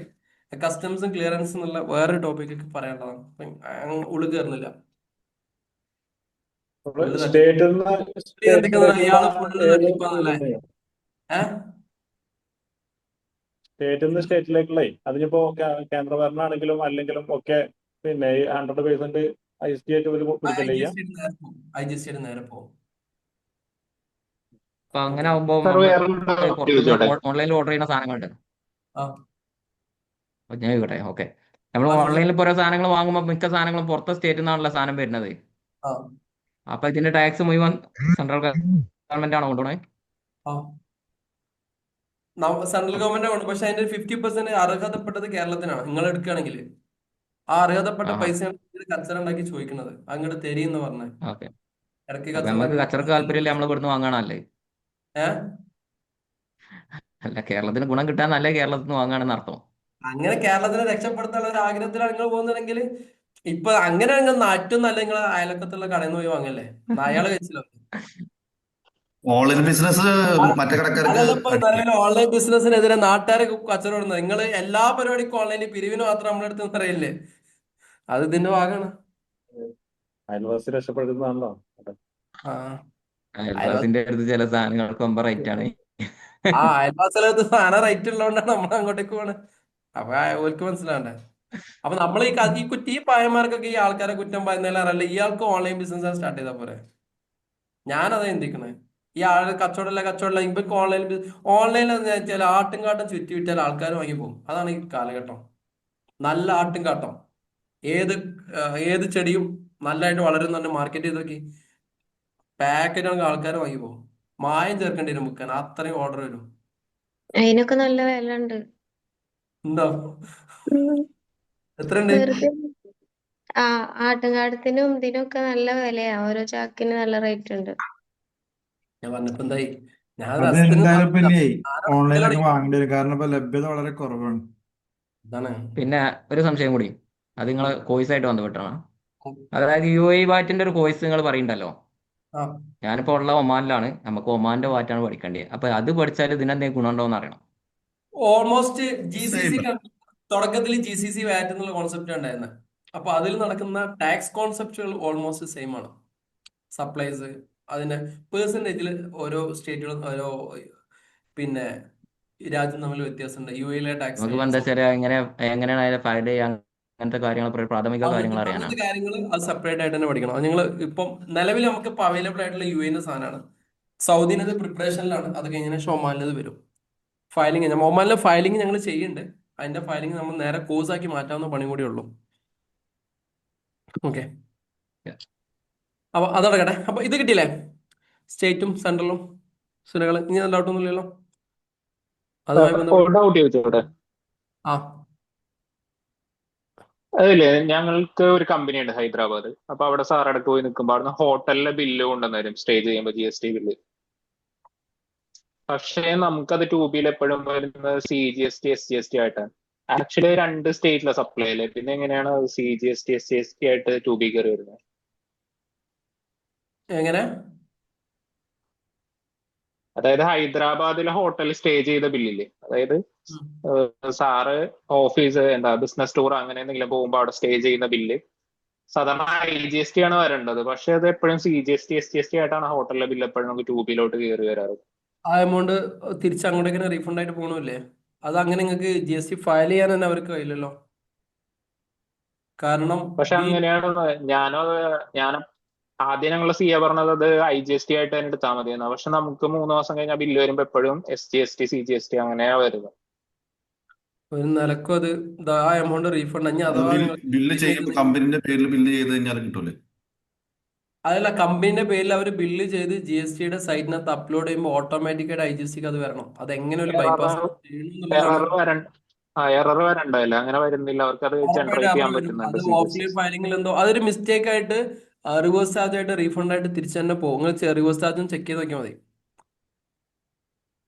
അത് ഇമ്മീഡിയറ്റ് ആയിട്ട് ആ കമ്പനിയെ വിളിച്ചിട്ട് ആ സാധനം അറിയിക്കണം കേട്ടോ, വിഷയം എങ്ങനെ ഉണ്ട് എന്നുള്ളത്. അങ്ങനെ ചെയ്യാൻ പാടില്ല. 1-2 വട്ടം റിപ്പോർട്ട് ചെയ്തെങ്കിലും വീണ്ടും വീണ്ടും അത് അങ്ങനെ തന്നെ വരുന്നത്. സ്റ്റേ ചെയ്യുന്ന സമയത്തൊക്കെ ബില്ല് വരുമ്പോൾ അത് അങ്ങനെ തന്നെ വരുന്നത്. ഞാനിപ്പോ അത് കാരണം ക്ലെയിം എടുക്കാറില്ല 2Bയിൽ വരുമ്പോൾ. ക്ലെയിം എടുക്കരുതേ, അത് പണിയാണ്. ക്ലെയിം എടുക്കരുത്. ആ ബില്ലിനകത്ത് B2B ബില്ല് അടിക്കുന്ന സമയത്ത് നിങ്ങളുടെ GST നമ്പർ തന്നെയാണോ വരുന്നത്? അതെ അതെ. അത് അവർക്ക് കോമൺ സെൻസ് ഇല്ലാത്തതുകൊണ്ടാണ്. നിങ്ങൾ ആലോചിച്ച് നോക്കി, അവരുടെ GST ആ സാധനമാണ്, നമ്മളെ GST 32-ലാണ് സ്റ്റാർട്ട് ചെയ്തത്. അവർക്ക് അത് ജസ്റ്റ് കോമൺ ആളുകൾ ചെയ്യണം. ഇപ്പൊ കഴിഞ്ഞ ദിവസം ഞങ്ങള് ഒരു ഇ-വേ ബില്ലുമായി ബന്ധപ്പെട്ട ഒരു വിഷയത്തിൽ എടുക്കുന്ന സമയത്ത് തമിഴ്നാട് നിന്ന് കുറച്ച് ടയറും കാര്യങ്ങളും കേരളത്തിലേക്ക് കൊണ്ടുവരണം എന്ന് പറഞ്ഞു. അപ്പൊ കൊണ്ടുവരണം എന്ന് പറഞ്ഞ സമയത്ത് പറഞ്ഞു കേരളത്തിലുള്ള ആൾക്ക് GST ഇല്ല. കേരളത്തിലുള്ള ആൾക്ക് അറിയാത്ത കൺഫ്യൂഷൻ ആണ് കേട്ടോ. കേരളത്തിലുള്ള ആൾക്ക് GST ഇല്ല. അപ്പോ അവന്റെ CA അവിടുന്ന് പറഞ്ഞു കൊടുക്കുക GST ഇല്ലാത്ത ആൾക്ക് ഇ-വേ ബില്ല് അടിച്ചു കൊടുക്കാൻ പാടില്ല. അങ്ങനെ ഒരു ഓപ്ഷൻ നിലവിൽ ഇ-വേ ബില്ലിന്റെ സൈറ്റിനകത്ത് ഇല്ല. ആരാ പറഞ്ഞു കൊടുക്കുന്നത്? CA-ക്കാരനാ പറഞ്ഞു കൊടുക്കുന്നത്. ഞാൻ പറഞ്ഞു നിങ്ങളെ ഈ ക്രെഡൻഷ്യൽ തരി, ഞാൻ അപ്പോൾ ക്രെഡൻഷ്യൽ തരാൻ പറ്റും എന്നാ പറഞ്ഞ എനിഡെസ്ക് ഇടി എന്ന് പറഞ്ഞു. എനിഡെസ്ക് ഇട്ടപ്പോൾ ഞാൻ പറഞ്ഞു ഈ ഓപ്ഷൻ പിന്നെ എന്തിനാന്ന് ചോദിച്ചു. ഓ അങ്ങനെ ഞങ്ങൾ ചെയ്യാറില്ല, പക്ഷെ ഇങ്ങനെ ഓപ്ഷൻ ഉണ്ടില്ലെന്ന്. ഇത് കോമൺ ആയിട്ട് അവർ എന്താണോ നിലനിൽക്കുന്ന ആ പഠനത്തിൽ നിൽക്കുക. അതിന്റെ അപ്പുറത്തേക്ക് അവർക്ക് സാഹചര്യം വരാത്ത ആളുകൾ അതിനകത്ത് ഉറച്ചു വെക്കും, അവർ പറഞ്ഞതാണ് ശരി എന്നുള്ളതിൽ ഉറച്ചു വെക്കും. പക്ഷെ ഇപ്പൊ നിതിന്റെ കേസിൽ അവർ ചെയ്യുന്നത് റോങ് ആണ്. അങ്ങനെ അവര് നമുക്ക് ചെയ്യാൻ പറ്റും, നമുക്ക് ഇന്റിമേഷൻ കൊടുക്കാം, നമ്മൾ സേഫ് ആവാൻ വേണ്ടിയിട്ട് ആ ഇൻപുട്ട് ക്ലെയിം ചെയ്യാതിരിക്കാം. ഇൻപുട്ട് ക്ലെയിമേ ചെയ്യരുത്, കാരണം നമുക്ക് ആ ഇൻപുട്ട് ക്ലെയിമിങ് പറ്റൂല, അനുവദനീയല്ല. കുറച്ചു കാലം കഴിഞ്ഞാൽ പ്രോബ്ലം വരും. പക്ഷെ അവന്മാർ ഇത് എങ്ങനെ CGST SGST ആയിട്ട് നിങ്ങളെ സൈറ്റിനകത്ത് കയറ്റുന്നു എന്നുള്ളതിനെ കുറിച്ചാണ് ഇപ്പം കൺഫ്യൂഷൻ. അതെങ്ങനെ അവൻ കയറ്റിയത് എന്നുള്ളതാണ്. GSTന്റെ സൈറ്റിനെ കുറിച്ച് ഒരു ബോധമുള്ളവർക്ക് അത് ചെയ്യാൻ കഴിയൂല. B2B ബില്ല് നമ്മളിങ്ങനെ അടിച്ചു കൊടുക്കുന്ന സമയത്തെ അവന്റെ GST നമ്പർ അവരത് അടിച്ചു കൊടുക്കുമ്പോഴേക്കും ഓട്ടോമാറ്റിക് IGSTയിലേക്ക് അത് മാറും. IGSTയിലോട്ട് വരണം. പിന്നെ അവൻ അത് ഓഫ്ലൈൻ ഫയലിംഗുമായി എന്തോ സാധനം പുഷ് ചെയ്യണം. എനിക്കറിയില്ല, അങ്ങനെ നടക്കുന്ന ഞാനൊരു ചാൻസ് കാണില്ല. അങ്ങനെ നടന്നിട്ടുണ്ടെങ്കിൽ ഇന്റിമേഷൻ കൊടുത്താൽ ക്ലെയിം ചെയ്യാതിരിക്കാം. ഓക്കെ, അപ്പൊ ഇൻഡസ്ട്രേറ്റും ബാക്കി കിട്ടിയില്ലേ? ഏറെക്കുറെ ആയിട്ട് കിട്ടിയില്ലേ? ഓക്കെ, അപ്പൊ ഇതാണ് 2 സപ്ലൈകൾ GSTയിൽ സാധാരണ രീതിയിൽ നടക്കാനുള്ള ചാൻസ് ഉള്ള സപ്ലൈകൾ. ഇനി ഇതല്ലാത്തൊരു സപ്ലൈ ചാൻസ് ഉള്ളത് നമ്മുടെ രാജ്യത്ത് നിന്ന് വേറെ രാജ്യത്തേക്ക്, അതും സപ്ലൈ ആണല്ലോ, അങ്ങനെ നടക്കാലോ. വേറെ രാജ്യത്ത് നിന്ന് ഇങ്ങോട്ടേക്കും വരാം. അങ്ങനെ നോക്കാം, ആ എക്സാമ്പിൾ കൂടി നോക്കാം. അല്ല, എന്നാ അവനെ ഫുള്ള് കേസാണ് പഠിച്ചു തീരുമല്ലോ അല്ലേ? അല്ലേ, കൂടി പറഞ്ഞാലേ ഏതായാലും തൊട്ട് പൂർത്തിയാക്കാം. ഇത് UAE ആണ്, ഇത് ഇന്ത്യ ആണ്. അല്ലെ കേരളം പിടിച്ചോളി, കേരളം. ഇവിടുന്ന് ഇങ്ങോട്ടേക്ക് കച്ചവടം നടക്കും. സോറി, ഇവിടുന്ന് ഇങ്ങോട്ടേക്ക് കച്ചവടം നടക്കുന്നതിനെ നമ്മൾ എന്താ വിളിക്കാം? ഇത് UAE ആണ്. ഇൻഡസ്ട്രിയിൽ എക്സ്പോർട്ടിങ് അല്ലെ, എക്സ്പോർട്ട് ഇമ്പോർട്ടിനെ കുറിച്ച് വിശദമായിട്ട് പറയേണ്ട സാധനമാണ്, പറയണില്ല. ഇമ്പോർട്ട്. ഇനി ഇവിടുന്ന് ഇങ്ങോട്ടേക്ക് കടക്കുന്നതിന് എന്താ വിളിക്കാം? ഇമ്പോർട്ട് അല്ലെ, ഇമ്പോർട്ട്. ഇങ്ങോട്ടേക്ക് ഇമ്പോർട്ട് ചെയ്യും ആണോ? കേരളത്തിൽ നിന്ന് UAE എക്സ്പോർട്ട്, നമ്മളെ രാജ്യത്ത് നിന്ന് വിദേശ രാജ്യത്തേക്ക് എക്സ്പോർട്ട്. ഇങ്ങോട്ട് വരുമ്പോ ഇമ്പോർട്ട്. ഇന്നുള്ള അർത്ഥത്തെ പിടിച്ചാൽ മതി, ഇമ്പോർട്ട്. അപ്പൊ 1000 രൂപയുടെ ഒരു സാധനം കേരളത്തിൽ നിന്ന് UAE പോവാണ്. 10% GST എന്ന് പിടിച്ചോളാം. എത്ര ഉണ്ടാവും? 100 രൂപ അല്ലെ? 100 രൂപ ഉണ്ടാവും. ഇങ്ങനെയാണ് നമ്മൾ കോൺസെപ്റ്റ് ചെയ്യാം. ഇതിനു മുമ്പ് ഇനി മനസ്സിലാക്കേണ്ടത്, എക്സ്പോർട്ടിങ്ങിന് GST ഇല്ല, ഇമ്പോർട്ടിങ്ങിന് GST ഉണ്ട്. ആ കാര്യങ്ങൾ മനസ്സിലാക്കാം. എക്സ്പോർട്ടിങ്ങിന് GST ഇല്ല, ഇമ്പോർട്ടിങ്ങിന്. എന്തുകൊണ്ടായിരിക്കും അങ്ങനെ നടക്കുന്നത്? ഞാൻ പഴയ ചില ക്ലാസ്സുകളിലൊക്കെ പറയാറുണ്ട്, എന്റെ ചില ക്ലാസ്സുകളിൽ അറ്റൻഡ് ചെയ്ത ആൾക്കൊക്കെ കിട്ടും. എന്തുകൊണ്ട് എക്സ്പോർട്ടിങ് GST ഉള്ളത്, ഇമ്പോർട്ടിങ്ങിന് GST ഇല്ല? രാജ്യത്തിന് നല്ലതാണ്. രാജ്യത്തിന് നഷ്ടമാണ് നിങ്ങളുടെ സാധനം വരുമ്പോ. എക്സ്പോർട്ട് ചെയ്യുമ്പോൾ ഇൻകം വരുന്നത് സ്വന്തം നാടിനാണ്, അപ്പൊ അതിനെ പ്രൊമോട്ട് ചെയ്യുന്നു. എക്സ്പോർട്ട് ഡ്യൂട്ടി വരുന്നില്ല. എത്ര ഉള്ളൂ? നമ്മളെ രാജ്യത്ത് അധികമായി ഉൽപ്പാദിപ്പിക്കുന്ന സാധനം പുറത്തെ രാജ്യത്തേക്ക് നമ്മൾ കൊടുക്കുമ്പോൾ ഓലെടുത്ത് നമുക്ക് പൈസ കിട്ടും. ഓലെടുത്ത് പൈസ കിട്ടുമ്പോൾ ചില്ലറ പൈസ അല്ല ഇട്ടാ. UAE 100 ഉറുപ്പിക ഇട്ടാൽ എത്ര ഉറുപ്പിക കിട്ടും? 24 ഉറുപ്പിക കിട്ടും അല്ലേ? UK ഇട്ടാൽ 90 ഉറുപ്പിക കിട്ടും. ഇന്നത്തെ ഇന്ത്യന്റെ മൂല്യമൊക്കെ ഇടിഞ്ഞുകൊണ്ട് 90 ഉറുപ്പിക കിട്ടും. ഇപ്പൊ UAE 24 ഉറുപ്പിക കിട്ടുന്നു അല്ലേ? ഇന്ത്യ ഒക്കെ പിടുത്തം വിട്ടില്ലേ ഇന്ത്യന്റെ പൈസ ഒക്കെ? ഗോൾഡിന് എത്ര ഉറുപ്പിക ഇന്ന്? 1 ലക്ഷം കടന്നു? ടച്ച് ചെയ്തോ? ഒരു 260 ഞാൻ ഇല്ല, ഉച്ചക്ക് നോക്കുമ്പോ ഒരു 260 വള്ളക്കായില്ല, വള്ളക്കിന്റെ അടുത്തായി 99 സംതിങ്. ഞാനിന്ന് ഉച്ചക്ക് നോക്കുമ്പോ 260 ഉറുപ്പ്യുള്ളൂ 1 ലക്ഷം ടച്ച് ചെയ്യാൻ. നിങ്ങൾ ഇങ്ങനെ കൗതുകത്തിനൊക്കെ ചെയ്യും, ഞാൻ ഇങ്ങനെ കൗതുകത്തിന് ഇങ്ങനത്തെ കുറെ കാര്യങ്ങൾ മാർക്കറ്റിംഗ് അനലൈസ് ചെയ്യുമ്പോൾ നോക്കുന്നുണ്ട്. 260 ഉറുപ്പ്യ ടച്ച് ചെയ്യാൻ ഉച്ചക്ക് 12 മണിക്ക് നോക്കുമ്പോൾ വേറെ 260 ടച്ച് ചെയ്താൽ 1 ലാക്ക്. എന്താ പോക്കില്ലേ? ഞാൻ കല്യാണം കഴിക്കുമ്പോ ഒക്കെ എനിക്ക് കൊണ്ട് 30-32 ഉറുപ്പ്യൊക്കെ ഉള്ളേന്. ആ സാധനമൊക്കെ വിറ്റ് തുലച്ച അന്നൊക്കെ ഇപ്പൊക്കെ കായലുണ്ടെങ്കിൽ അല്ലേ? ഇവിടെ ഞാനിത് പറയുമ്പോ 10 ഉറുപ്പ്യൊക്കെ വാങ്ങിയ ആൾക്കാരുണ്ടാവും ഇതിനകത്ത് അല്ലേ? അസുഖക്ക് എത്ര ഉറുപ്പ്യൊക്കെ വാങ്ങിയ അന്നത്തെ കാലത്ത് ഗോൾഡ്? ഗോൾഡോ? ആ ഒക്കെ തീരുമാനാക്കിണ്ടാവും. അതാണ് 20 അങ്ങോട്ടേക്ക് വാങ്ങി നോക്കിയല്ലോ 12 റുപ്യക്ക് പെണ്ണുങ്ങളുണ്ടാവും. വിറ്റ്. നമ്മളത് 11,000. 11,000 ഞങ്ങൾ രൂപ. വായിക്കും ഞങ്ങൾ വായിക്കുമ്പോ 3000 സംതിങ് ഉണ്ടായിരുന്നു. ആരെ 3000 സംതിങ്? നിങ്ങൾ മുഖം ഒന്ന് കണ്ടേ. 2003 അത് 2000-ലല്ലേ?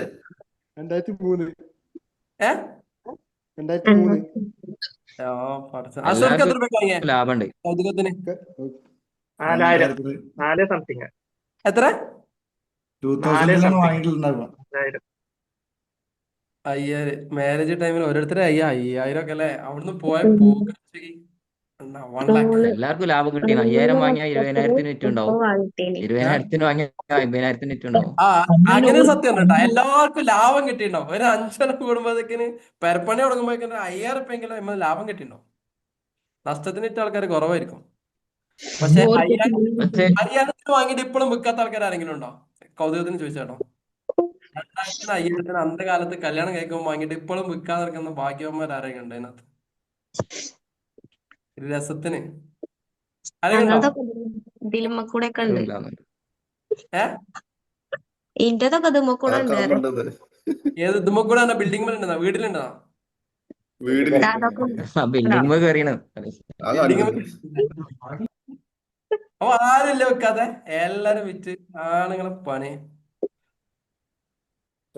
വിനിമയം നടക്കണ്ട, അങ്ങനെ വെച്ചിട്ട് കാര്യമില്ലല്ലോ. അതാണ് നമ്മളെ ആ ടീമിലാണ്. എന്താ വെച്ചിട്ട് കാര്യം അല്ലേ? ബുക്കല്ലാതെ പൈസ ഉണ്ടാക്കുക. മാഷാ അല്ലാ, ആരോ വിറ്റിട്ടില്ല മുബഷിറ. വീട്ടിൽ സ്വർണം വെച്ചിട്ട് എന്തിനാ? ആ ഡയലോഗ് ഓർമ്മ അല്ലേ? ഓക്കെ ആ. സാധനം. ഓക്കെ, അപ്പൊ നോക്കെ. അപ്പൊ നമ്മുടെ കയ്യിലുള്ള എക്സ്പോർട്ടിംഗ് ആയിട്ട് ചെറിയൊരു സംശയം കൂടി ഉണ്ട്. അതായത് ഇന്ത്യയിൽ 50 റുപ്യക്ക് 60 റുപ്യക്ക് കൊടുക്കണ ഉള്ളി ഇവിടെ UAE എത്തി കഴിഞ്ഞാലും ചെറിയൊരു വ്യത്യാസം വരുന്നുള്ളൂ. അപ്പൊ ഇവർക്ക് എങ്ങനെ ഈ ഒരു എക്സ്പെൻസിൽ ഇവിടെ എത്തിക്കാൻ പറ്റണേ? എങ്ങനെ ഇന്ത്യയിലെ 50 ഉറുപ്പ്യ നിങ്ങൾ ഇന്ത്യയിൽ 50 റുപ്യ 40 റുപ്യൊക്കെ ഉള്ള ഉള്ളി അത് ഇവിടെ എത്തിയാലും ഇവിടുത്തെ 100 റുപ്യൊക്കെ ആവണുള്ളൂ. അതായത് 5 ഉറുപ്പ്യക്കും 10 ഉറുപ്പ്യക്കും കിട്ടുന്നുണ്ട്. നമുക്ക് ഇവിടെ ഉള്ളി ബൾക്ക് വാങ്ങിയിട്ടാണ് അവിടേക്ക് എക്സ്പോർട്ട് ചെയ്യണത്. ഫാർമേഴ്സിന്റെ കയ്യിൽ നിന്ന് വാങ്ങുമ്പോൾ കടയിൽ നിന്ന് വാങ്ങി കിലോ തൂക്കി കൊണ്ടുപോകല്ലോ. അതെ. ഇപ്പൊ ഇവിടെ ഉണ്ടാക്കുന്ന സ്ഥലത്തൊക്കെ ആണെങ്കിൽ കിലോയ്ക്ക് 20 രൂപ വരുന്നു. അല്ല, അവിടെ എക്സ്പോർട്ട് ചാർജ് ഉണ്ടോ? അതേസമയം നമ്മുടെ നാട്ടിലേക്ക് വരുമ്പോ വണ്ടിക്കൂലിയൊക്കെ അതിന് ആടുകയാണല്ലേ. അപ്പൊ ഏകദേശം സൈമായി വരുന്നുണ്ടോ? കർണാടകയിൽ നിന്ന് ഉണ്ടാക്കുന്ന സ്ഥലമുണ്ട്, അവിടെ 20 രൂപ ഉള്ളൂ കിലോക്ക് നേരെ അവിടുന്ന് വാങ്ങുകയാണെങ്കിൽ. അതുകൊണ്ട് പാണ്ടിച്ചോറിന്റെ കൂലി കണക്കാണ്.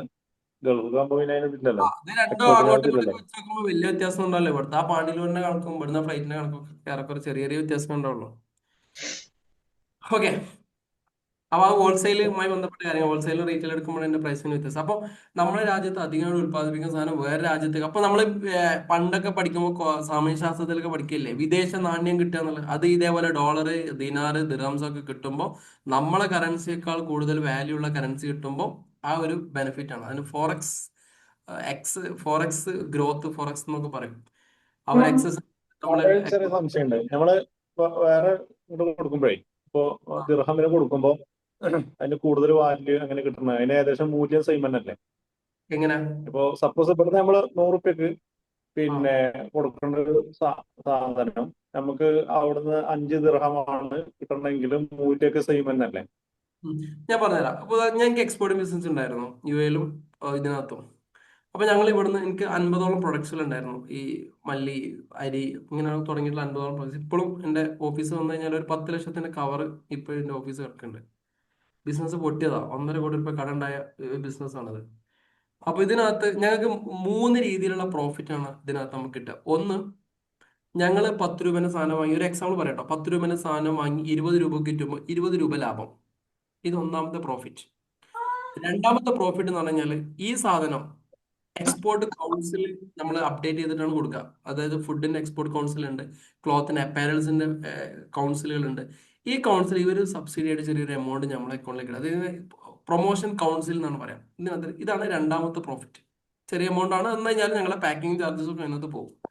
മൂന്നാമത്തെ പ്രോഫിറ്റ് ഫോറക്സ് ഗെയിൻ ആണ്. അതായത് ഞങ്ങൾ ഇവിടുന്ന് ഇപ്പം ഇബ്രൂവിന് ഇവിടുന്ന് കൊടുക്കുന്ന സമയത്ത് ഡോളറിന്റെ വില ഞങ്ങൾ ഇടുന്ന ഒരു 83 ആണ് ഞങ്ങൾ ഇട്ടെന്ന് വിചാരിച്ചോളെ, 83. അപ്പൊ ഡോളറിന് ഇത്ര 83 രൂപ വെച്ചിട്ട് ഇങ്ങോട്ടേക്ക് തരണം എന്നുള്ളതാണ് പറഞ്ഞത്. ഇത് ഈ സമയത്തുള്ള ടേംസ്. നമ്മൾ വരുന്ന സമയത്ത് ഫോറക്സിന്റെ ഈ റേറ്റ് മാറിയിട്ടുണ്ടോ, അത് 88 ആയിട്ടുണ്ടാവും വില, 88 രൂപ ആയിരിക്കും. അപ്പം ഇതിന്റെയും ഈ എക്സസ് എമൗണ്ടും നമുക്ക് കിട്ടും. ഇങ്ങനെ 3 പ്രോഫിറ്റ് ആണ്. ഇത് ചില സമയത്ത് ലോസും ആവും കേട്ടോ. അതായത് ഇതാ ഇപ്പൊ ഈ ഫോറക്സിൽ ട്രേഡ് ചെയ്യുന്ന ആൾക്കാരെ കണ്ടില്ലേ, ഇവരെന്താ ലാഭം? ഈ ഫോറക്സിൽ ട്രേഡ് ചെയ്യുന്ന ഫോറക്സിൽ ഇന്ത്യയിൽ ഈ ഫോറക്സിൽ ട്രേഡ് ചെയ്യുമ്പോൾ നന്നായി ശ്രദ്ധിക്കണം. ഈ ട്രേഡിംഗ് ചെയ്യുന്ന ആളുകൾ ഫോറക്സിൽ ചെയ്യുമ്പോൾ നന്നായി ശ്രദ്ധിക്കണം. ഇവിടെ 2 ബുക്ക് ഉണ്ട്, എ ബുക്ക് ബി ബുക്ക് എന്നുള്ള ബുക്ക് ഉണ്ട്. ബി ബുക്കിലൊക്കെയാണ് ട്രേഡ് ചെയ്യണമെന്ന് നമ്മൾ അറിയും കൂടിയില്ല, ഫണ്ട് അടിച്ച് മിനി പോകും. ഇപ്പൊ ട്രേഡ് ചെയ്യുന്ന ആളുകൾ നന്നായിട്ട് ശ്രദ്ധിച്ച് എന്ത് ടെക്നിക്കൽ അനാലിസിസും പഠിച്ചു കഴിഞ്ഞാലും ഫോറക്സ് ഒന്നും വർക്ക് ചെയ്യില്ല. ഫോറക്സ് ട്രേഡ് ചെയ്യുന്ന ആൾക്കാരുണ്ട്, അതിനകത്ത് പൈസ പോയ ആൾക്കാരുണ്ടോ? ചെയ്യുന്നുണ്ട്. ഇവിടുത്തെ മോഡലല്ലേ ഒന്നും വർക്ക് ചെയ്യില്ലല്ലോ ചില നേരത്തെ. ചില നേരത്തെ ഒന്നും കിട്ടില്ല, ചില നേരത്തെ പോവും. അത് ഉണ്ടാക്കിയത് മുഴുവനായിട്ട് പോയിട്ടു പറ്റുമെങ്കിൽ മാറി. അപ്പൊ ഇവരുടെ ലാഭം എന്താ? 2 കറൻസികൾ തമ്മിലായും ചില സമയത്ത് എക്സ്ചേഞ്ച് ചെയ്യും. ഗോൾഡ് ചെയ്യുന്ന ആൾക്കാരുണ്ട്. 2 കറൻസികൾ INR, ഓസ്ട്രേലിയ, അതിനകത്ത് ചെറിയ ചെറിയ മൂവ്മെന്റ്സ്. ഈ മൂവ്മെന്റ്സുകളുടെ അപ്പ് ആൻഡ് ഡൗൺസുകൾക്കിടയിൽ ബൈ സെൽ ചെയ്തിട്ട് ക്യാഷ് ഉണ്ടാക്കുന്നതാണ് ട്രേഡിങ്. ആ ഒരു പ്രോഫിറ്റ് തന്നെയാണ് നമുക്ക് ഇതിനകത്ത് കിട്ടുക. അപ്പം നമ്മളെക്കാൾ മൂല്യമുള്ള കറൻസികൾ സാധാരണ രീതിയിൽ ഗെയിൻ ആയിട്ട് കിട്ടും. അപ്പൊ നമ്മളത് ആ ഒരു സമയത്തിന് ചിലപ്പോൾ നമ്മുടെ അടുത്ത് ഫോറക്സ് ഉണ്ടെങ്കിൽ നമ്മളത് കീപ്പ് ചെയ്യും പ്രോഫിറ്റ് കിട്ടുന്നവരെ. ഇപ്പൊ എയർപോർട്ടിന് ചുറ്റുവട്ടത്തിൽ ഈ കറൻസി വാങ്ങുന്ന ആളുടെ ലാഭം എന്താ? നമ്മുടെ നാട്ടിൽ കറൻസി വെച്ച് നോക്കുമ്പോൾ എയർപോർട്ടിന് ഇപ്പോൾ കോഴിക്കോടോ അവിടുത്തെ എയർപോർട്ടിൽ നമ്മുടെ കറൻസി വേണോ എന്ന് വെച്ച് വെക്കല്ലേ, INR വേണോ ഇത് വേണോ, ഇവർക്ക് ലാഭം എന്താ? ഇത് തന്നെയാണ് കച്ചവടത്തിൽ ലാഭം. അപ്പൊ എക്സ്പോർട്ട് എന്ന് പറയുമ്പോൾ നമ്മുടെ രാജ്യത്ത് നിന്ന് വേറെ രാജ്യത്തേക്ക് പോവുക, ഇമ്പോർട്ട് എന്ന് പറയുമ്പോൾ വേറെ രാജ്യത്ത് നിന്ന് ഇങ്ങോട്ടേക്ക് വരാം. ഇത് 2 ക്ലിയർ അല്ലേ? ഇത് 2 ടാക്സ് നമ്മൾ പറയുമ്പോൾ എക്സ്പോർട്ടിങ്ങിന് ടാക്സ് ഇല്ല. കാരണം എന്താണ്? രാജ്യത്തിന്റെ രാജ്യത്തിന് കൂടുതൽ ഫണ്ട് കിട്ടേണ്ട ആവശ്യം.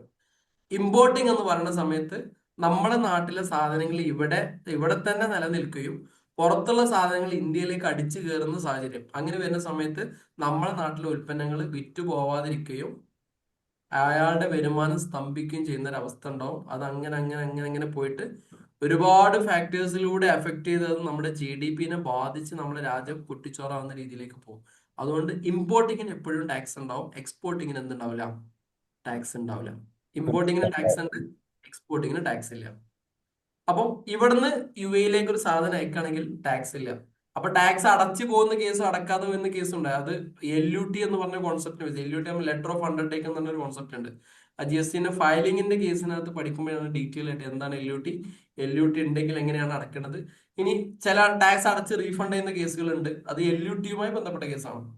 ഒരാൾക്ക് LUT ഉണ്ടെങ്കിൽ അവന് ടാക്സ് അടക്കാതെ പോകാം. LUT ഇല്ലെങ്കിൽ ടാക്സ് അടക്കേണ്ടി വരും. അടച്ചു കഴിഞ്ഞാൽ ആ ഡോക്യുമെന്റ് കൊടുക്കുമ്പോൾ ആ എമൗണ്ട് തിരിച്ചു കയറുന്ന 2 സാഹചര്യങ്ങൾ. അത് ഫയലിംഗിന്റെ പാർട്ടിനകത്ത് പറയുന്നത്.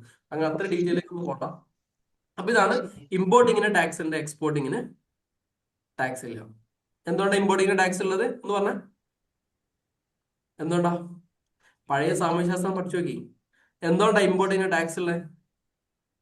അത് കൂടുതൽ പ്രൊമോട്ട് ചെയ്യൂല,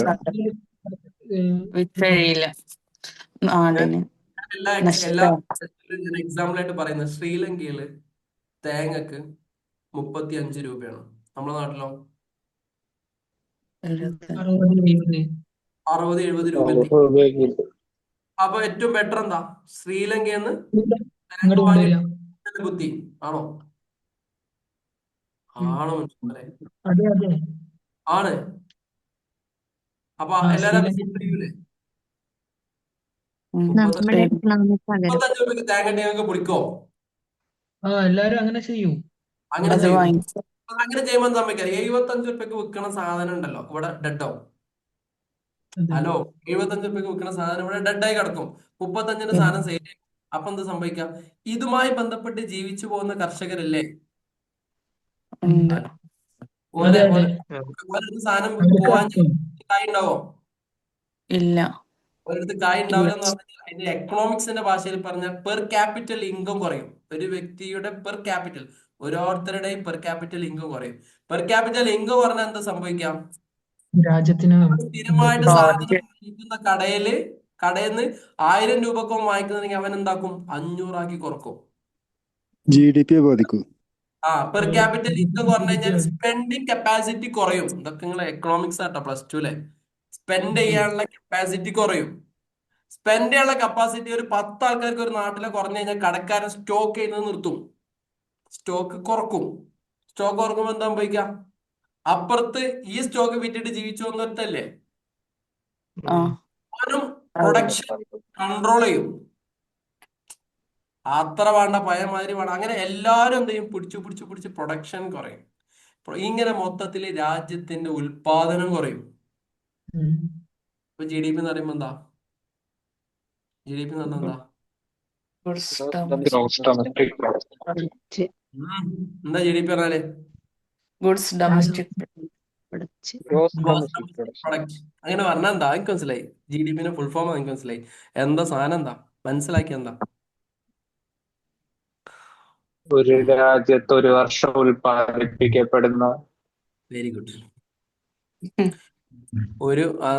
കറക്റ്റ്. ഒരു രാജ്യം ഒരു വർഷം ഉൽപ്പാദിപ്പിക്കപ്പെടുന്ന ഗുഡ്സിന്റെയും സേവനത്തിന്റെയും ടോട്ടൽ മൂല്യം, അതാണ് GDP. കറക്റ്റ് അല്ലേ? അങ്ങനെ പഠിക്കണം കേട്ടാ. ഇത് ഇങ്ങനെയാണ് ശരിക്കും നിങ്ങൾ എക്കണോമിക്സ് പഠിക്കേണ്ടതിന്. മറ്റേ സാധനം പെർ ക്യാപിറ്റൽ ഇൻകം ഇങ്ങോട്ടാകുമ്പോൾ ഡിമാൻഡ് സപ്ലൈ ഇങ്ങോട്ടേക്ക് വരുമ്പോൾ അങ്ങോട്ടേക്ക് ആണെന്നൊന്നല്ല. ഇതാണ് ഇതിന്റെ ഒരു ബേസ്. ഇങ്ങനെ പഠിക്കണം. അപ്പം സ്വാഭാവികമായിട്ട് ഉൽപാദനം കുറയണം. ഉൽപാദനം കുറയുമ്പോൾ GDP ബാധിക്കൂലേ? ബാധിക്കും. നെഗറ്റീവ് റേഷ്യോയിലേക്ക് പോകും. നെഗറ്റീവിലേക്ക് GDP പോയി കഴിഞ്ഞാൽ ആ രാജ്യം തകർന്നു എന്നാണ് പറയാം. ഒരു ചില്ലറ പോയിന്റ് ഇടിഞ്ഞാൽ മതി, GDP ഇടിഞ്ഞു എന്ന് പറഞ്ഞു കഴിഞ്ഞാൽ രാജ്യം മൊത്തം കൂട്ടിച്ചോറാവും. അപ്പൊ പ്രൈസ് കയറും, വില കയറും, ഇത് കയറും. അപ്പൊ ഇതിനെ തടുക്കാൻ വേണ്ടിയിട്ടാണ് ഇമ്പോർട്ടിങ്ങിന് രാജ്യം. അപ്പൊ 35 റുപ്യ അല്ലേ? ഓക്കെ ശരി, 35 റുപ്യ ഇമ്പോർട്ട് ടാക്സ്. അപ്പൊ എത്രയായി? അപ്പൊ ആരെങ്കിലും ഇറക്കോ? ഇല്ല.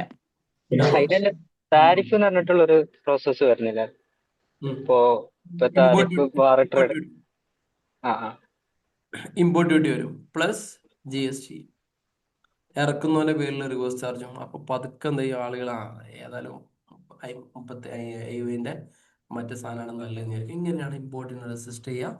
എക്സ്പോർട്ടിങ്ങിനെ പ്രോത്സാഹിപ്പിച്ചാൽ ചെയ്തോടാൻ തന്നെ പ്രോത്സാഹിപ്പിക്കാം. കമ്മീഷനും സാലറിയും ഇതൊക്കെ കൊടുത്തിട്ട് അടിച്ചു പൊളിച്ച് അതിന് കൗൺസിലുകൾ വരെ ഗവൺമെന്റ് ഉണ്ടാക്കി വെച്ചിട്ടുണ്ട്. ഇതാണ്. അപ്പൊ ഈ രണ്ടിനകത്തും ഒന്നിന് എക്സ്പോർട്ടിങ്ങിന് ടാക്സ് ഇല്ല, ഇമ്പോർട്ടിങ്ങിന് ടാക്സ് ഇല്ല. ഈ രണ്ടിന് അതിനിപ്പോ എക്സ്പോർട്ടിങ്ങിന് ടാക്സ് അടച്ചിട്ടും പോകട്ടോ. അത് ഈ രണ്ട് രീതിയിൽ പോവുകയാണെങ്കിൽ അവിടെ ഒക്കെ കളക്ട് ചെയ്യുന്ന ടാക്സ് IGST ആണ് മനസ്സിലാക്കുക. ഈ IGST കളക്ട് ചെയ്യുന്നത് കേന്ദ്ര ഗവൺമെന്റ് ആണ് മനസ്സിലാക്കുക. അതാണ് എക്സ്പോർട്ടിങ്ങിന്റെ ട്രീറ്റ്മെന്റ്. ഓക്കെ, ക്ലിയർ ആയില്ലേ? എക്സ്പോർട്ടിങ്ങിലും ഇമ്പോർട്ടിങ്ങിലും കളക്ട് ചെയ്യുന്ന ടാക്സ് IGST ആണ് മനസ്സിലാക്കുക. ഇനി ഇതേപോലത്തെ ഒറ്റ കേസും കൂടി, സമയം വൈകി നിങ്ങൾക്കറിയാം, എന്നാലും ഇതുകൂടി പറയാം. പറഞ്ഞോട്ടെ, ഒരു 5 അവിടെ തീർക്കാം. പിന്നെ ഈ നമ്മുടെ നാട്ടിലുള്ള ചില ഏരിയകളുണ്ട്. ഈ UAE സംബന്ധിച്ചിടത്തോളം ഫ്രീ സോണുകൾ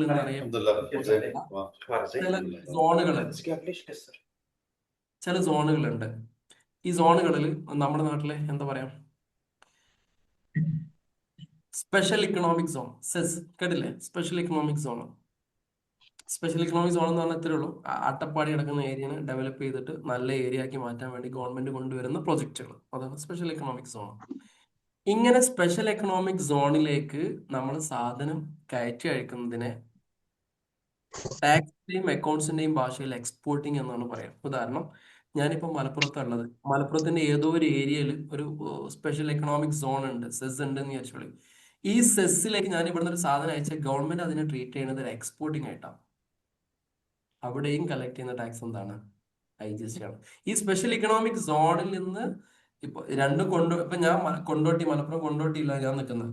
ഈ കൊണ്ടോട്ടി തന്നെയാണ് ഈ സെസ് ഉള്ള ഏരിയ ഉണ്ടെങ്കിലും കൊണ്ടോട്ടിയിൽ നിന്ന് ഈ കൊണ്ടോട്ടിയിലേക്ക് അയക്കുന്ന സമയത്ത് ഗവൺമെന്റ് ഇതിനെ ട്രീറ്റ് ചെയ്യണത് ഒരു എക്സ്പോർട്ടിംഗ് ട്രാൻസാക്ഷൻ ആയിട്ടാണ് ട്രീറ്റ് ചെയ്യുക. അവിടെയും കളക്ട് ചെയ്യുന്ന ടാക്സ് IGST ആണെന്നുള്ളത് എന്ത് ചെയ്യുക, മനസ്സിലാക്കുക. സെറ്റ് അല്ലേ? ഓക്കെ അല്ലേ?